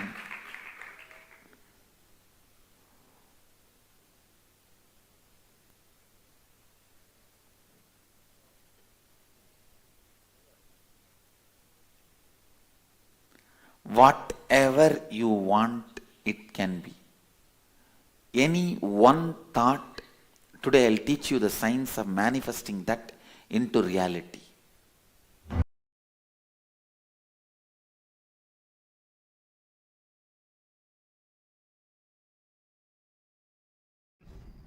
Now, with the powerful science of manifesting our realities, the powerful cognitions about how we're all empowered with enough energy to create whatever it is that we want in our lives, and how to harness that energy, and how that Kundalini energy can be awakened and channeled towards whatever it is that we want to have to achieve in our lives. So let us recall that powerful cognition that we are always under the Kalpataru tree. Any wish, any thought that we have within ourselves is automatically granted by the cosmos, which brings us to this very important analysis, internalisis. Are we asking for the right things? Are we asking for them in the right way? Now let us look deeply into these two things. How to fix what we ask and how we ask it. Today we are going to make sure in this session we will analyze at least one desire. We'll start with one desire, the most that you feel within you, the topmost desire that you have. We will work with that one. Now let us take our notebooks, pen and paper, and write down that one desire.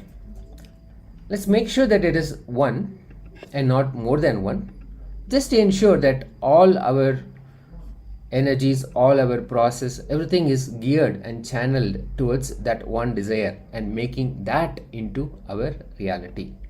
So let us first pick up our pen, our notepads and notebooks, and write that one desire that you want to work on today. And remember, this desire, when it comes in contact with the Kundalini energy, is going to manifest itself into reality. And we just saw that one of the participants has shared that click on Zoom.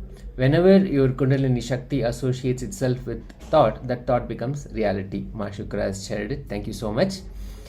Let us do this now.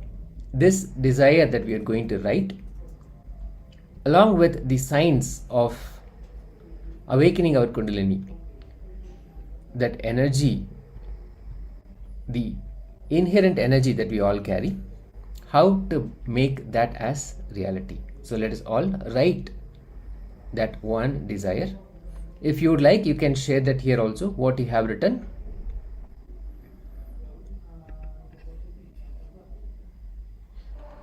Please make sure that you pick something that is important enough. And remember, because this is going to become reality, so let us pick up something that's important enough for your life. Towards the end of this session, the Supreme Pontiff of Hinduism is going to make this desire to come true. So pick up something that is important to you. So we can avoid instances where later on you think, I wish I had picked something different. So let's take a moment to understand, yes, what is the most important thing for me that I want to have in my reality, which can give everything else. Pick something that you have been working towards, something that has been difficult or you have had struggles with this. It can also be something which you want, but you doubt your ability to get it. Or you may have given up on something. You may have come to believe that it may not happen at all. For example, I want a happy relationship with my managers at work, but I don't think it is going to happen. And again, as an example, this is fine, but let us understand also that the desire that we want to work on has to be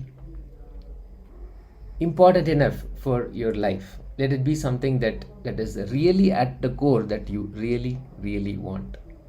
So let us write that goal. Let us take a few moments and write it. Let us make a conscious declaration.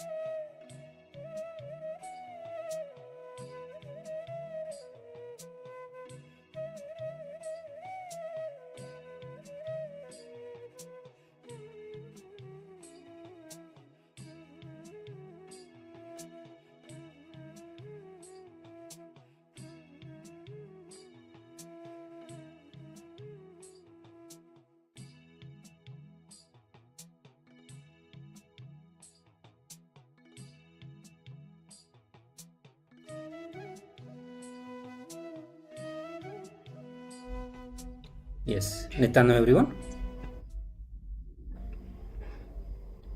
So I hope all of you have written one desire, a most burning desire I can say, that you want to manifest right now. So there are many sessions that is going to be a continuation of this specific assignment that you are doing. We'll have 2-3 more sessions where you are going to be working more and more on this goal. Basically, you'll be learning the science to manifest one reality. Once you have learned the science, you can use it for any other reality that you have. So it's not that we want you to manifest only one reality of your life, but rather we are just teaching a science. Once you master the science, you can use it for any number of realities that you have. And you are most welcome. The more and more manifest, the more and more we will be celebrating, Swamiji will be celebrating your success. So today, whatever reality or goal you want to manifest, understand during the darshan time, Swamiji is going to infuse the intense Kundalini energy for that specific goal to become a reality for your life. Okay. So let us move to the next segment, the more understanding on how to manifest this reality or the goal that you have already written.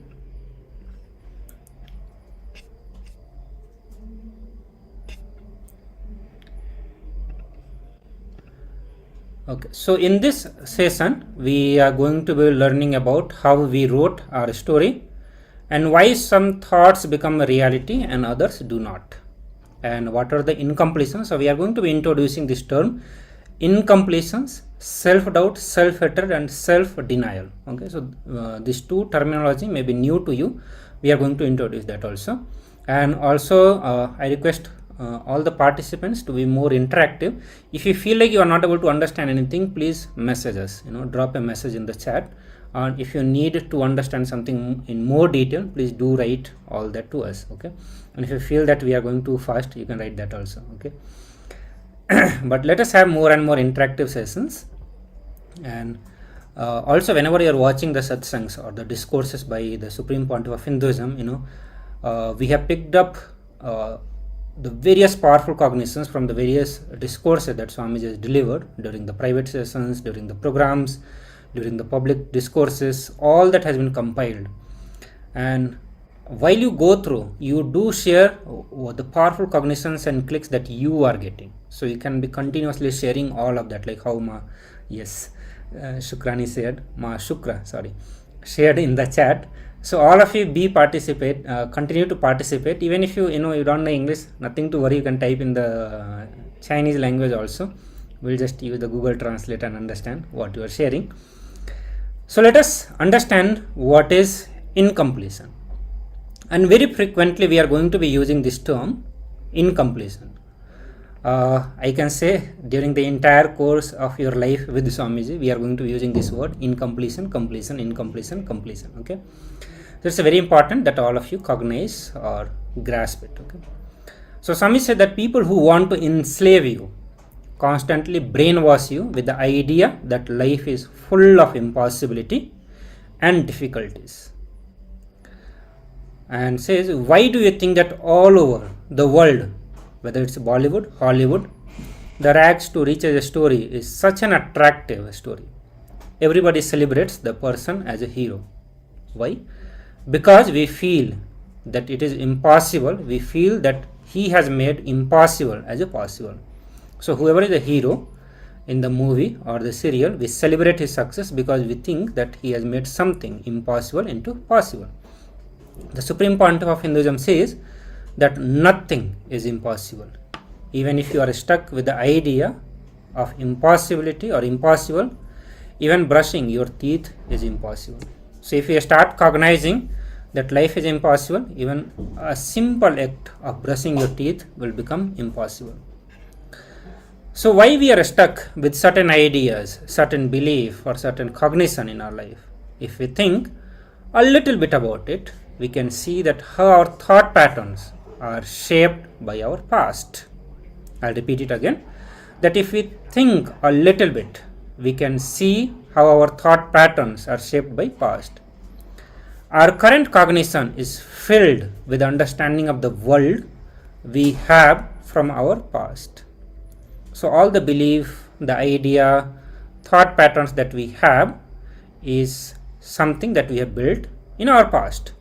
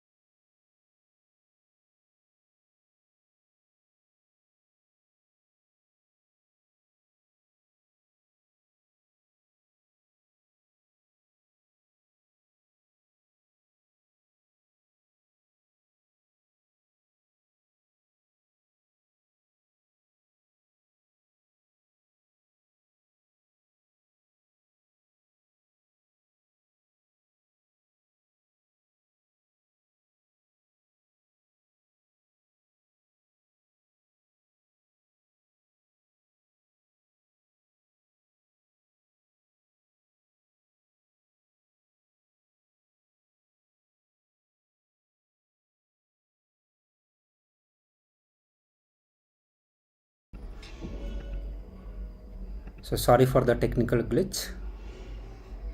Yes. So we are looking into what is incompletion and looking from the various angles, the various ways Swamiji has defined, so that at least one of those concepts click with us and we get the understanding about what incompletion is. So Swamiji said that whatever stops you from getting whatever you want is an incompletion. Okay. Whatever stops you from getting whatever you want is an incompletion, because it has left you with the feeling that something missing in your life. This could be fear, comparison, low confidence, past unpleasant experience, and the memories. Anything it can be. All these are the hangover of the past which are sitting in the present and destroying your future decision making and action. Understand? This is what is incompletion. So all the hangovers of the past which is sitting in the present and destroying your future decisions and action is incompletion. You are whole, but your incompletions fragment you and you are not able to direct your whole energy to fulfill your desire. So incompletions are the incident, memories, or the wrong cognitions from the past that are occupying the present and affecting your future. So this, for example, Swamiji gives one of the beautiful example, that if you go to a beach and you see that someone is getting hit by a mob, you may decide that the beach is a dangerous place. You will be afraid to go to that beach again. And this is how your past incident restrict us in the future. I mean, something happened in your past and you are not able to bear it. You are not able to handle it. It becomes difficult for you to digest the past or the incident that happened. That leaves some powerlessness in you, and that is what is incompletion for you. So understand, the wrong cognition leads to powerlessness, low mood, and impossibility in our life. So when such an incident happens in our life, when we are not able to bear it, when we are not able to digest, we build certain cognition, powerless cognition, and it leads to more low mood and the impossibility pattern in our life. So there is another example that Swamiji gives for example of incompletion. He says, let's say a girl in the history class and the teacher asks her that who is the first president of the United States. She jumps and says that Abraham Lincoln. But the correct answer is George Washington. And the whole class laughs at her. She feels ashamed. She is afraid that she will make mistakes. She always makes mistake while talking in the public. So see the incident that is happening in her life, that out of curiosity she jumps and she answers the question that her teacher was asking, but because it was wrong, the whole class laughs. So this is what is happening in her life, and see what conclusion she comes in her life. She thinks, first she becomes afraid, she feels ashamed, and she is afraid that she will always make mistakes. She made one mistake, but she comes to conclusion that she always makes mistake while talking in the public. Okay, so this is what she conclusion she arrives. Many years later, she will still be afraid to talk in the public, because this is what she concluded in her life at that incident, at that moment of her life. Because she is always afraid of making a mistake and other laughing at her, she will never speak at the work. And as a result, she may not do well at the work also. So was the girl right in assuming that just because she made one mistake, that she will always make mistakes? Of course not. We all will understand. So the incompletions always come from the wrong cognition, wrong understanding that we built in our life. Understand, incompletions create more and more incompletions. For example, if you had a fight with your boss at work today, we will be in the bad mood, and when you come home in that bad mood, you may end up fighting with your wife or husband or some other family member. Means one incompletion is creating more and more incompletion in your life, and we need to understand, because incompletion will go on multiplying itself, we need to complete with it. We learn that process also. So any action that is unfulfilled as per our imagination. So this is another definition of incompletion that Supreme Pontiff of Hinduism is giving, that any action that is unfulfilled as per our imagination, either because of our outer hindrance or the inner hindrance, is incompletion. So if our expectations are not met by us or by others, they remain as an incompletion in us. So this is another understanding that we need to have. Any of the understanding, if it clicks with you, understand, you have cognized, you have grasped what incompletion is. So just one of these understanding is enough for you to grasp this concept called incompletion. Incompletion is anything that leaves you with an experience of low energy, low emotions, or a feeling of unfulfilled. So this is another understanding Swamiji is giving us about incompletion. Understand, as of now, our life is nothing but a journey from incompletion to incompletion. Okay, so even the so-called positive happening in our life are a result of incompletion. Our success, our relationships, our wealth, everything is triggered by a sense of incompletion. So literally our life is not from incompletion to moving to completion or higher understanding, but rather from incompletion to incompletion only. Even the positive thing that is happening are the result of our incompletion. And understand, all of you are going to experience this as an experience. So your success, your relationships, your wealth, everything is triggered by a sense of incompletion. Incompletion is the worst inauthenticity that we can carry as a conscious being. Incompletion comes out of assumption that something larger than you exist, or something larger than you exist out there for you, which can complete you. The only incompletion you are really carrying is not knowing that you are already complete. So this is another understanding Swamiji is giving. The only incompletion you are really carrying is not knowing that you are already complete.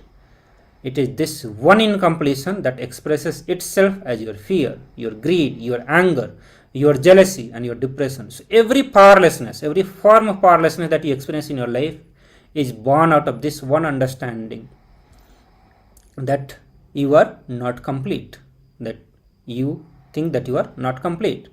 Swami said that I am not saying that success is wrong, wealth is wrong, but pursuing them out of feeling of incompletion is wrong. Incompletion is poison in your life. It is incompletion that drives you to take one birth after another. So any incomplete action is karma. It will pull you again and again. Repeat that action till you achieved completion. Incompletion can never exist in the present moment, because life happens in the present moment. At the moment of happening, there is no reference point to measure whether you are less or more successful, less or more wealthy, less or more happy. Against what can measure all this in the present moment? Nothing. So all the reference and the inferences can be made only from the past, and that is why all our negativity is rooted in the past. So there are three types of incompletions. There are three types of incompletion that stops us from reaching our goal or making our goal as a reality, and they are self-doubt, self-hatred, and self-denial. So these are the another terminology or the concept we wanted to introduce. We wanted you to understand that there are three types of incompletion: self-doubt, self-hatred, and self-denial. Together we call that as a SDHD. Self-doubt, self-hatred, self-denial. The short form of that is SDHD. So what is self-doubt? Self-doubt arises when we face the same or similar difficult situation a few times and we fail each time. Okay, understand this?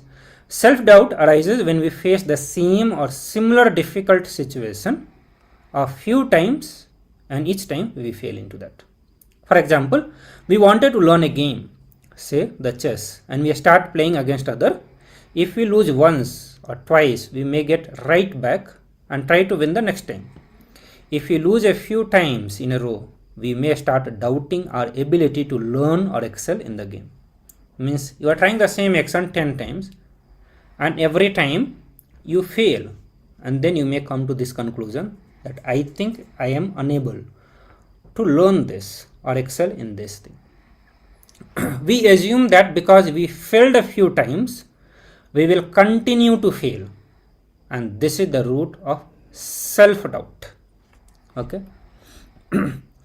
Just because you failed few times, it does not make you a failure. So understand this is the powerful cognition that you need to understand. Just because you failed a few times is not saying that you failed one time or two times. A few times, it does not make you a failure. Self-doubt is also a gap between your inner image and the outer image. The gap between what we project outward and how we think about ourselves on inside. Actually, this aspect will get into more detail also in the later sections. So Swamiji gives the example here of the self-doubt and taking the same example of the girl in the previous story. Let's say that she has a fear of being wrong. Okay. To cover that up, she may project an image of someone who is confident. But internally, she will always feel that she is mistake prone. Next time when she has to speak in the group, she may be nervous and may make another mistake. This mistake or this will make her doubt herself over and over again. This self-doubt is the only a seed. Soon it will flower as a self-hatred and become fruit in the self-denial. Okay, so we understand self-doubt, self-hatred, self-denial. So what exactly is the self-hatred? So self-hatred can happen in multiple ways. Primarily, it happens as a self-loathing due to negative self-image, especially after repeated failing. When we repeatedly come up short when compared to what the world expects of us, we start hating ourselves.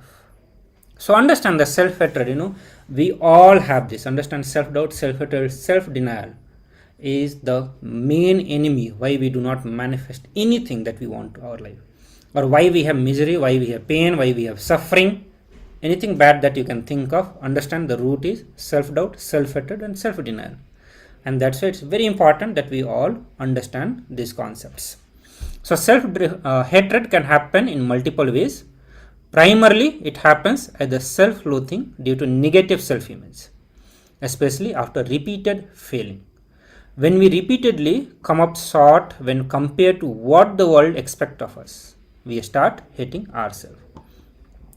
Self-hatred can also come from having to constantly pretend to be someone on the outside when we feel that we are something else on the inside.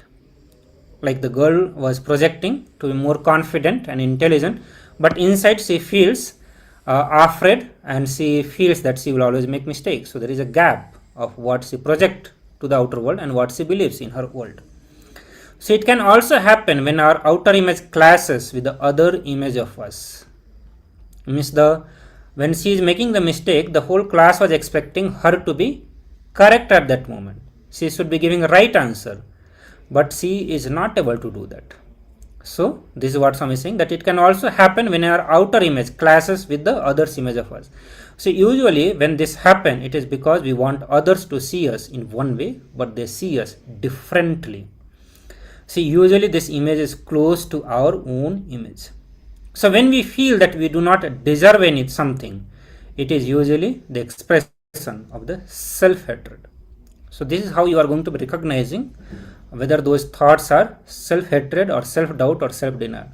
So whenever you do not deserve something, it is usually an expression of the self-hatred. Okay. Now coming to the self-denial. So self-denial is the gap between our image of the world and what the world expects of us. For example, if we think that the world is unfair, then we feel that we can never be lucky. So we believe that we can never win no matter what we do. So we never try. But if we only tried a few times, we can see that our assumption about the world is not true. But since we have decided that we are not lucky and we will never succeed, we will not participate, thus denying us the chance to succeed. In that sense, the world expects us just try, whereas our self-denial keeps us sitting on the sideline. So when we are stuck with a self-denial, look into your idea about how the world functions. Usually, you will find that you have some fixed idea about the world. And you will also find that due to some fixed idea, you are not doing something that you should be doing. So what are the words that you use while you go through self-doubt, self-hatred, self-denial? So the words that we use different under each of these conditions. So when we say, I don't think I can do this, it is self-doubt. Okay. I'll repeat it again. When we say that I don't think that I can do this, it is self-doubt. When we say that I don't think I deserve this, it is self-hatred. And when we say I will never achieve this, it is self-denial. Okay. So what are the impact of self-doubt, self-hatred, self-denial in our life? The biggest human suffering is self-doubt, self-hatred and self-denial, is what the Supreme Pontiff of Hinduism is saying. These are the worst disease. The Supreme Pontiff of Hinduism says that only after the self-doubt, self-hatred, the God becomes human. Self-denial is a powerful drug that makes us powerless. If we want to hate something, hate self-hatred. If you want to doubt something, doubt your self-doubt. If you want something to deny, deny self-denial. All the hatred you have with others is the hatred you have for you in you. This creates hatred everywhere. So all the doubts you have about other is nothing but the doubt you have in you. Self-doubt constantly creates doubt about you in others and about others in you. So that is the nature of this self-doubt. That is the nature of this disease called self-doubt. Understand, all the doubt you have about other is nothing but the doubt you have in you. The self-doubt will constantly create doubt about you in others and about others in you. All the denials that you have for others is the denial of you in you. This is the source of all the suffering, all your root pattern. All the grandfather of your root patterns are self-doubt, self-hatred, self-denial. So if you have to struggle, you have to give your whole life to it. So how does self-doubt, self-hatred becomes part of your thought patterns and your life? So Swami says that anything you constantly remember again and again, they become member of you, a part of you. And when you remember, means remember your impossibility in you, the impossibility gets strengthened. Okay, that's why we say Do not say that you are not manifesting, because the more and more impossibility you repeat or remember, it will become member. It will become a reality. So you say, I am yet to manifest. Same way, the more and more impossibility you remember, they become strengthened, they get strengthened, they become part of you. So if you remember about possibility again and again, it becomes part of you. Anything you remember again and again becomes part of you, part of your muscle memory. Anything you remember from your muscle memory, again and again, it becomes your bio memory. We'll get into more detail about what is muscles memory and bio memory also. If impossibility comes into your system through remembering, means remembering, eject it out. Remember possibility, eject out impossibility. If you eject, it comes from your bio memory to your muscle memory. If you eject it again from your muscle memory, it will be out of your system completely. So constant self-doubt, self-hatred, self-denial only leads to a situation where we deny ourselves a chance to succeed, thus making sure that we march inevitably towards an unsuccessful future that we created. Such behavior is also called a vasana, acting in the opposite direction of what we want, leading to a vicious cycle. So what are the vasanas? Understand, the self-fulfilling negative behaviors are called vasana. It is simple to identify vasana, and usually these are associated with frequently repeated situations with the same outcome or complaint, like you are always behind deadlines. At times of the outcome get worse with each new time the situation repeats itself.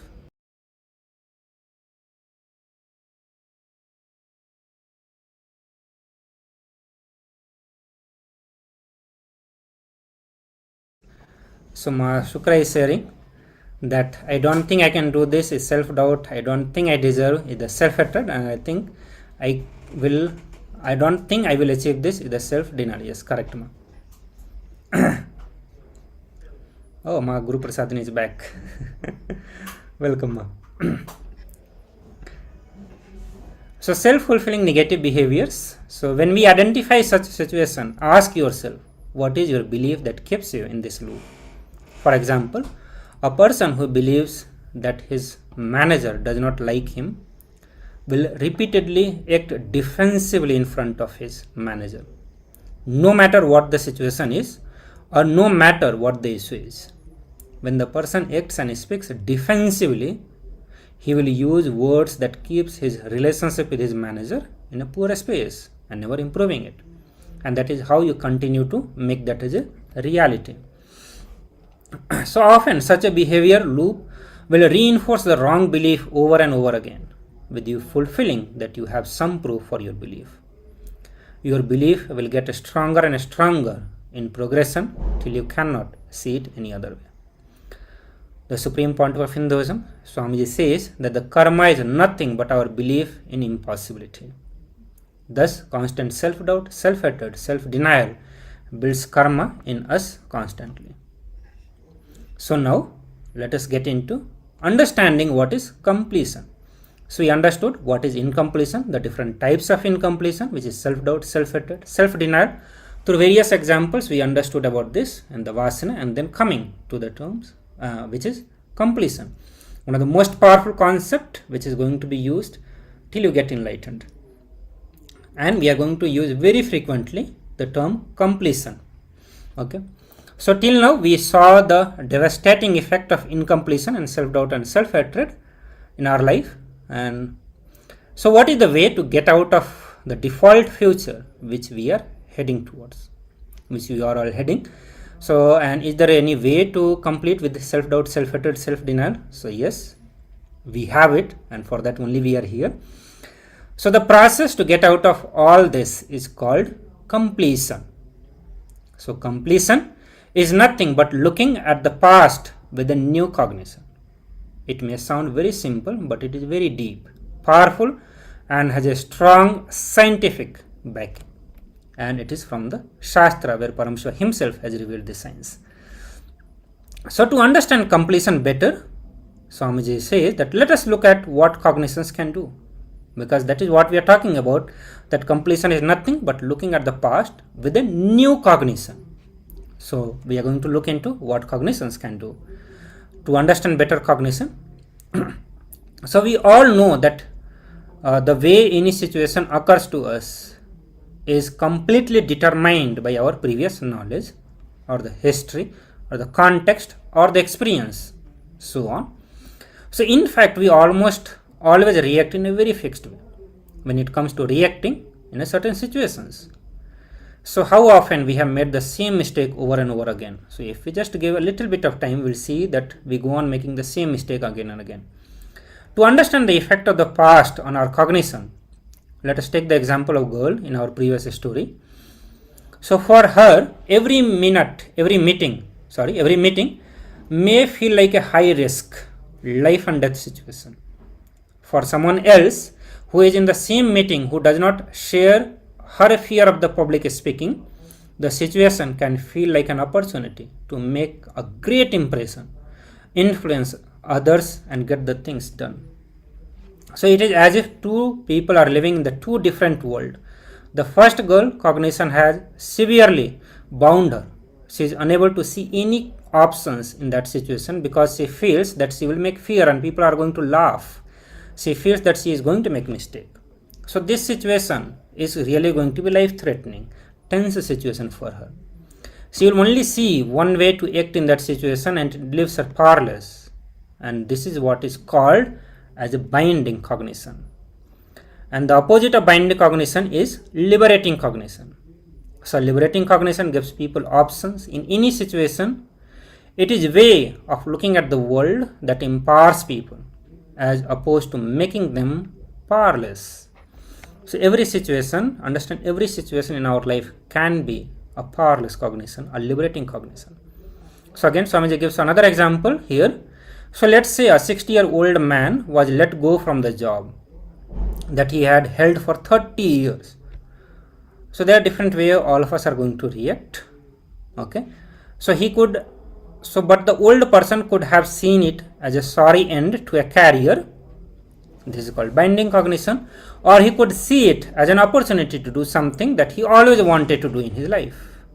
And this is what is known as the liberating cognition. So any incident that occurs in our life, there is always two ways to look at the situation. One, binding cognition, seeing that as an end to life, or seeing that as the opening of a new life, and that is what is liberating cognition. So when we see reality as it is without the filter of binding cognition, then we are complete. Means we are not being impacted by the past incident, past history, past memory, past experience. Completion is nothing but coming to terms with the reality, means seeing the reality as it is without any binding cognition. Completion is nothing but coming to terms with reality. So anything between you and the reality is incompletion. So if you are not able to see the reality as it is, means there is something in between, and that something is called incompletion. Coping up to face the reality is completion. So Swamiji said that let the reality bring only powerfulness in you. Let reality not make you suffer or be powerless. So the completion process, we are going to be looking into the completion process. This is very, very important. Okay, we'll again have the completion process. But to manifest our reality that we want, that we wrote in the previous assignment, one reality that we want to, one goal that we want to make it reality, it's very important to understand the completion process, or to understand or the grasp the whole science of Kalpataru, science of manifesting reality. It's important that we understand the Kalpataru process. So completion is done through a very powerful process called relive to relieve. Okay. So when we intensely relive the situation, when we faced an incompletion, the intense conscious focus will help us to relieve the incompletion. Okay. So let me just project this slide for you to have a better understanding. Just give me a few moments. Okay. So now I am projecting this slide for all of you to understand. Yes. So when you can see the red mark, that is what the exact completion process is. Relive to relieve yourself. That is the essence of the whole completion process, or that is the actual technique of doing the completion process. So when we intensely relive the situation where we faced an incompletion, the intense conscious focus will help us relieve the incompletion. Why? Because when we intensely live the old situation, we are seeing it with a new cognition. And this new cognition replaces the old cognition and will remove the residual effect of the old cognition. Now, when a similar situation comes up, we'll recall this new liberating cognition. So this process is actually proved scientifically. When we remember incident, the mind cannot tell whether it is a memory or the new incident that is happening. So it records the remembered incident as if a new incident, erasing the old cognition of the incident. Thus, the new cognition replaces the old cognition. So now we are going to understand this completion process directly from the Supreme Pontiff of Hinduism. This is a very apt video, I will say, where Supreme Pontiff of Hinduism beautifully takes us through understanding what is the self-doubt, self-hatred, self-denial, and what exactly is the process of reliving to relieve from all the incompletions. So I request all of you to pay your attention, be authentic, or bring authentic listening. Even if you have watched 100 times, I am telling you, it is going to be something new to you. So let us listen to this video. Please listen. This one technique can give you whatever you want and lead you to the space of not wanting anything. Enlightenment itself. Please listen.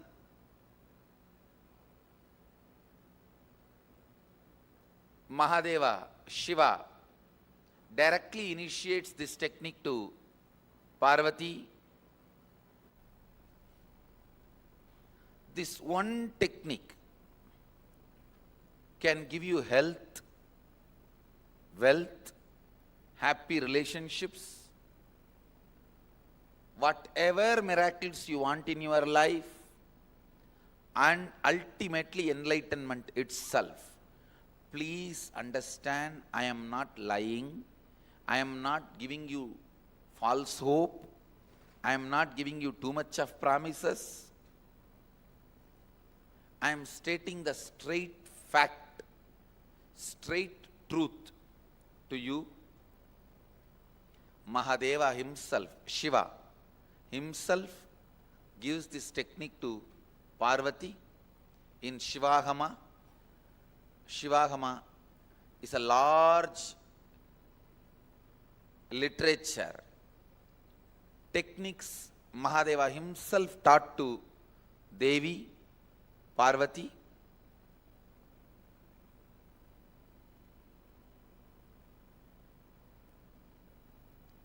It is Mahadeva's words, but I also experienced it.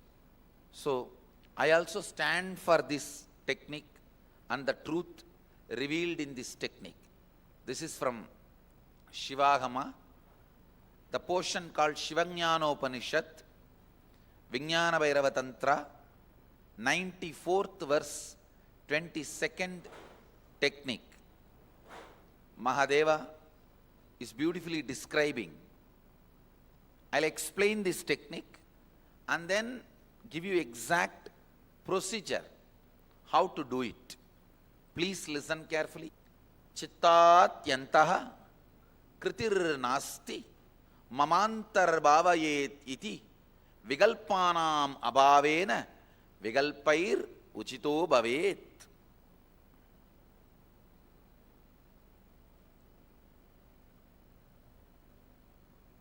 It's direct Mahadeva's words.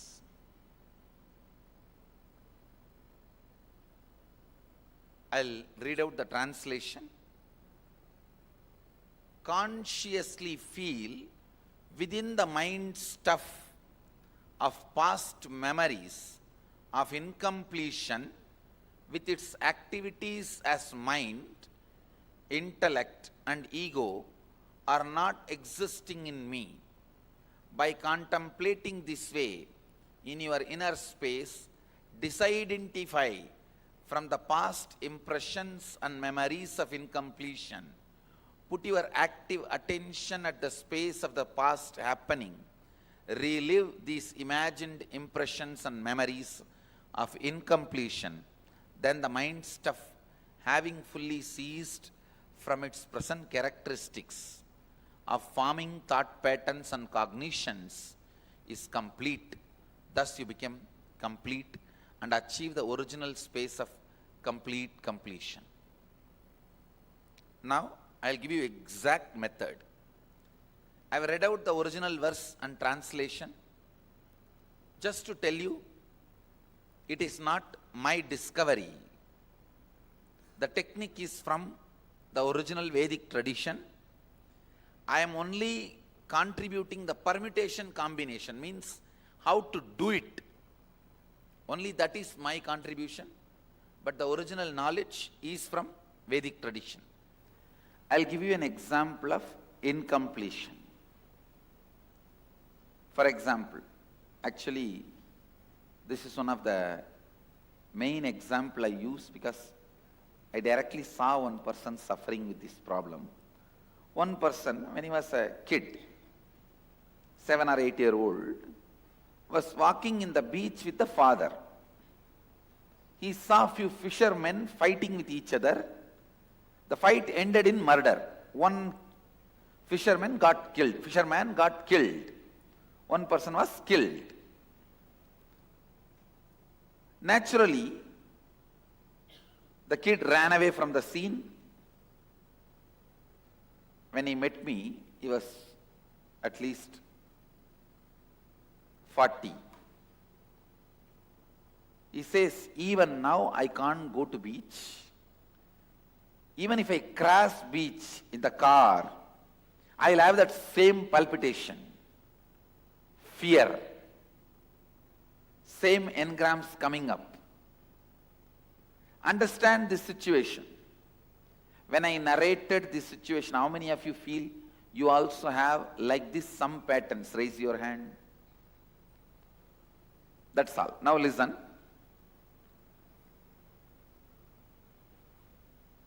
The situation, the incident which happened, the child is walking and he is seeing 3-4 fishermen, few of them fighting with each other. One got murdered. That situation, that is the root incident. When he saw that, the powerlessness he experienced, that fear he experienced, the child was not able to handle that situation. So naturally, he suppresses and runs away. Whatever was happening in him, the fear or powerlessness, even that feeling, maybe this will be done to me also. All that feeling, he just suppressed and ran away from the situation.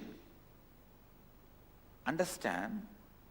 Whenever powerlessness is suppressed, along with that suppression, all the emotions associated in that situation, powerlessness means pain, suffering, fear, so many things, guilt connected to it, that I am not able to do anything in this situation.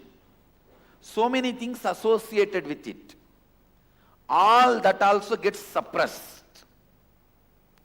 And as long as that suppression exists, this pattern will continue. Whenever he goes to beach, he will go through the same moments, experience, which he suppressed first time. For example, the suppressed powerlessness acts like a ground, and the pattern is a tree. I'll try to draw a tree. I don't know whether it looks like a tree, but imagine it's a tree. the suppressed emotions, powerlessness, fear, anger, inability to help, guilt, resentment, whatever the child would have gone through at that situation at the age of 7 when the incident happened, all that suppression forms like a solid ground for this incompletion pattern tree to stand. See, this is the suppressed emotions.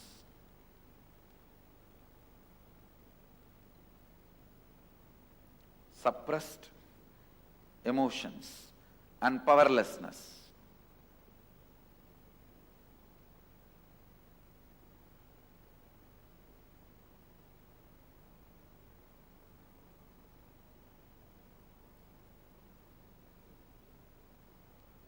And this tree is the incompletion pattern. Every time it repeats itself. Whenever you go to the beach,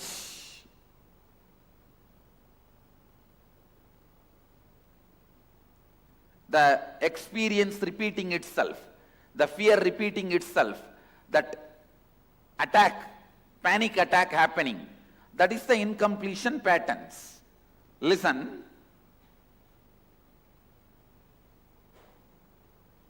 Because of this ground, this tree is standing.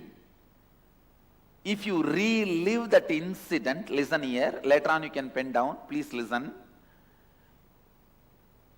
If you relive that incident, not remember, there's a big difference between remembering and reliving. Remembering means, now that man, when I met him, he was 40. Being a 40-year-old person and thinking what happened at the age of 7 is remembering. But forgetting you are 40. Becoming that 7-year-old, that same intelligence, same space, same mood, same identity. Even the idea about me, I, which you had at that same time. See, that person, to relive, has to become that 7-year-old identity. And if he relives, if you relive, the suppressed emotions, powerlessness will break, it will open up, it will leave your system. Automatically this incompletion pattern tree will not have place for its roots, it will fall off. Listen, this is the science of completion. All suppressed emotions, powerlessness, difficulties, guilt, resentment during the root incident keeps the incompletion pattern alive. If you relive that root incident, not remember. I am not asking you to remember. Remembering is superficial. Reliving means forgetting your present age, everything, dump it, go back to that age when that incident happened. Same mind, same energy, same consciousness, same intelligence, same identity. Become that, decide to become that. And start reliving the incident. Suddenly you will see all that pain, suffocation, you go through everything once more, but this time completely. You will allow that to leave your nervous system. You will allow that to melt down through your nervous system. You will allow that to cleanse your nervous system. With this cleansing, with this releasing, the panic attacks regularly you go through, incompletion pattern attack which you go through regularly will not be there. It will just collapse. The incompletion tree, incompletion patterns tree will just collapse because the ground is gone. The tree is not able to have the right ground. When the ground is taken away, naturally the tree collapses. This is the science of reliving. Please understand. Whenever I ask you to relive, don't judge that incident with your present knowledge. No. I am not asking you to reconcile. No. Completion is not reconciliation. It is not remembering. It is reliving. How many ever time you try to reconcile, you will never be able to forgive yourself, some people in your life for what has happened. So reconciling is not what I am asking you to do. Relive, not only you will forgive, you will forget them. I don't even ask you to forgive. Don't forgive. You will simply forget them. You will simply forget them. I tell you, when you are able to forget them, they will have their karma back. Understand? When you are able to forget them, they will have their karma back. I never forgave anybody. And I never cursed anybody. I just know how to forget. They are having their karma back. Understand? So be very clear.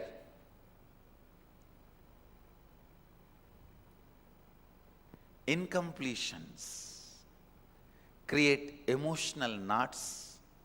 I tell you, if you are holding on to that hatred, grudge, fear, unable to forgive yourself and others, you are only going to suffer. It's like you drink poison and you expect your enemy to die.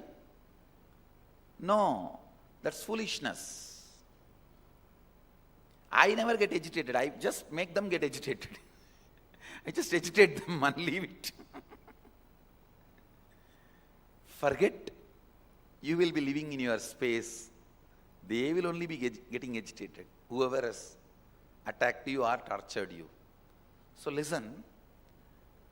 Completion is not reconciliation. Completion is not remembering. Completion is reliving. All of you are clear? Now, you have written so many of your fears and the incidents when the fears started. Pick up one by one the incident. Relive means forget your present age, identity, personality, drop everything. Go back to that same age and that same identity.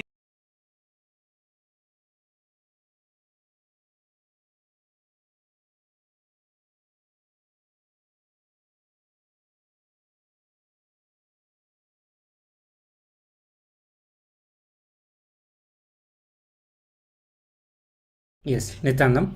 So right now we are not going to do that exact process. We have a few more assignments to do, and so let us do those assignments. So this assignment is continuation of what you did in the previous session. So let's start. We are going to have 3 different exercises in this specific session. So please pick up the pen and paper. So you are going to identify the incompletions associated with the self-doubt, self-hatred and self-denial. So you are going to start with the one desire that you wrote down in the previous intra-session. So in the previous intra-session, you had to pick up only one goal that you want to manifest in your life. So just pick up that one desire, and in this assignment or the worksheet, you are going to work on the self-doubt, self-hatred, self-denial associated with that desire in your life. Okay. So first write down the set of reasons why you find it difficult to achieve your desire. Okay, so this is the first thing that you are going to write. Let me project this also.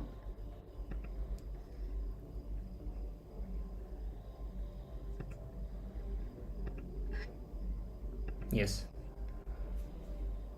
So please first write down the set of reasons why you find it difficult to achieve your desire. and against each of the reason write down if it is a self-doubt, self-hatred or self-denial. Okay, so this will need some careful introspections,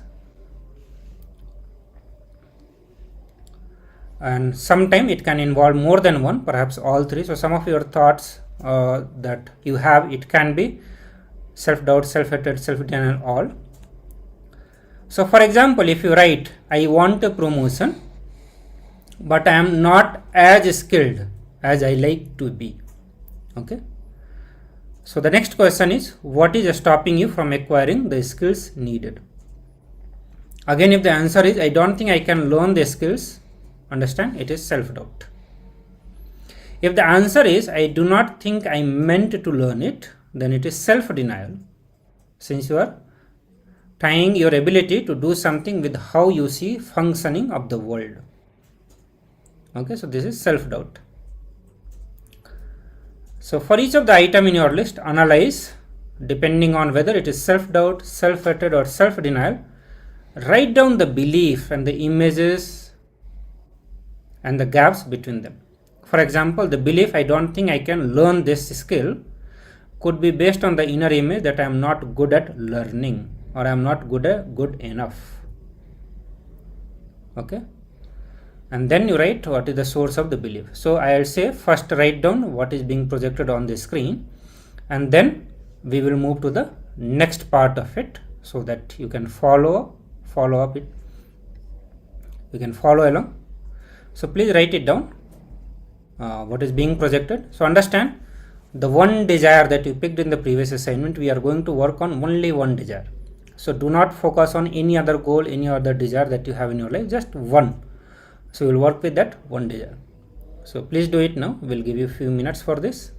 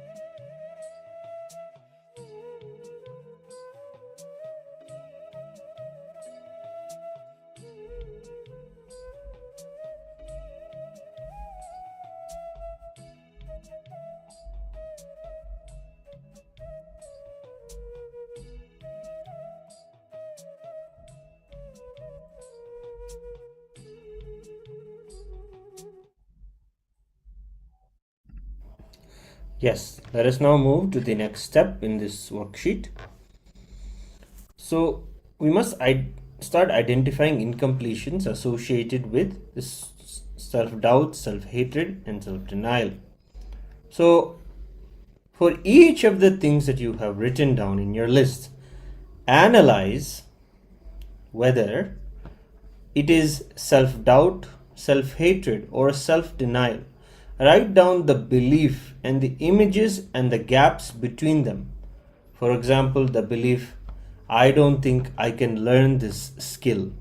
If you have a desire to learn a particular skill and you think actually inside of you that you don't think you can learn it, which is based off an inner image of I am not good at learning, or I am not good enough. So identify this inner image. What is the source of this belief about yourself? What were the incident or incidences that created this belief in you? Yes. And then when that incident happened, so these all happen based off an incident. So when that incident happened, how did you perceive yourself and the situation or others? What are your three images in that situation? What are the three images that you came to conclusion about? Do you see how the perception has stayed with you since that incident? Is that perception true? Is there a chance that the perception is wrong? Are any of the situations repeated again and again? Can you identify a vasana associated with this situation? It's 11 o'clock. Yes? These are the instructions for the next part of this worksheet. You can, we're projecting them for you. You can see them and write them down part by part. So we'll project the another part of assignment also in few minutes. So please write it down and start working on it.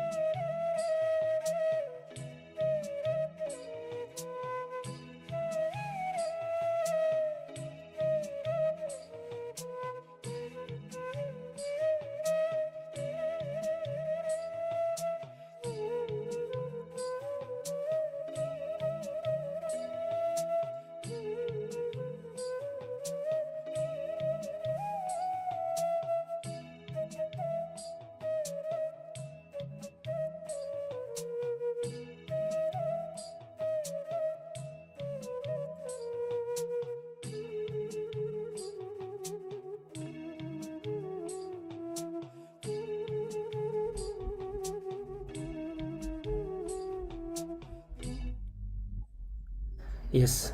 So now I'll project the next slide. I hope all of you have written the instructions. Yes. So the next slide is on your screen. Please write it down. We'll have a few minutes for this also.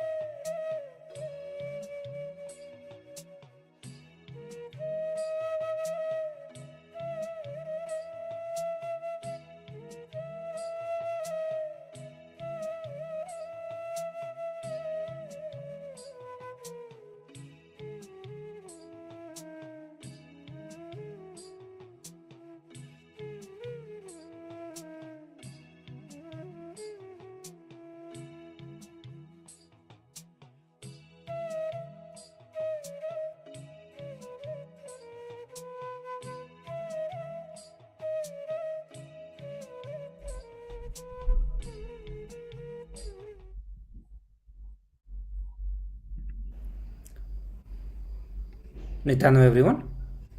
So now we are going to move to the next assignment and we'll understand the binding and liberating cognitions. Okay. So you are going to take one incompletion from the previous exercise and work on it. Okay. So this is a continuation of the previous exercise.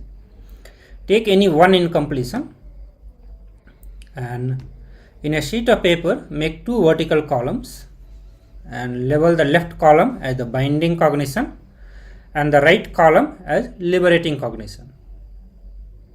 So in the left column write exactly how you cognized the situation and how it bound you to feel powerless to make you think about the situation in only one way. In the right column write down the other ways of looking at the same situation. So do any of the cognition give you more options than your binding cognition? If these are your new cognitions, how will you act? How will your actions be different from the before? So look again at your actions as a result of binding cognition, and then do you identify any vasanas or the self-fulfilling negative behavior that makes your work in a way that is opposed to your goals? So I'll project this and then I'll move to the next part of it. It has one more assignment. So let me project it first so that you can write it down. So in the first part, you are just going to pick up one incompletion and make the two column, left side left side binding cognition, and the right side you are going to write liberating cognition. So let me project it. I'll project it for 1 minute or 2 minutes. So please write it.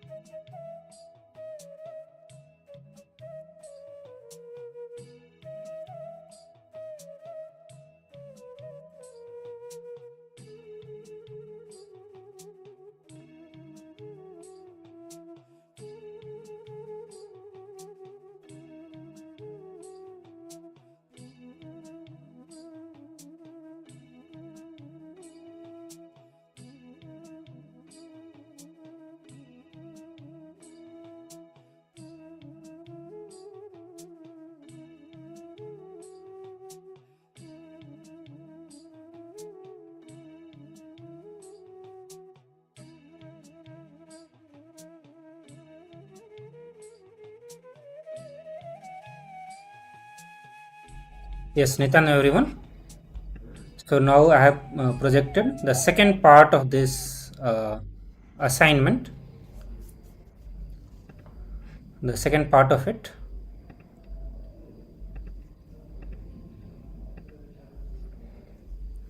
So in the right column, write down the other ways of looking at the same situation, means liberating cognition.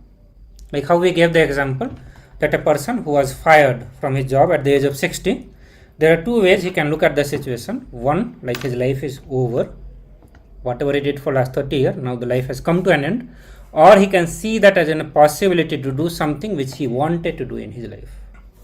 So the second cognition is liberating cognition, and the first cognition, that my life is over now, is abiding cognition. So please, on the right side of the column, you are going to write the liberating cognition, means a new way that you could have looked at the same incident. So please write it down. We have one more part of it, so I'll project it within few minutes.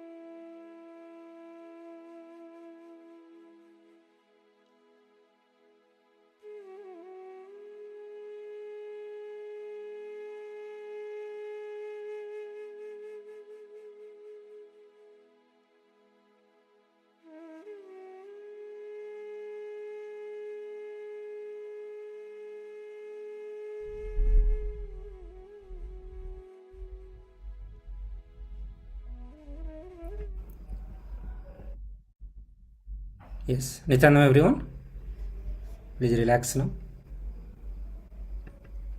So now we are going to have one more exercise, that is self-completion process. So the last video that we saw where Swamiji was giving the technique of doing the completion. So we are going to do that process here. So the one incompletion that you have picked up, so I start doing the process of completion with the incident you identified in the previous section. Okay, so it's all continuation of the same exercise. So start doing the process of completion with the incident you identified in the previous section. Do not be distracted by the outer events or any other thoughts. Start reliving the situation and incident as if they are happening to you now. So Swamiji explained very clearly the process of reliving the situation. So you are going to use the same technique and relive the situation and incident as if they are happening to you now. If you feel emotional, do not resist it. Many times we do that. So do not resist anything that is happening. If you feel like crying, cry. If you feel like laughing, laugh. Generally that will not happen. So any kind of emotions that you feel that is coming up, let it happen. Do not resist it. Do not suppress it. Go through that emotion and relive them as if they are happening to you now. Do not disconnect from the emotion even if it is painful. So do not suppress it in any way. So let us do this process sincerely. So this is the actual completion process that you are going to do now. So I'll project the instructions on the screen. Please start that.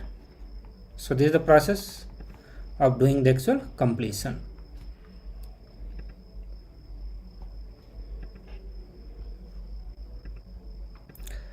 So for the incompletion that you have written in the previous exercise, go to the incident in your life which is the root cause of the limiting or binding cognition. Relive the whole incident again and again. So please do this.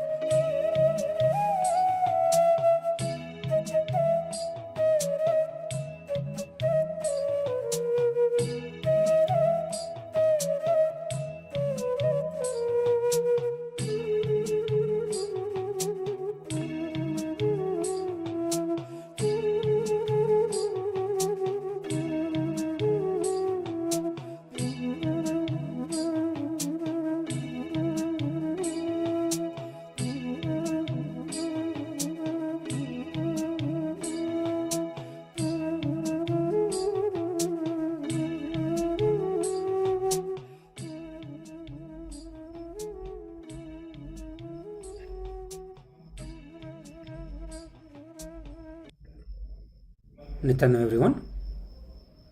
So please just start relaxing now. You don't have to abruptly stop. Slowly.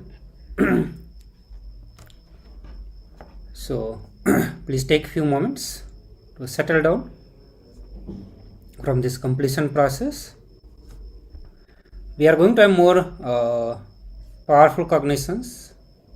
We are going to have more deeper understanding on how to manifest our reality. We have 2 more different sessions. We are going to learn about the process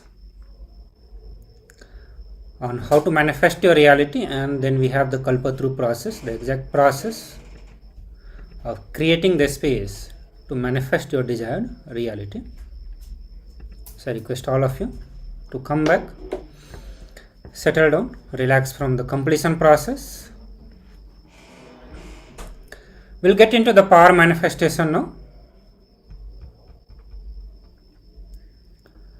So it is time to manifest Swamiji, manifest oneness with Swamiji. So please pick up a round object. We are going to do the manifest consciousness over matter.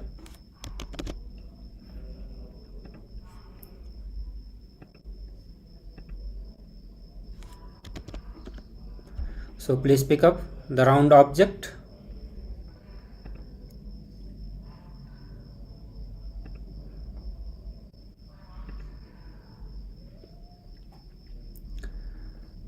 So please close your eyes and visualize Swamiji in your third eye. So keep the object on your palm. Keep the round object on the palm. Keep your palm straight. You can keep it against some solid ground. You can keep it on your table so that you don't feel tired in your hand.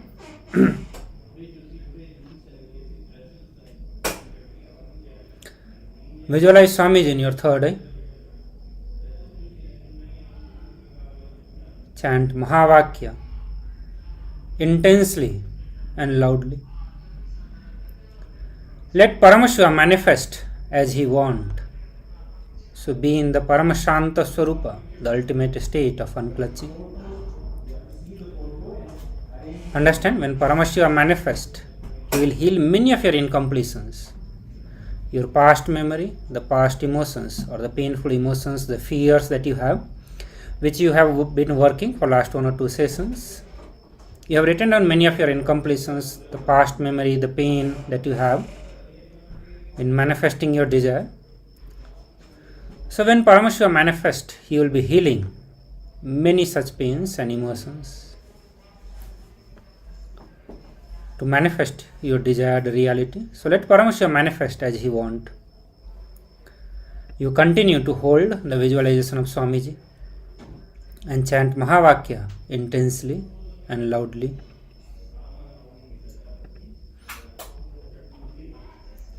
Make the Satya Sankalpa to roll the coconut out of your hand. Please continue it. You will have few minutes for this power manifestation.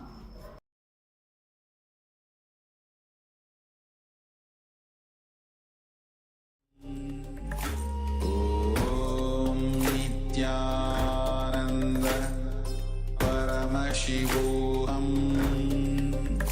Om Nityananda Paramashivoham Om Nityananda Paramashivoham Om Nityananda Paramashivoham Om Nityananda